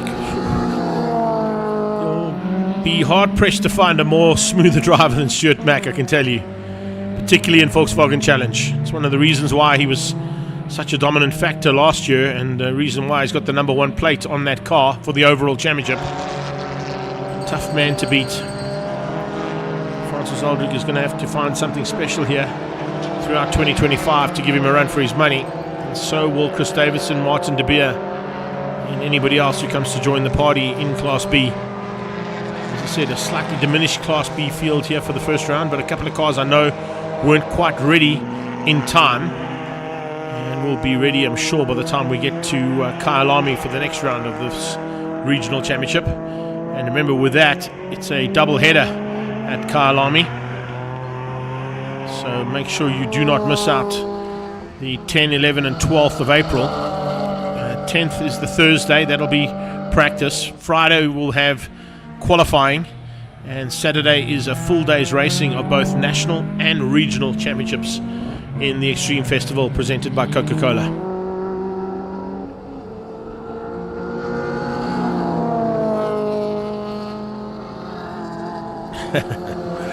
There is a little bit of tongue-in-cheek there from the GSI sponsored car, and that's because his favorite car is an Opel Superboss GSI. So even though that is an acronym for the company that sponsors him, it is a little tongue-in-cheek as well from Colonel Custard. Mitch still under pressure from Adrian de Beer. You can see her hanging on for now. They have closed onto the back end of Martin de Beer. Now I wonder if the two De Beer boys are going to work together here. Will Martin try and help out Adrian? We'll wait and see. I think he realizes it's Mitch and Adrian coming. He might just do that because he's not really in touch with Davidson and Aldrich up the road. So should help out the De Beer boys here.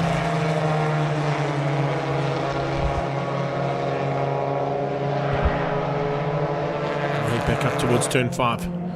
This will be the third last time of asking for Class C. They come through there, no change up for those top 3. Koenig hasn't really had a chance to close things down there in that Northern Bolton tool machine. So the gunmetal grey car with Northern Bolton tool striped on the side.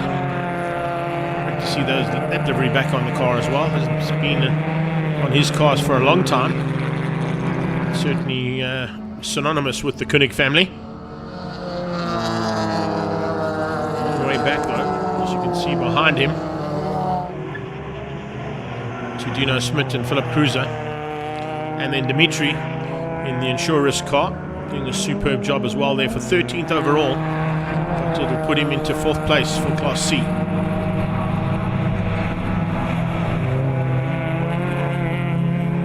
Top 2 with 2 to go.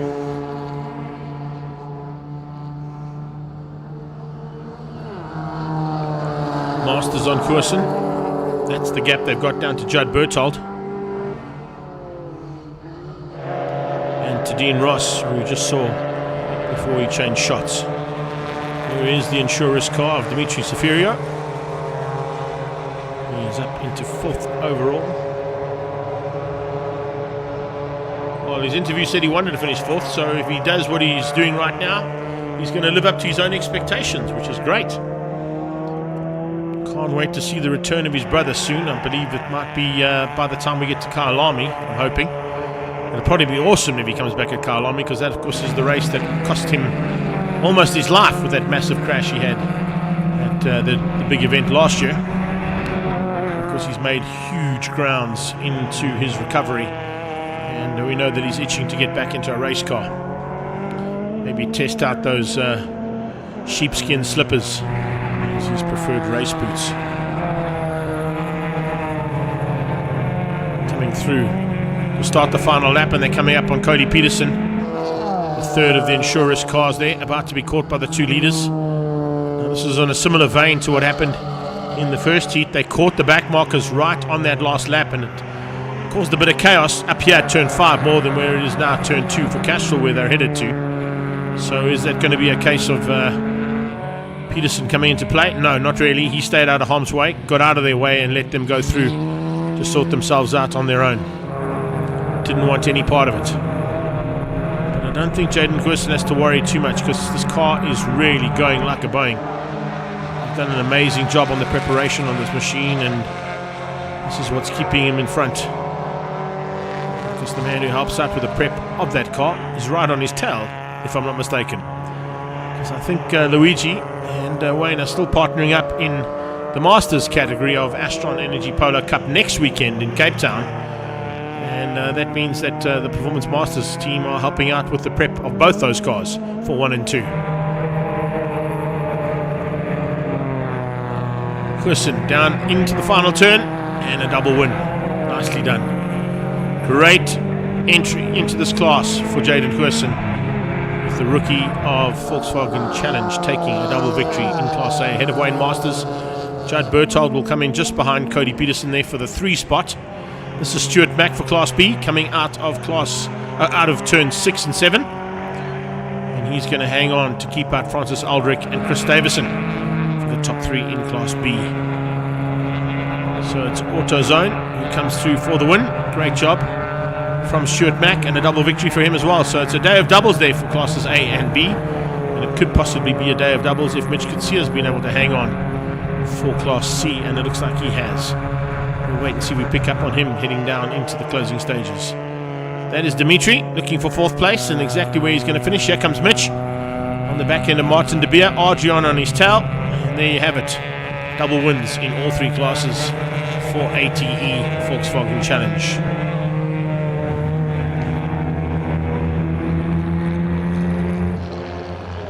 Great job. We now move on to the Ferro Energia 111 GT Sports and Saloons. It's now all the classes combined. A big field about to make their way onto the circuit for our 3rd last race of the day. We've still got Dunlop V8 Supercars, and we've got the M Performance Racing classes D, E and F before we wrap things up here at the first round of the Extreme Festival presented by Coca-Cola Beverages South Africa.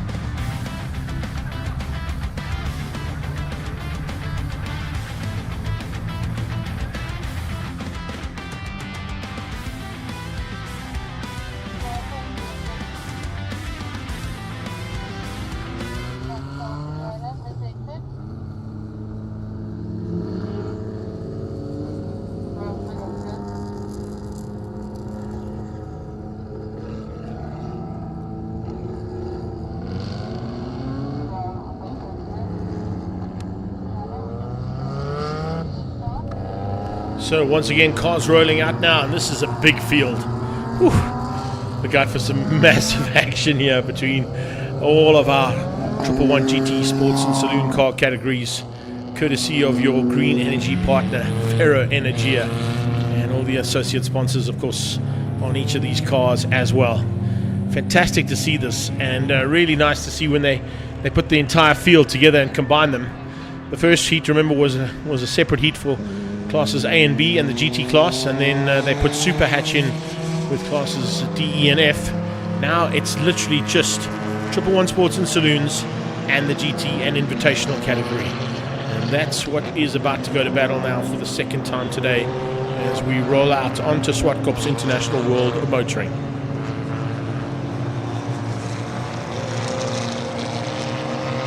Economides and Detoy will be the front row. It will be Manus du Plessis in the Invitational car alongside Wayne Robb, who looks like he just pipped Vota to the line. I didn't quite think that was what happened, but according to results, that's exactly what happened.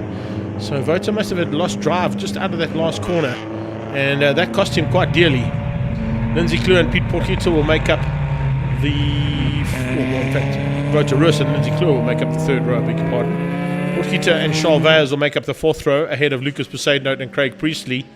Labotsky and Jonathan Fisser just ahead of Maritz Leroux, and then Mal Spur in 14th place. Charles Fowles and Chris Smith will be just behind that row on the 8th row of the grid. Mike O'Sullivan and Tyron Pillay will make up the 9th row. Leonard Archer and Sean for Mark Stotey. They're in the 10th row of the grid, ahead of Keegan Nathan and Christopher Tate.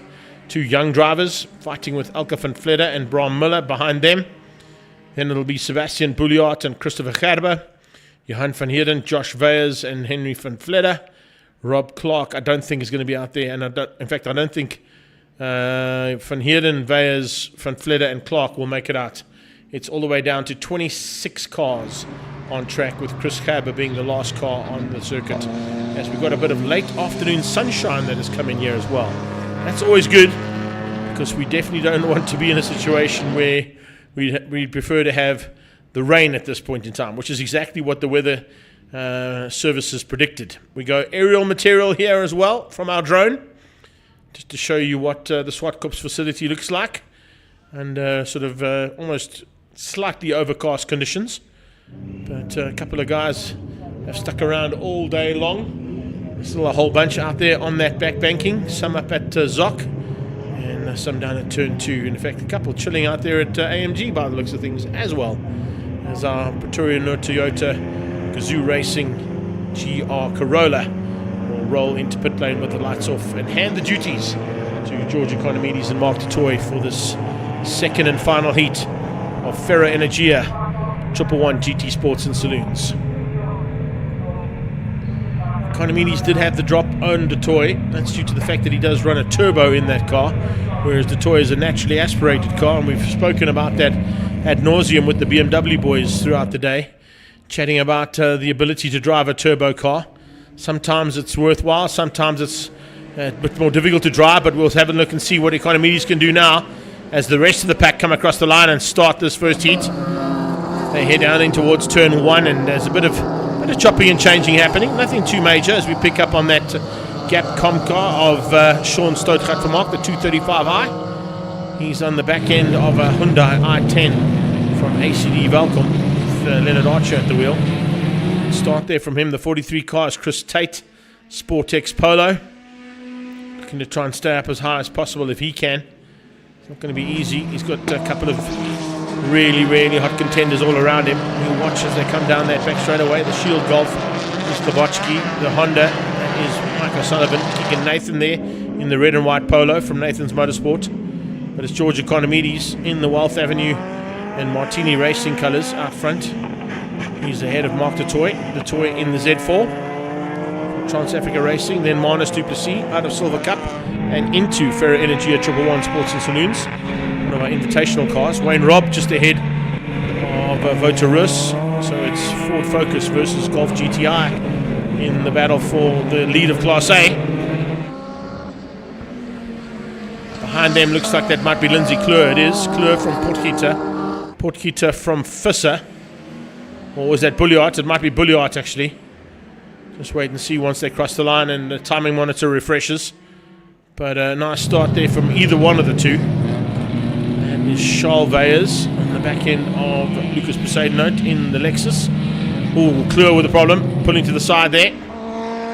So Lindsay Kleur in the third Golf out of Nathan's Motorsport with some problems on the sideline.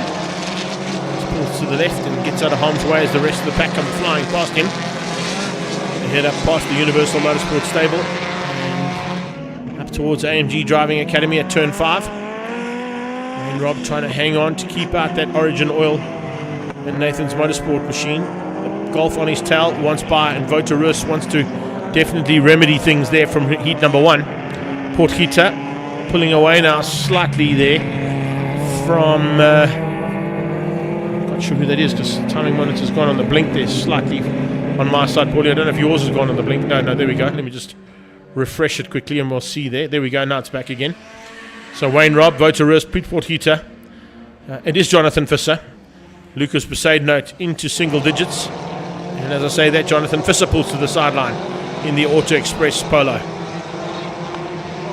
It's a pity to lose that car. Very quick car, very competitive car as well there. And particularly when it's in the hands of Jonathan Visser, a very, very hot competitor. Bram Miller in the mix as well. Just a bit further back there. Miller having some fun and games of his own. Just a bit further back in the pack. Nice to see that little Honda. Fighting with Tate and Van Vletter. And then Bulliart. You can see Bulliart's cars. From the side it's easy to pick up at Bulliart because it's got that sort of World War II fuselage fighter aeroplane style decal. Big like grin of a monster shark or animal on the side of the plane that they used to have. Spurs, Smith and Pillay, similar to what we saw in the first heat of theirs. Being joined there by Stoutgat for Mark. Shawnee on the tailpiece of Leonard Archer. Mel hanging on for now, but only just. Flick over onto the timing monitor. Let's go by class. Wayne Robb, Wouter Roos, Piet Portgieter are your top 3, but fastest in Class A at the moment is Lucas Poseidon. He's just done a 1 minute 11.3. Remember, those Class A cars have to stay in the 1 minute 11s. They may not break out of the 1 minute 11s, otherwise they will be deemed to be disqualified for breaking out of the allotted times. They've got a yellow flag down at turn 8.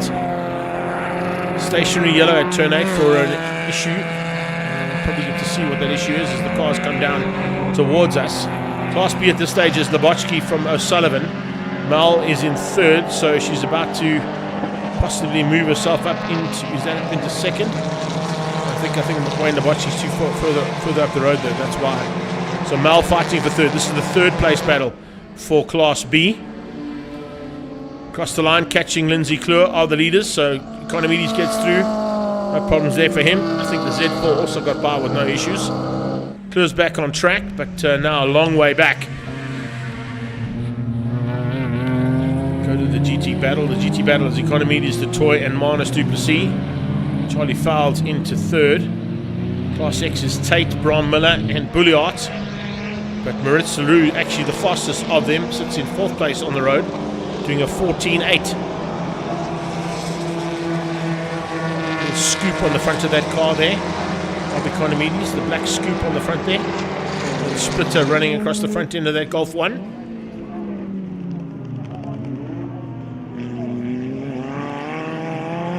That Z4 tries to close down on him and find a way past. Not easy to do there, even if your name is Mark de Toy.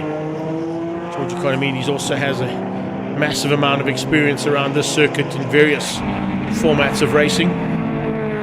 Also an ex-Volkswagen Challenge contender in his racing career. And Rob hangs on for now.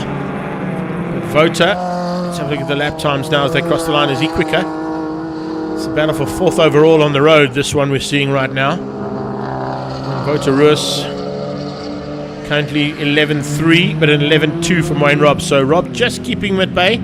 But now Wouter's hoping that his teammate can maybe help him out a little bit. They're coming up on the back end of Lindsay Kleur, who will be a lapped car, remember.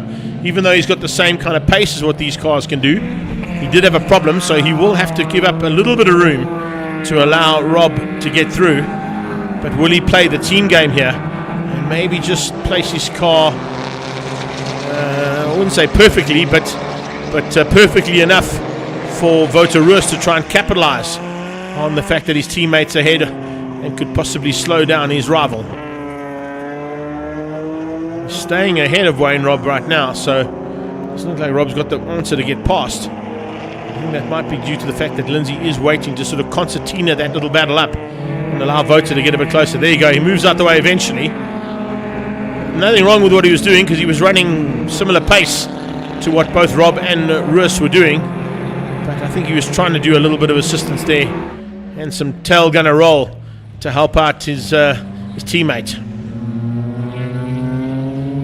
Economides continues to lead from the front and lead comfortably at this stage. He's currently fastest car on track on a 109.5, 109.992 from Detroit. Manus du Plessis doing 10.5s, and Charlie Fowles on 11.4s as their fastest lap in the GT class. There's the Trans Africa Racing Z4. Mark Detroit behind the wheel as he heads up the hill.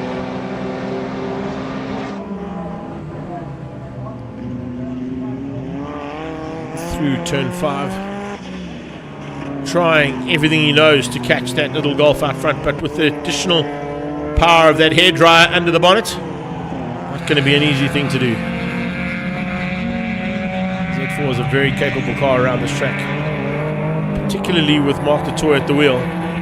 But even with that, George Economides in his Turbo Golf, arguably his favourite race car in his racing stable, is a tough man to beat on any track when his car's firing like it is today.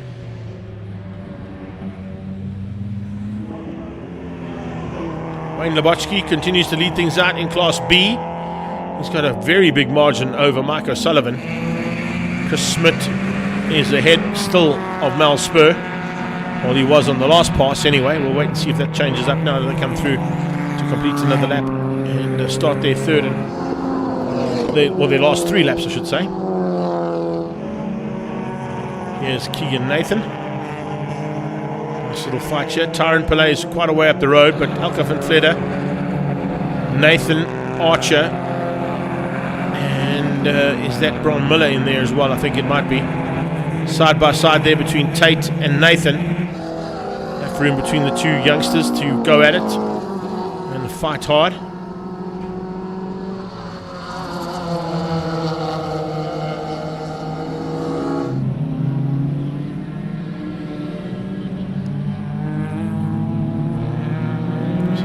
Great little battle here, raging between 2 Polos, a Golf 1 and a Honda Civic.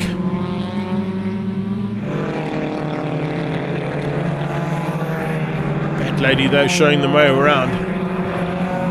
Definitely got a lot of experience behind the wheel of a race car. That's Elka van Vletter.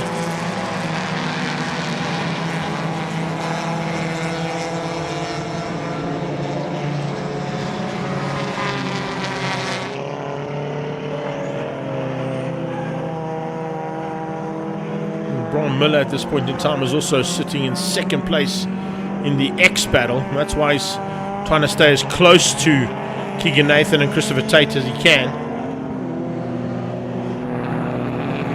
Keegan Nathan is fighting with Van Vletter, whereas Tate and Miller are fighting each other. Nathan's just the meat and the sandwich between the 2 of them. Is that a touch? I think it might have been. A little nudge there between Tate and Nathan. There's Chris Smith. Hanging on for now for 3rd place, ahead of Mal. Mal under pressure from Stoti. Sean Vermaak closing on the back end there of Mal Spur. The 2nd of the Origin Oil cars. That's the leader. No, in fact, that's 2nd place, I beg your pardon. That's Mark O'Sullivan in 2nd for Class B. The leader is Wayne Lebotsky. He's quite a long way up the road, as I said. Tyron Pillay for 3. I think that's a Golf 4. I stand to be corrected. Okay. Thank you. It's a Golf 3. It was a 3 or 4. I just couldn't work out which it was because that front end is not the standard front end of a Golf 3. He's leading Class C, yes. Yeah, we got that one. Ahead of Archer and Van Vletter. So that's your Class C leader there, Tyron Pillay. with some slightly modified front end. It's almost Lancia Integrale-esque when you look at it from that angle, isn't it, Paulie? As you see him coming down there, the sort of louvres in the bonnet. Maybe not the air scoops on the side, but certainly the lights are very Lancia Integrale sort of look and feel. Checkered flag is out though, and it's going to go to this man once again as Economides hangs on to win out over Mark Totoy for the GT class. Good run in the end there from the two of them. Third place will go to Manus du Plessis, who they've bumped up into that GT class for the second race. In Class A, it's Wayne Robb. There he is, ahead of Voterus. And is it Lucas Poseidon for third? It is. Well done.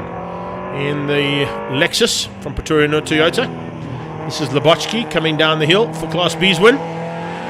Big margin of almost 10.5 seconds over Mike O'Sullivan. And Chris Smith, Mal Spur in fourth place. I'm not going to be happy with that performance, but we'll be looking forward to Kyle Lamy. I'm sure on the 12th of April she'll resume her battle with these guys and girls. Looks like Stoutgat's got through on her, so she's going to drop down to fifth actually. Sean for Mark has found a way through. Here comes Smith for third. O'Sullivan's gone through. Has he dropped back as well? Or has he? Smith's going to get second. No, there goes O'Sullivan. O'Sullivan gets second. Smith gets third. Tyron Pillay is going to hang on, but he's going to, of course, win out Class C. And Sean for Mark on the podium. Oh no, just misses out. Just misses out on the podium there for Stoti in his first outing. So that's how they wrap things up for 111 GT Sports and Saloons. Let's run through them quickly. Class A, Wayne Robb, Voterus, Lucas Poseidon, top three. Class B, Labochki, O'Sullivan and Smith. Class C goes to Pillay, Archer, Van Vledder. In Class D, it was Chris Scherber beat, he was all on his own. And then it was George Economides winning overall ahead of Mark Totoy and the GT class, and then Manus du Plessis behind them. Chris Tate wins out the Invitational Class X ahead of Bram Miller and Sebastian Bouliard as we wait and see what's going to happen here in race 2 of the Dunlop V8 Supercars waiting to go.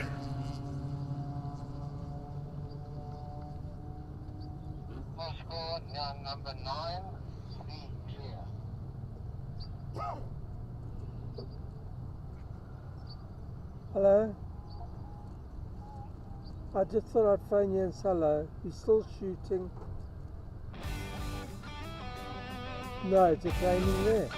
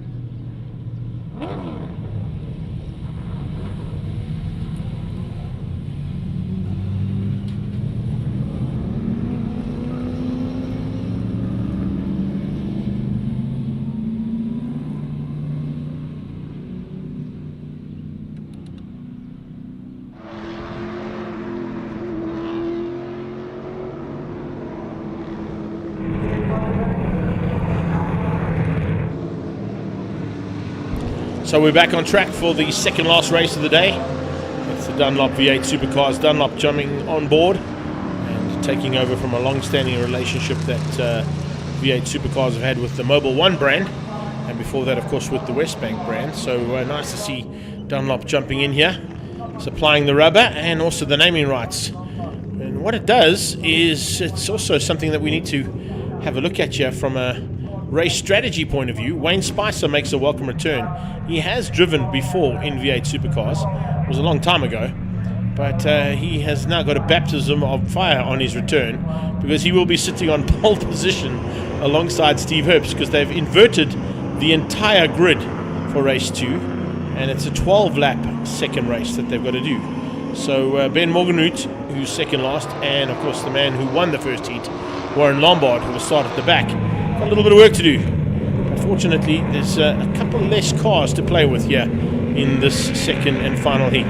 Double wave yellows, of course, will be the standard option down into turn 1 and 2. When they come out of 2, they will get the green flag through the entry to turn 3, and that's actually where the race starts. So Spicer holding them up for now. He will be followed by Steve Herbst, Sam Dahl, and Tony Marks by the looks of things there, yes. And behind him, itching to go, is a hard-charging and very fast Chevy in the hands of Thomas Reeb. So it's the Jaguar out front, but how much can Wayne Spicer hang on in this first lap? Dahl diving up the inside, already up into first place. Here's a move coming from Reeb. He gets up the inside of turn 4, gets past on Spicer, brings Ben Morgenroot, and looks like Warren Lombard along for the ride as well. Lombard will be late on the brakes to get through on the inside of Spicer, and it is Sam Dahl who leads out. So we've got Ford versus, no, it's Chevys 1 and 2 actually. It's the Holden and the Chevy Lumina, so both of them basically Luminas, just one with Holden branding on and one with Chevy branding on. The Chevy now hits the front, the Holden moves to second place in the hands of Sam Dahl, and then it's Warren Lombard up the inside of Ben Morgenroot out of the final turn up to third. So Mustangs sit in 3 and 4 at the moment as they head towards turn 2 on lap 2. Now it's Chevy, Ford. Make that Chevy, Ford as they come out of turn 2. Castrol corner. Warren Lombard has got to second from the back of the pack. He's not holding back anything to try and get to the front as quickly as possible and ensure that he can at least have a good shot of a double victory and open up his championship campaign with maximum points. Ben Morgenroot is out there. Remember, he's in an invitational class car, which means he's probably not running the Dunlop rubber, which is why he's classified slightly differently. all the rest of the cars are onto Dunlop rubber for the first time, as Dunlop joins the party as the naming rights sponsor. Morgan Ford and Mahindra, sponsored car there of the King of Ranfontein, Ran Francisco Fontaine, are in the house here ahead of Dahl. Sam Dahl hanging on for now, and Tony Marks behind him. Marks looking for a way through if he can. It's not going to be easy to get through on Sam Dahl with his pace as he stays right underneath the wing of Ben Morgenroot. Lombard closing things down there. New livery, new colours on that car as well. Great job they've done down at Pep Boys Automotive to give that car a little refresh on the paintwork. And certainly looks good in almost Gulf racing style colours there. Not quite the Gulf blue and orange, but very similar. Pep Boys Automotive orange and blue maybe. The Reman Chevy now trying to find a way past. As Anthony Marks puts the pressure on.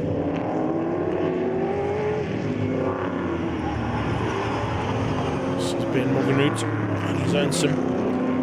Here at the moment in the 3 spot. Watching Lombard close the gap down on Thomas Reed. This might be a case of hurry up and wait there for Warren Lombard. He is the fastest car on track, 103.047 on his last pass, so he's turned the wick right up to try and close that gap down and get to the front as quickly as possible. The Mustang now closes onto the back end of that Chevy Lumina, and Cafe 9 Automotive and Mobile One sponsored car out front may just have to be worried about the pace that's coming from Lombard. Lombard at this stage carrying great corner speed, great straight in, flat out speed as well. As he goes down those main straightaways, back straight and now up the hill. Trying to close the gap down again under braking as they get up towards turn 5. Is he going to see a little nose sneak in there? Not just yet. Lombard happy to sit maybe with the pace that Reeb is setting so far. He knows he's got a bit of breathing room. It's quite a big margin actually over Ben Morgenroot, the second of the Mustangs.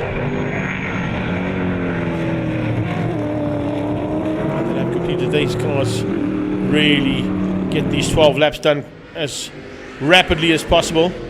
As I said, able to do 140 k's an hour in first gear. These cars are pretty spectacular when they're in full flight like this. So we'll keep an eye out on how quickly this race finishes up, as Morgenroot continues to hang on to the 3 spot comfortably over Anthony Marks. Marks, though, of course, leads out, I think, if I'm not mistaken, the GT2 class. I'm just going to double check that for you guys. Yes, he does, over Steve Herbst, Spicer, and Alki didn't make it out for the second heat. We did see a problem there with that white Mustang of his in race 1. Dahl at the moment in 3rd for GT2. And he's, of course, hanging in there for a possibility of a 3rd spot in the Falcon.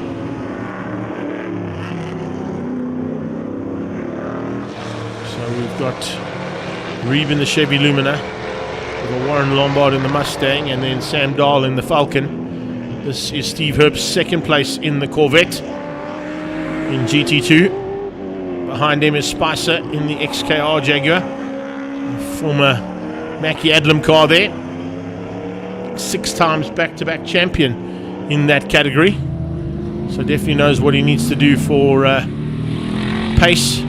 He's got a car that's very fast. I think Spicer just needs to learn how to use it. If he gets to learn how to use it, he could potentially become a front runner. I know he might be a little bit rusty, but great to have Wayne back into the class.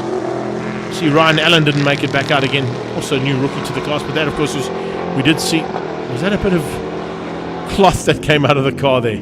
I think the man who... Oh, okay, so it wasn't from Warren's. I just thought, hang on a second, maybe Warren's team didn't take all the rags they were cleaning the car with off the car before he started the race. Pep Boys Automotives are synonymous with their preparation and how good their cars look and make them pretty as they can for a race day, but they tend not to leave the cleaning rags on the cars. So it must have been something out on the circuit as well that somebody else picked up and maybe sucked in there with the amount of downforce that these cars carry. Lombard's going to have to be wary, though. He's losing ground a little bit there to Thomas Reeb. He's lost a little bit of a margin, and he's also losing ground to Ben Morgenroot. With these 2 additional laps at the halfway stage, Has Lombard possibly cooked those Dunlops and gone too hard too soon? That's Mark's a long way up the road from second place, as you can see. Steve Herbst is the second car. This is the third car in Class GT2. And that Arc Pro Tech PTY car, it's a Ford Falcon that Sam Dahl pilots. Not able to run with the Holden of Anthony Marks.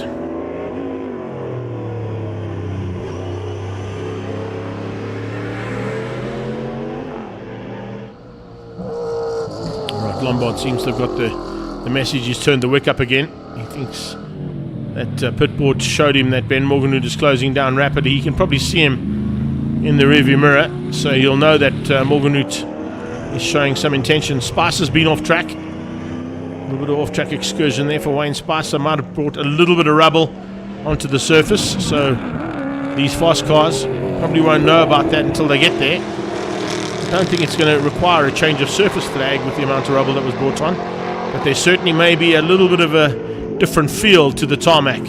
They'll see the dust, so that might help them a little bit, realizing that somebody's pulled something onto the circuit, and as they go through the dust, they realize that it's not really going to affect them as much as I thought it might have. Down to 8 to go.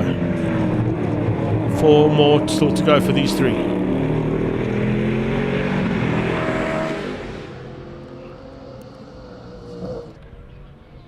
That is Anthony Marks. Marks parked on the sideline. Could that possibly require a safety car? There is a V8 on the exit of turn 1 on the inside of the track. It's also just after the exit of pit lane. So it may be deemed a dangerous position. We'll wait and see what the COC has to say about that. Here comes Ben Morganwood on the inside of Warren Lombard. I think Lombard might be running out of rubber here, or there's some kind of issue. There's a bit of smoke coming out of Warren Lombard's car. Pep Boys would have made a man looking for the overall victory here today, at least if he can stay where he is. It doesn't look like he's got the oomph to catch the Chevy in front, but he's going to certainly defend the Mustang behind him. Try and keep Ben Morganwood out if he can. Morganwood will be looking for a chance to get through. If one opens up, there's one man that will take any opportunity given to him, and that's Ben Morganwood. Car is there on the left hand side. They've kept it under a stationary yellow for now. The green flag into turn 2. Once all the cars have been through there once and they've seen that car, they may withdraw that stationary yellow there at the end of the pit straight.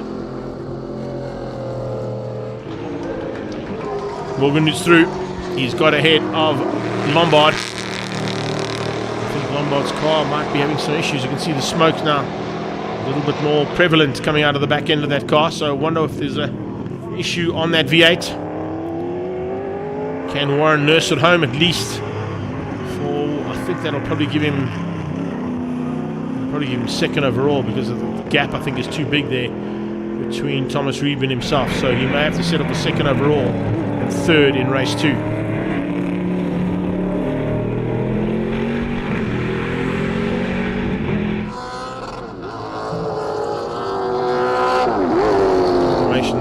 Timing board. Lombard down 1 position behind Ben Morganwood.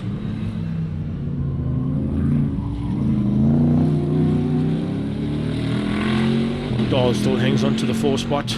It's 3rd overall in GT2. That's him across the line now. Arc Pro Tech PTY Ford Falcon. What it has done, it's given the lead. I was going to say it's given the lead to Steve Herbst. I think will still be in the lead. Just want to double check here. As Spicer maybe overtaken him as they cross the line, we'll know because the timing monitor will tell us. I think Spicer might have hit the front. I think he has. Yeah, Wayne Spicer now leads out GT2 in the ex-Mackie Adlam car.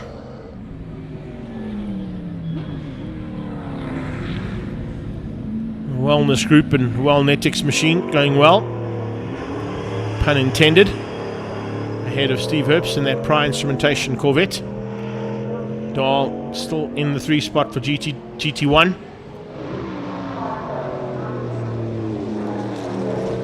Leaders are on the final lap, so we'll look to see Thomas Reeb possibly coming to the line for the victory.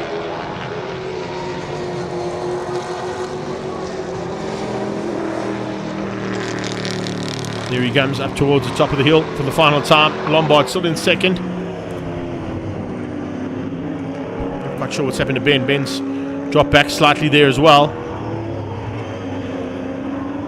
He just rolled out, realizing that he's not really involved in the championship. He's here as an invitational driver, so doesn't want to get too involved in the battles for the overall championship. But Thomas Reeb certainly got involved in it. And the Cafe 9 and Mobile 1 Chevy takes the second heat ahead of Lombard. Lombard's gap there might still give him the overall victory. Ben Morganhout will win out Class X. He was the only invitational driver for today, so easily done, and third overall on the day. Sam Dahl will get third in Class GT1, and it's going to be Spicer ahead of Herbst for the GT2 battle. And there you can see waiting in the sidelines, ready to go. Our final heat of the day will come from BMW M Performance Racing Series classes D, E and F, as we watch the final stages here of the Dunlop V8 Supercars. That's your winner, Thomas Reeb. He beats out Warren Lombard behind him in the Pep Boys automotive car, ahead of Ben Morganhout, who wins the invitational class. Sam Dahl gets third in GT1. Spicer wins out over Herbst, and 20 marks for the top 3 in GT2. Up next, BMW M Performance Racing Series classes D, E and F. Our final race here from round 1 of the Extreme Festival of Motorsport, presented by Coca-Cola Beverages South Africa.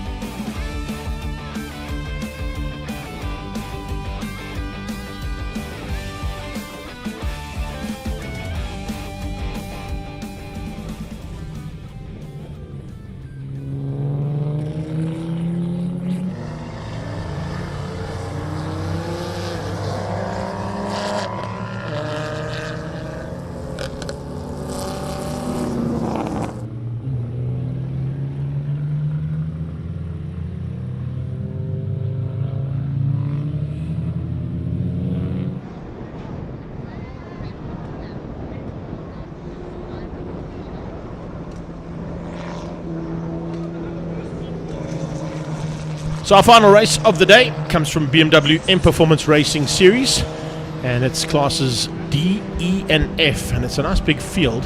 And joining me for the first time, I'm not going to say anything because I'm going to allow this gentleman to introduce himself, because he did say he wanted to give us a little bit of the toll. So on my right hand side, fellow commentator today is Reinhard Miller. So yeah, it's going to be a lekker race, and we'll see how much Afrikaans sneaks through. Hold on a second, Reinhard. I gave you like the whole build-up and you come in with English. I was hoping for goeiemiddag, dames en heren. Ek is Reinhard Miller van die MTech Racing Team. And what happened? Nothing. No, but I mean, we're trying to keep it English. We're just going to see how much Afrikaans sneaks through, you know. I want to see some Afrikaans sneaking through here. We have got lots of Afrikaans fans out there. One of them, in fact, is down in Cape Town. That's Emil Tiny Brand there from Tiny's Pitbox. He's watching us from Cape Town.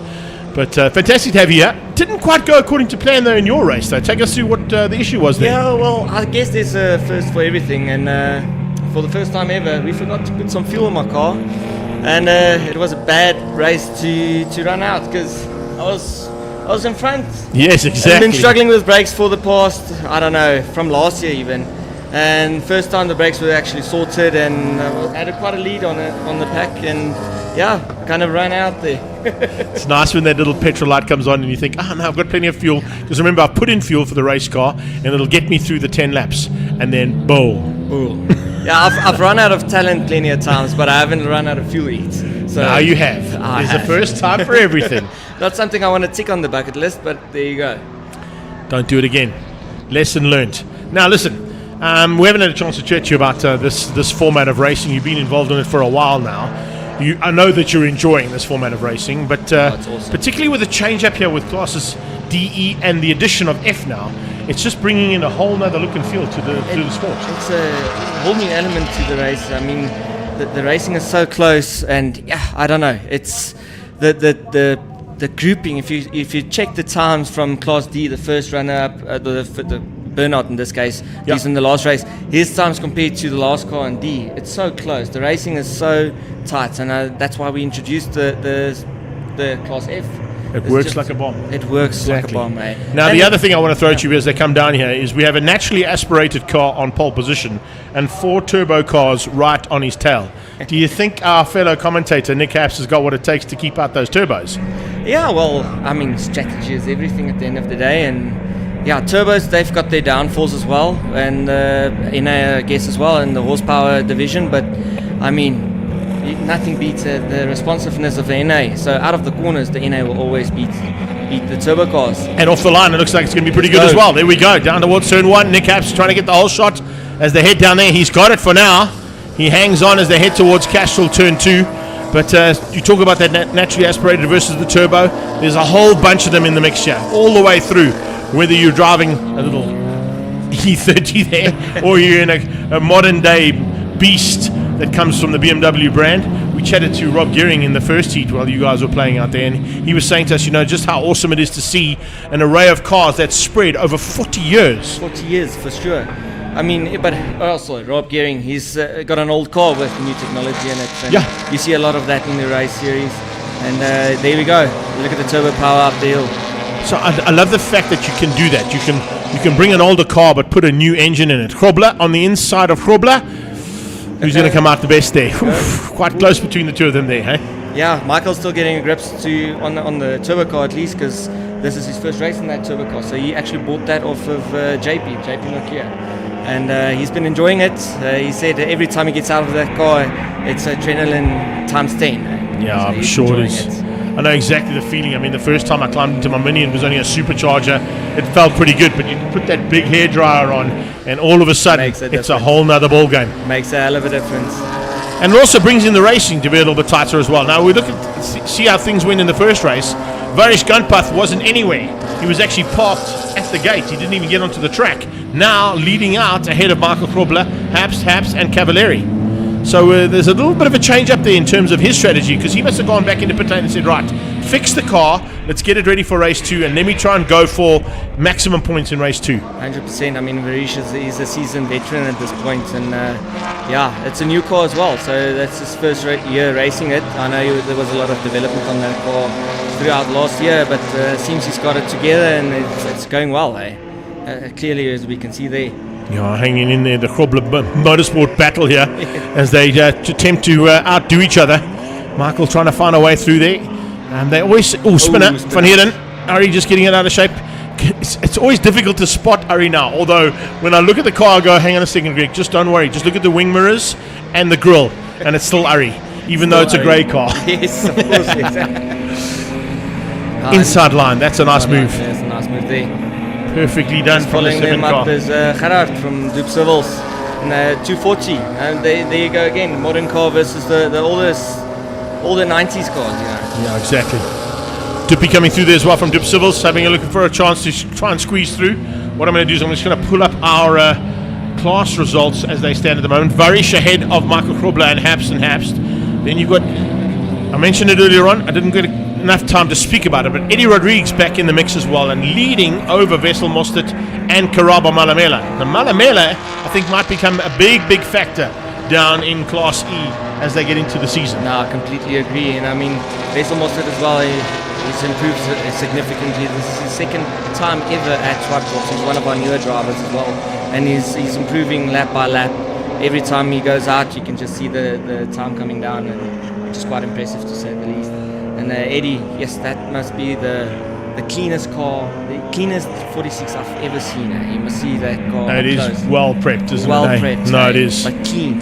Yeah, I know. He does an amazing job, and I've seen it on other categories he's involved in the past as well. Fantastic to see. There's a move on properly, though.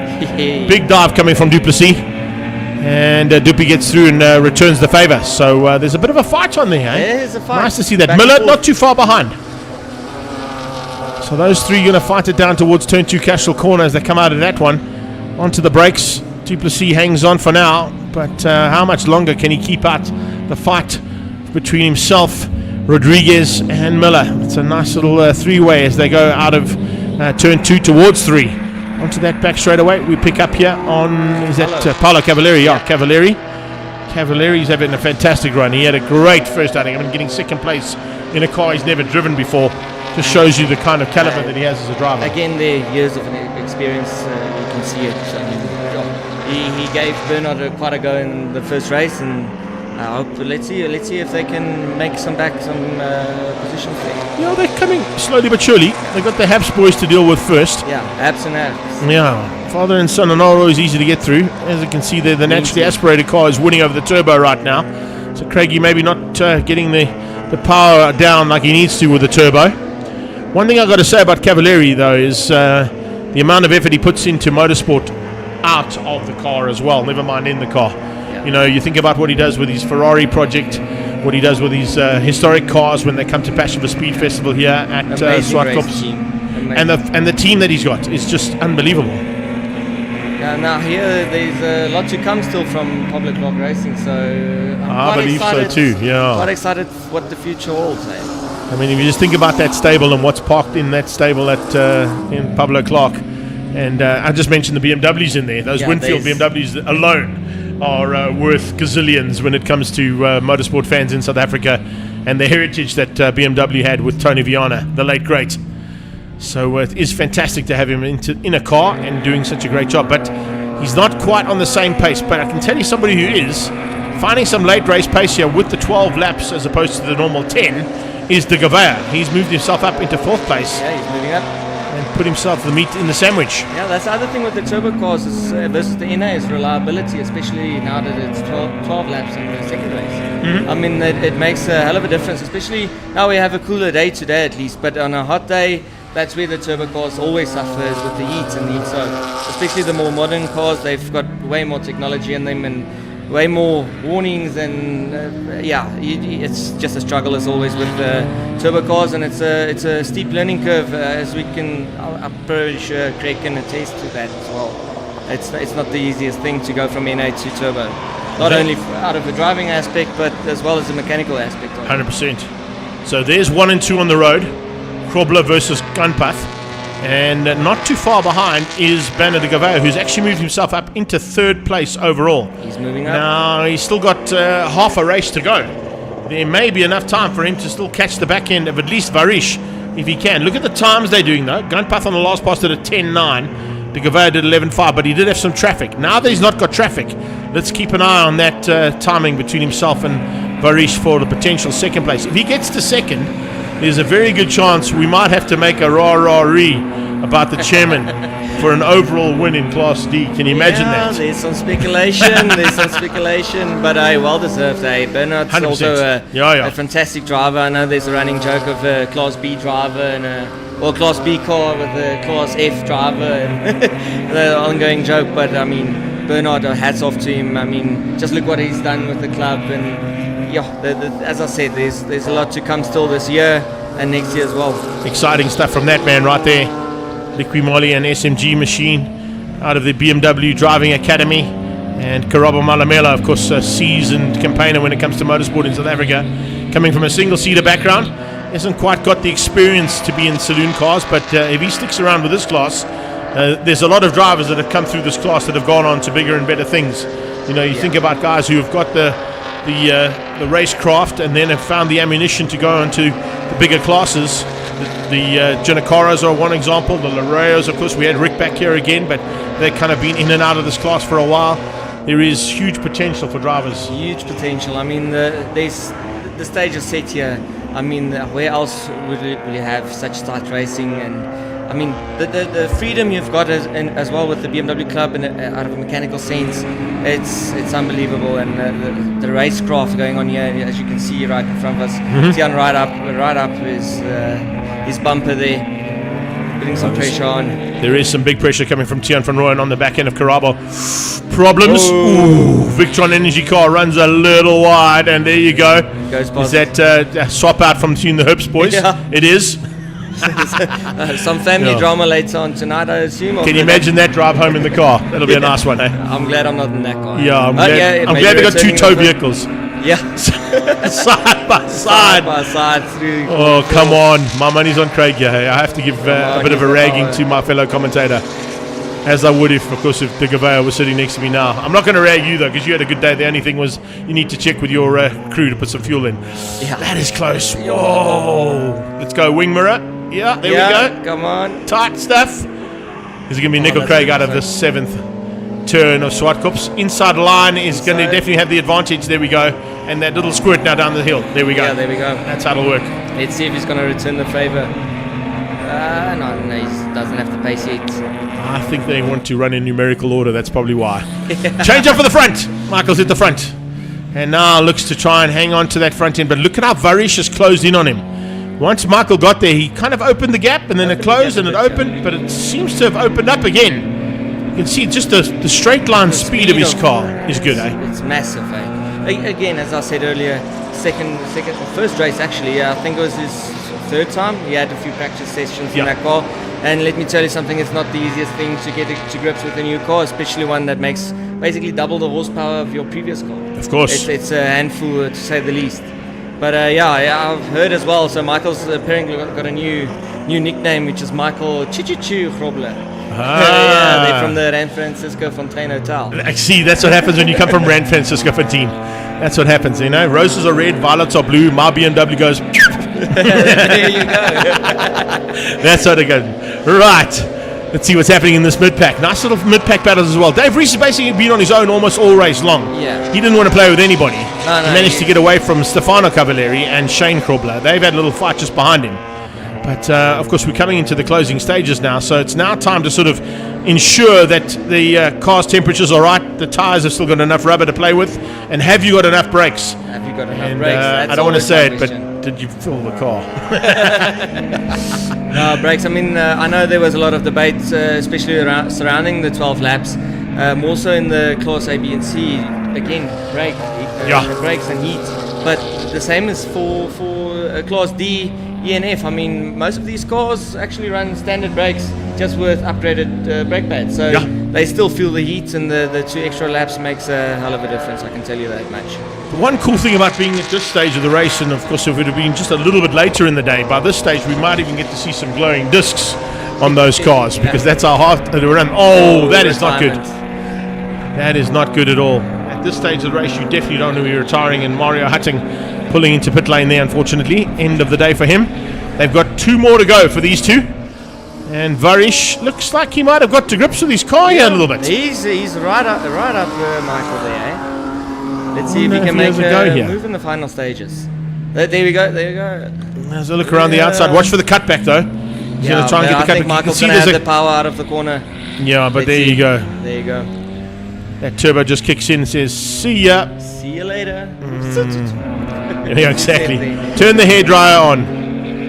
Coming up on the back end of the orange peril out there. It's fantastic to see that car still in full flight as well. But Varish Gunpath, as I said, what a turnaround for race 2. Considering the fact that he didn't get out onto the track at all in race number 1. A nice recovery here for him. And that's the way we turn things around. Triple one they're coming up, of course, is Karin Ninaba.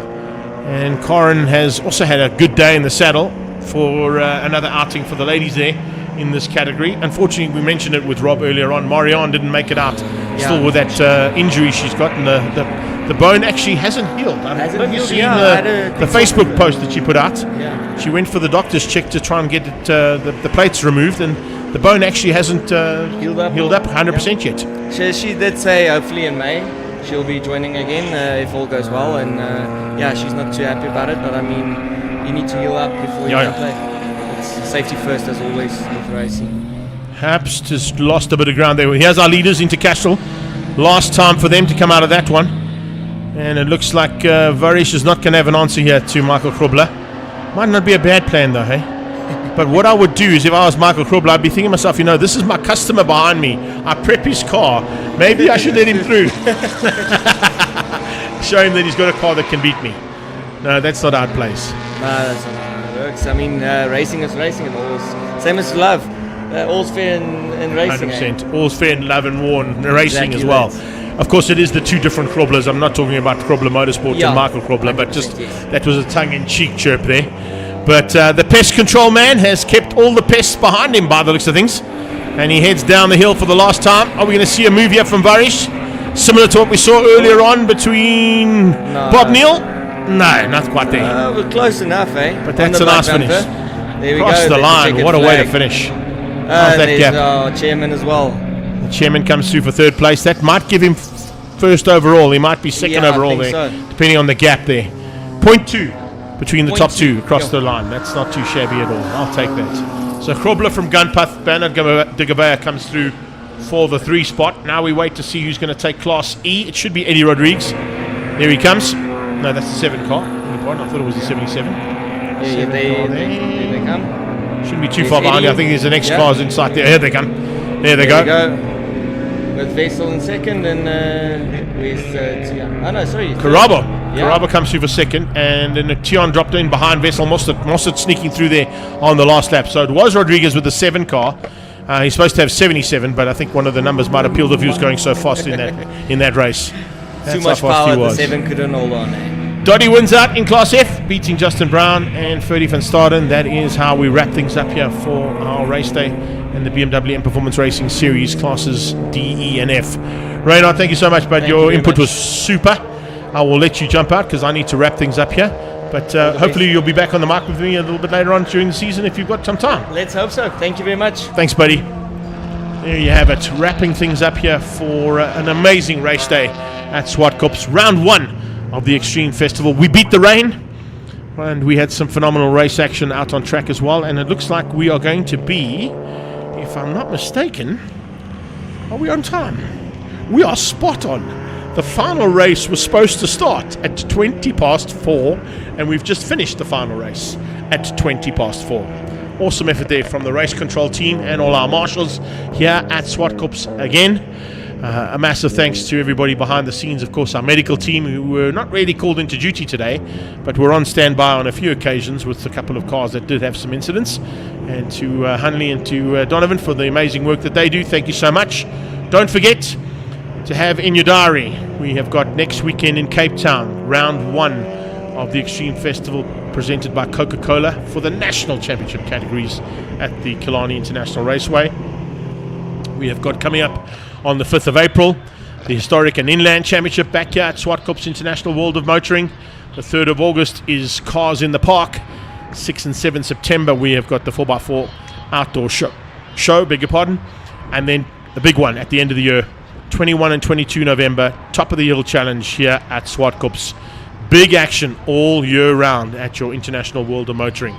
On behalf of our TV crew, an awesome job once again from the two-wheel side up to 60 Seconds and Planet Margate. All our camera crew, thank you for all the action that you've brought us, and to everybody behind the scenes here at Zwartkops, Tanya and her team. And a massive welcome to our new overall sponsors and partners, Coca-Cola Beverages South Africa, for bringing you all this action from the Extreme Festival of Motorsport at Zwartkops International World of Motoring. On behalf of everybody here, thank you for joining us. Thank you for joining us on our platforms all around the world as well. Hope you guys enjoyed all the race action. We'll be back next week live from Cape Town. Come and join us there. From myself, Greg Maloney, take care then. Bye-bye now.